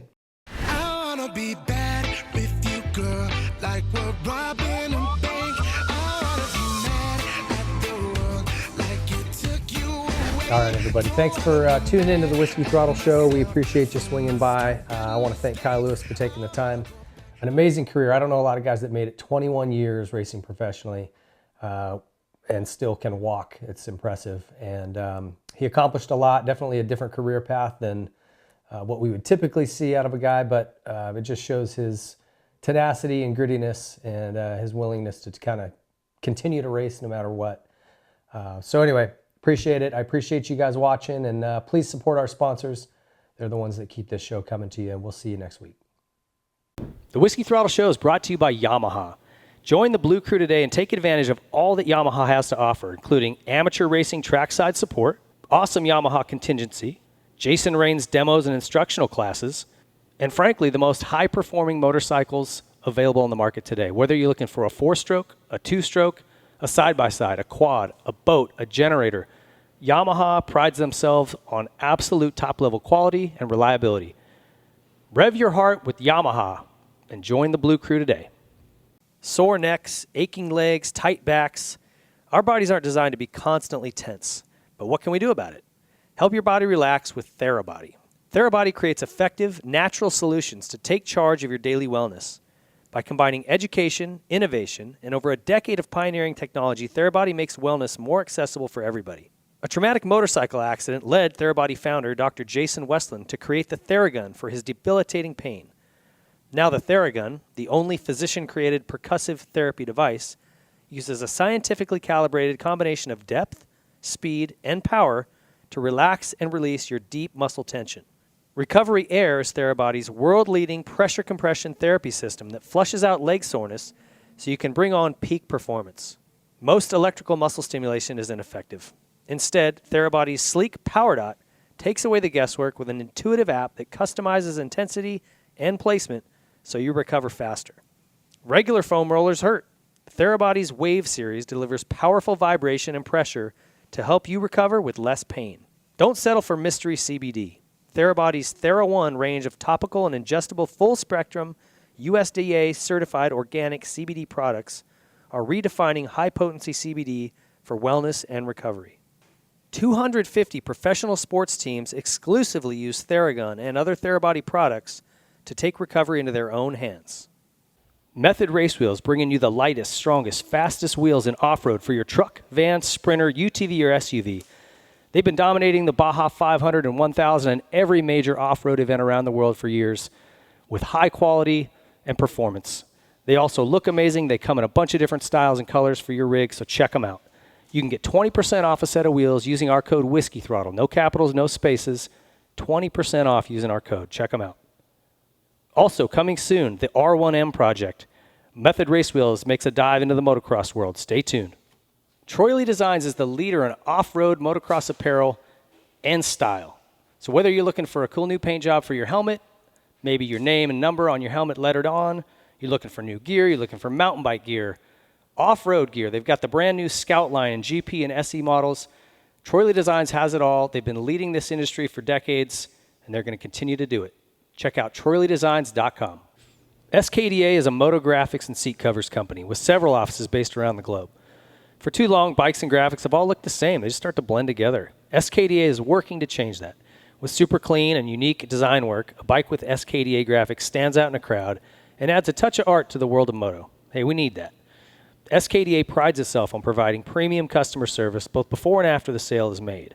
Visit SKDA online to view the current product range and get in touch with their team to get your bike refreshed. I want to just make a mention here that these guys, not only is their design way outside the box, very, very cool, they'll work with you on custom things. The products are incredible. Okay, they'll speak for themselves, but what's really awesome, and you'll notice this the minute you order one of these, man, they give you an email saying, hey, the product's been shipped. Hey, the product is here. It landed in this spot. Hey, it's coming today. Hey, your product's been delivered. They just so good about staying in touch with you and letting you know where it's at. Customer service is 100%, and that's just something that's rare these days. Check out SKDA. Here at the Whiskey Throttle Show, we're all about supporting brands that support our sport. And there's one tire company that has never walked away from the sport of motocross and supercross, and it's Dunlop. When times got tough and the economy took a crash, Dunlop stepped up and stayed with our sport to support it and the athletes and individuals that love it. Their MX53 line and MX33 lines absolutely dominate this sport. Every national championship at the pro level has been won in the last decade, and nearly every single amateur national championship at Loretta Lynn's has been won on a Dunlop. So if you're looking for high performance, you're looking for amazing quality, and you're looking to support a brand that never turns its back on our sport, there's only one choice for you, and it's Dunlop. Pro Circuit is the leader in aftermarket performance and quality. Whether you're looking for a little more horsepower out of your engine, some quality hard parts to improve the way your bike feels and looks, better handling through suspension or linkage arms, Pro Circuit is where you need to stop. It's your one-stop shop. You can go in there and get everything you need to make your motorcycle go from average to exceptional. Pro Circuit's got enough number one plates on their wall to side an entire home, and there's a reason for that. They're very, very good at what they do. The highest quality products with one goal in mind, and that's winning. Check out ProCircuit.com. Nihilo Concepts is leading the way in aftermarket hard parts. With their secondary on-switch device, something that was much needed in this sport, they've been innovating and bringing new products to market. Their latest is the new Nihilo Run Cool brake pistons. They're designed to be stronger than stock and provide exceptional cooling performance with less brake drag. Most OEM calipers pistons are made from aluminum that just can't hold up to the heat and extreme demands of serious racing. When they get hot, the aluminum will distort, causing loss of hydraulic pressure and brake failure. Nihilo's Run Cool pistons limit the area that boiling hot hydraulic fluid is able to come in contact with the piston, leaving 2/3 of the piston volume in open air with breather holes to enhance the cooling ability. It's made of a proprietary stainless blend, which is better at dissipating heat. You have issues with brake fade or brake failure, check out Nihilo Concepts among their many amazing hard parts and carbon fiber parts and titanium. NihiloConcepts.com. Senna is the leader in motorcycle helmet communications. There's really two prongs to why this is important. One of them is safety. If you're a dad who's watching your kid out on a track, being able to communicate with him about a rider down or a track situation is imperative. You don't want him coming over a jump and seeing a rider down and getting himself involved in that. So from a safety aspect, it's huge. You can also coach them. So if you see them taking a line, doing something that they could be improved, it's very easy to just click a button and speak to them right in their helmet in real time. This has been a proven coaching technique used by many motorcycle coaches. There's also just the simple fun factor. Being able to chat with your buddy while you're out on a ride, share music between one another, answer phone calls. It just takes your riding experience to another level. So whether you're using the 50S or 50R connected through a mesh network in your helmet, or you're using a Tough Talk headset connected with one of those, Senna is the leader in quality and performance in motorcycle helmet communications. Check them out at Senna.com. Seat Concepts is the leader in motorcycle saddles. If you're looking for a new cover or a new seat entirely, Seat Concepts is the place to go. They make custom seat foams catered to your height, weight, riding ability, riding type. They also have waterproof covers and foams that will not break down if you ride in a lot of inclement weather. And they pride themselves on being much more comfortable than OEM or any other aftermarket company. If you're looking for a new seat or a new cover, Seat Concepts, there's nothing better. Need to replace something on your bike that's worn out? Look no further than ProX. These guys aim to make everything OEM quality or better at an affordable price. And they've also got some new products coming. So right now, chains, sprockets, anything inside the engine internally, air filters. If it wears out, ProX makes it, and they make it at a quality level that's OEM or better. And they've got some new things coming that are awesome. A complete engine rebuild kits for the Polaris RZR 800s. Need to replace something on your bike that's worn out? Look no further than ProX. These guys aim to make everything OEM quality or better at an affordable price. And they've also got some new products coming. So right now, chains, sprockets, anything inside the engine internally, air filters. If it wears out, ProX makes it, and they make it at a quality level that's OEM or better. And they've got some new things coming that are awesome. A complete engine rebuild kits for the... If you've got a little Grom that's looking to get started in the motorcycle world, the best way to get them going is on a Stasic bike. They've got multiple sizes, so from your very young Groms to those who are a little more grown up, you can start them safely. They've got controls that allow you to control the speed so he can't get going too quick. They can touch the ground. There's not a lot of noise to distract them. It's the perfect way to get your child involved in motorcycling at a very young age. And if you've got a kid who's already out ripping, there's series popping up all over. For those of you in Southern California, go to www.ameminicross.com and join their local series. If you're outside of this state, contact your local track and ask them about starting a Stasic class at your local track. Get over to Stasic.com and check out all they've got going on. Motul USA, we lean hard on these lubricants to keep us on the track and on the trail. And Motul has proven their quality over and over, most recently with their Dakar win with Ricky Brabeck. They're sponsoring Supercross teams. They're diving into our sport again full throttle, and we're stoked to have them on board. Amazing products, top to bottom. Motul USA, go check them out. OGIO is the leader in motorcycle storage solutions. As motocross riders, we need a gear bag, we need a helmet bag, a boot bag, a backpack, a travel bag, a hydration pack, maybe a tool kit to wear around your waist if you're on an off-road ride. OGIO makes all of that, and their products are absolutely top of the line. I've got stuff I've had for several decades, just to give you an idea of how long this stuff lasts. If you're not sure, ask around, talk to folks who've had some of this stuff, and they will confirm that OGIO's quality is absolutely second to none. So go check them out, OGIO_powersports.com, and look at all they've got to offer right now. You ever heard the phrase that the harder you work, the luckier you are? Well, at Luck Apparel, they believe in an acronym that kind of sums it up a little more simply than that, laboring under complete knowledge. So it isn't just some random chance that determines what your outcome or results are going to be. It's being educated and working your butt off to get it done. And I think that goes hand in hand with the motocross industry. You don't get lucky into a win. You work your ass off, and you make it happen. So check out Luck Apparel. They've got T-shirts, hats, sweatshirts, all kinds of cool stuff. And we're stoked to have them on board here at the Whiskey Throttle Show in 2022. If you're in the market for a toy hauler trailer, car trailer, cargo trailer, look no further than Custom Outfitters, one of our new partners for this year. These guys do an awesome job, even so far as to dial in the inside of Sprinter vans, which have become the new standard mode of transportation for moto. These guys can handle it all. They use ATC world-class trailers, top shelf service and performance in their products. Custom Outfitters out of South Dakota doing an awesome job. We're stoked to have these guys on board this year. So whether you're looking to just do some camping with the family, looking for a trailer that can fit all your toys to go out to the desert or wherever, look no further than Custom Outfitters. And finally, last but not least, Specialized Bicycles. If you are in the market to start pedaling, this is where you want to start. They've got great entry-level bikes all the way up to the Cadillac, the new Levo e-bike, anything in between, man. It doesn't matter what kind of riding you're doing. Go check out and start with Specialized. Don't waste your time on something that's going to break. The derailler's not going to shift after a couple months. Get something quality. These guys make it. Specialized leads that industry. Hey, everybody. Welcome to another episode of MPH, Moto E Performance and Health with Coach Rob Beams. Welcome. Thank you, brother. So interesting topic today, I want to talk about hydration.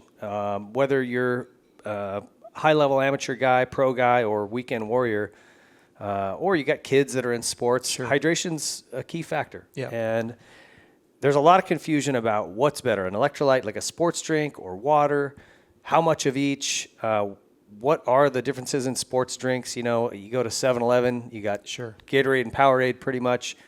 Those are largely garbage based on the ingredients. So talk a little bit about that, the difference between electrolyte drinks and water, why which are necessary, you know, which ones, and the difference between those. Well, I like what you said. You know, hydration is something that, unfortunately, a lot of us don't think about it until it smacks us in the face. You know, we're dehydrated, we're cramping, we have all these issues. Think about the body's number one goal is to not die, whether it's for freezing or heating. We call it thermal regulation. So when you look at that, you know, we grew up in biology 101, homeostasis, right? Finding that little sweet spot that the body's always striving for. Then we throw athletics in it and throw a ton of curveballs at it. Right. Heat, humidity, intensity, sweating. So when you look at the need for hydration is very, very simple. Snack on fruits and vegetables. They're loaded in water. They're loaded in electrolytes, which we'll talk about. When you look at how much water you should take, and I want the listeners to write this down, take your body weight in pounds, divide it by 2, and that's how many ounces of water you want over an 8 to 10 hour period, depending on how long you're awake. So if I'm 150 pounds, that's 75 ounces over an 8 to 10 hour day. Okay. So what that does is, and I want the listeners to think about this, you have two sides of hydration, what we call basal metabolic needs, what you need to stay alive, and then what you lose in sweat. That's the side of the coin that people tend to mess up. So if you are drinking half of your body weight in ounces of water over the course of a day, you're hydrated for what your body needs. When we get into athletics, we need to know what your perspiration rate is. So stepping on the scale before you exercise, stepping on the scale afterwards, it's going to give you a number. Just like your motorcycle, every time you let this thing run, it's going to drain fuel, right? So you should lose some water weight every time you exercise. So if you're gaining weight during a workout, you're overhydrating. It's pretty simple. The reason why I want to bring that up at the beginning is being overhydrated is more dangerous than being dehydrated. And here's why. When you're overhydrated, hyponatremia is the technical word for that, you never quench thirst. And the dangerous part is you'll start to have symptoms as if you're inebriated. Slurred speech, loss of balance, blurry vision. The problem with that is you still haven't quenched thirst, so your body still keeps prompting you to keep going. Unfortunately, it can kill you. If you go the dehydration route, there's several phases. Skin stops sweating, cotton mouth. You may start to cramp. It'll give you enough stopgaps to the point where your head feels like you've got a frying pan on it. Usually there's enough indicators that you'll stop doing what you're doing. Very rarely do you see somebody kill themselves with dehydration. But even in Atlanta, they did that a radio station in Atlanta did a radio drinking contest and a lady died. Okay? So when you look at the dangers of that, someone, you know, maybe the listeners will go, how big, what does it really matter if I'm hydrated? It can kill you if you overhydrate. Now, when we get into this, because that's the most important part about understanding hydration, how to do it, how to measure it, how to stay in balance. Then you look at you brought up the subject of electrolytes. That's where sports drinks come in. Electrolytes play two significant roles. One, it helps us absorb fluid. That's why you urinate more when you drink a sports drink, because the electrolytes help you pull that in, causes you to stay hydrated. That's a good thing. Electrolytes also play a significant role on the contraction of the muscle. So when somebody tells me they're cramping, we have to look at three things. Is it a dehydration issue? Is it an electrolyte imbalance issue? Or are you simply just pushing the tissue too hard? You know, if all of a sudden, you know, maybe you and I don't, I'm from Florida, so if all of a sudden we're going to go do a run in the rolling hills out here in San Diego, my calves are probably going to pay a significant price because it's not used to that much load leaving the ground. So when someone says they're cramping, that's what we immediately want to understand. How much have you lost? Is it a true dehydration issue? If the sweat rate's within the right range, you should, when you exercise, you should have a loss rate of 1% to 2%. More than 2%, you're dehydrated. Anything less than 1%, i.e. you stayed the same weight, you're overhydrated. Dangerous place to be. Interesting. Okay. But the electrolytes is what I want to, because you'd mentioned that earlier. Electrolytes play a role on the ability to absorb fluid, stay hydrated, and then athletically perform. So like when somebody takes a sports drink and they cut it, they say, hey, buy this bottle of whatever drink, cut it in half. What is it you've cut in half? Calories and electrolytes. That's why I have a real problem with a lot of these products that are going to 0 calorie. That's the stupidest thing you could ever do, because during exercise, you need calories. Yeah. Now, we can get into the subject for the first 60 to 90 minutes. You can go because you have stored sugar, blah, blah, blah. But for the most part, you know, you want it, if you're going to drink a sports drink, it's to fuel what you're doing. Yeah. Some of the listeners may know I own my own sports drink business. I own my own supplement company as well. But I don't want you buying supplements, and I don't want you taking sports drink until we deem it necessary. And what I mean by that is if you're eating fresh fruits and vegetables on a daily basis, your electrolyte levels are probably pretty dialed. Yeah. But I think people overestimate their need for sports drinks. Absolutely. Little Johnny does a 20-minute soccer game, and they're handing him a big bottle of Gatorade. Right. He doesn't probably need that. No. And just to clarify that, when you eat a normal meal, your body stores glycogen in the liver to feed your brain and the muscles to feed movement. Well, if you're eating properly, you've got about a 60 to 80-minute gas tank, depending on your body size. So let's just water it down to an hour. If you're properly eating during the day, you've got enough exercise to go an hour. If you're going longer than an hour, then look at bringing something in. Sure. Now, what gets kind of out of context is the junk that's in the drinks. You know, when you look at these, you know, you go to a refrigerated case and it's whatever color, blues and greens and oranges and green. Those aren't normal colors. Well, that's a coloring agent. That's not lime juice in the green. That's right. Yeah. Turned green. And we have a mantra in our office. We say, if you can't pronounce the ingredient, your body certainly can't digest it. And so when I developed Energy Fuel, we did quite a bit of beta testing. We did it, I think it was a total of 8 years with all 3 flavor, or all 3. We have 4 formulations. I think it ended up being a total of 8 years of beta testing, because it's not just about throwing a concoction of ingredients together and go, yeah, we have a sports drink. You have to look at the formulation. You have to look at the complexity of the carbohydrate. You have to look at its ability to break it down. And where this is going to be important for the listeners is there's an inverse relationship between food complexity and intensity. Mm-hmm. So if you're peeling the ears back on the dog and you're really hammering, you can't be having a lot of complex stuff in your stomach. Yeah, it's not going to break down. And we talked about this in a prior show. When you are working hard, you've got that fight or flight response. If you're fighting, your body is pushing all the blood to your extremities. There's no blood in your core to digest food. That's why it's going to be very difficult to digest heavy foods. Not even heavy foods, just slightly even complex, because the blood is going to the working muscles to deliver oxygen. The water is going to the skin for sweating, shuts digestion down. Mm-hmm. And again, we're back to that hierarchy of needs. Die of a heat stroke or digest food. The digestion of food, and that's why you see on race day people are nervous. They end up with diarrhea or vomiting. It's because the body wants it out of the system, and it's only got 2 holes to get rid of it. And it's going to find a way to get rid of it. Yeah. And so if you put it into an executive decision, you're not going to like the executive decision that the body's going to make. And we've all been there. Yeah. Exactly. Yeah. We've all been there. And there's also, in terms of the electrolyte balance, you know, I think back to medic school, the sodium potassium pump. I mean, your heart functions on proper electrolyte balance. And so I've always been told a lot of cramping is more electrolyte imbalance than it is dehydration. That's right. Necessarily. So those are very important, but they're not all made equal. So continue on with that, because I know your product, I've kind of helped you as you guys have gone along the way, tasting those different ones and giving you feedback. And the new line's awesome. I love that there's no color to it, which is a big, essentially poison. Yeah. So if you're drinking red Gatorade, that red 40 or whatever it is, I don't give that to my kids because I can watch them just spin up when they get on that stuff. So tell me about those differences there. Well, the thing that I want people to understand is when you look at the formulation, as I teased earlier, if you can't pronounce it, you certainly can't digest it. And when you start looking at the elements of what's in an isotonic drink, that's a sports drink, stop and think about the ingredients that make up all those different colors first and foremost. Now, I'm not trying to insult anyone's intelligence. When you see it on the shelf, it's referred to as an RTD, a ready to drink. Well, if it's on a shelf, it has a preservative in it. That's why you don't see ours in a pre-liquid format, because I don't want anything artificial in there. Yeah. Not because I'm, I eat foods that some people would say are not good.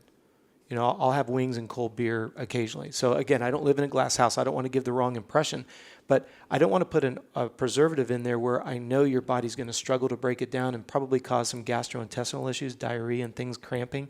So why would I want to put something into a drink? And if it's in an RTD, it is guaranteed to have a preservative. Otherwise, it would have mold in it. Well, again, a preservative is not a normal thing that we were designed to eat.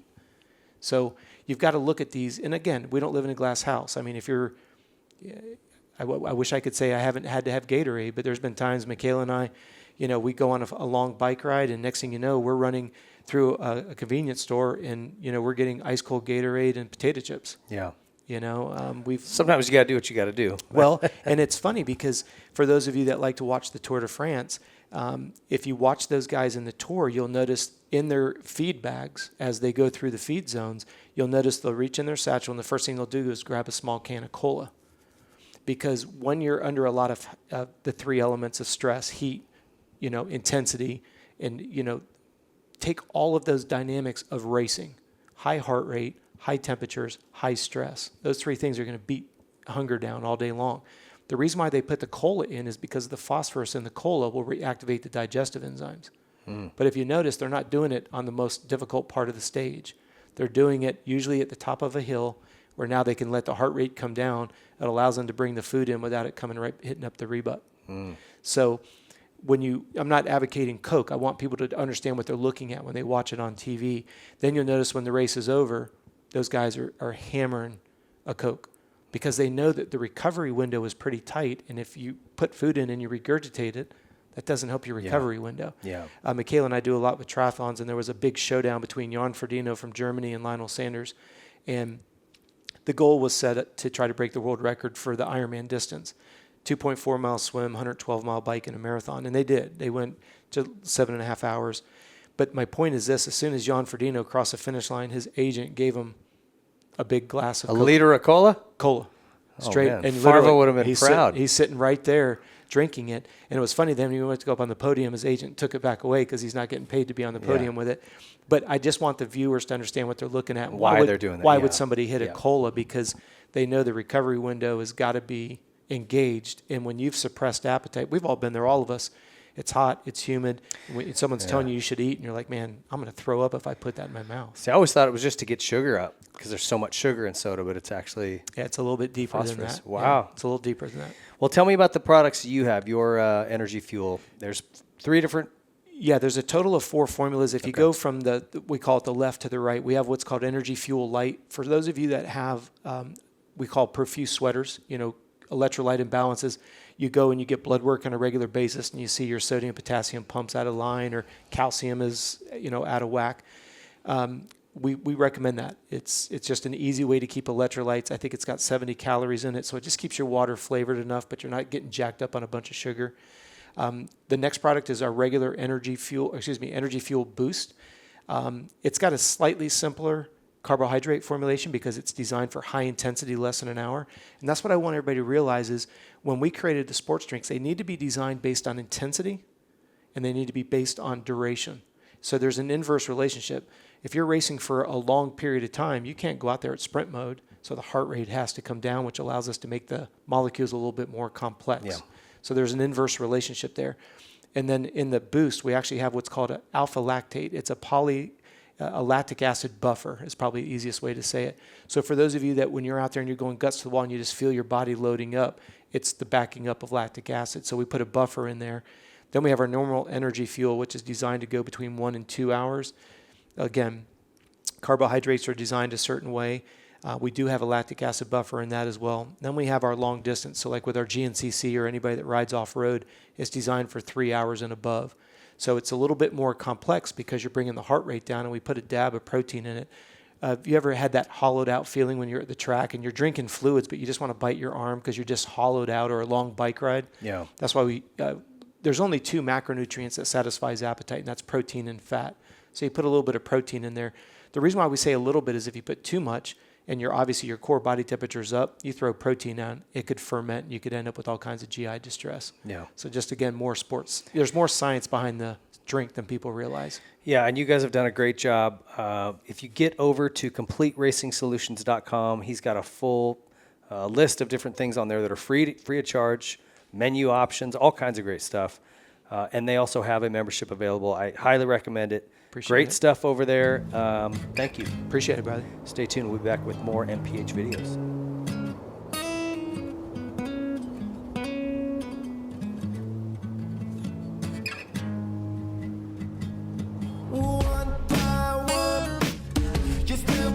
Thanks for watching the Whiskey Throttle Show, now available on the Spot Network, an independent standalone streaming platform live now on Apple TV, Roku, Amazon Fire, Google Play, Android TV, most smart TVs, and all phones and tablets.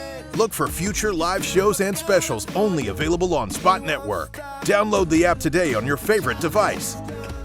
And don't forget to like and subscribe and click the bell to get alerts for all the latest content. Follow us on Twitter at W_Throttle_show and on TikTok, Facebook, and Instagram at Whiskey Throttle Show.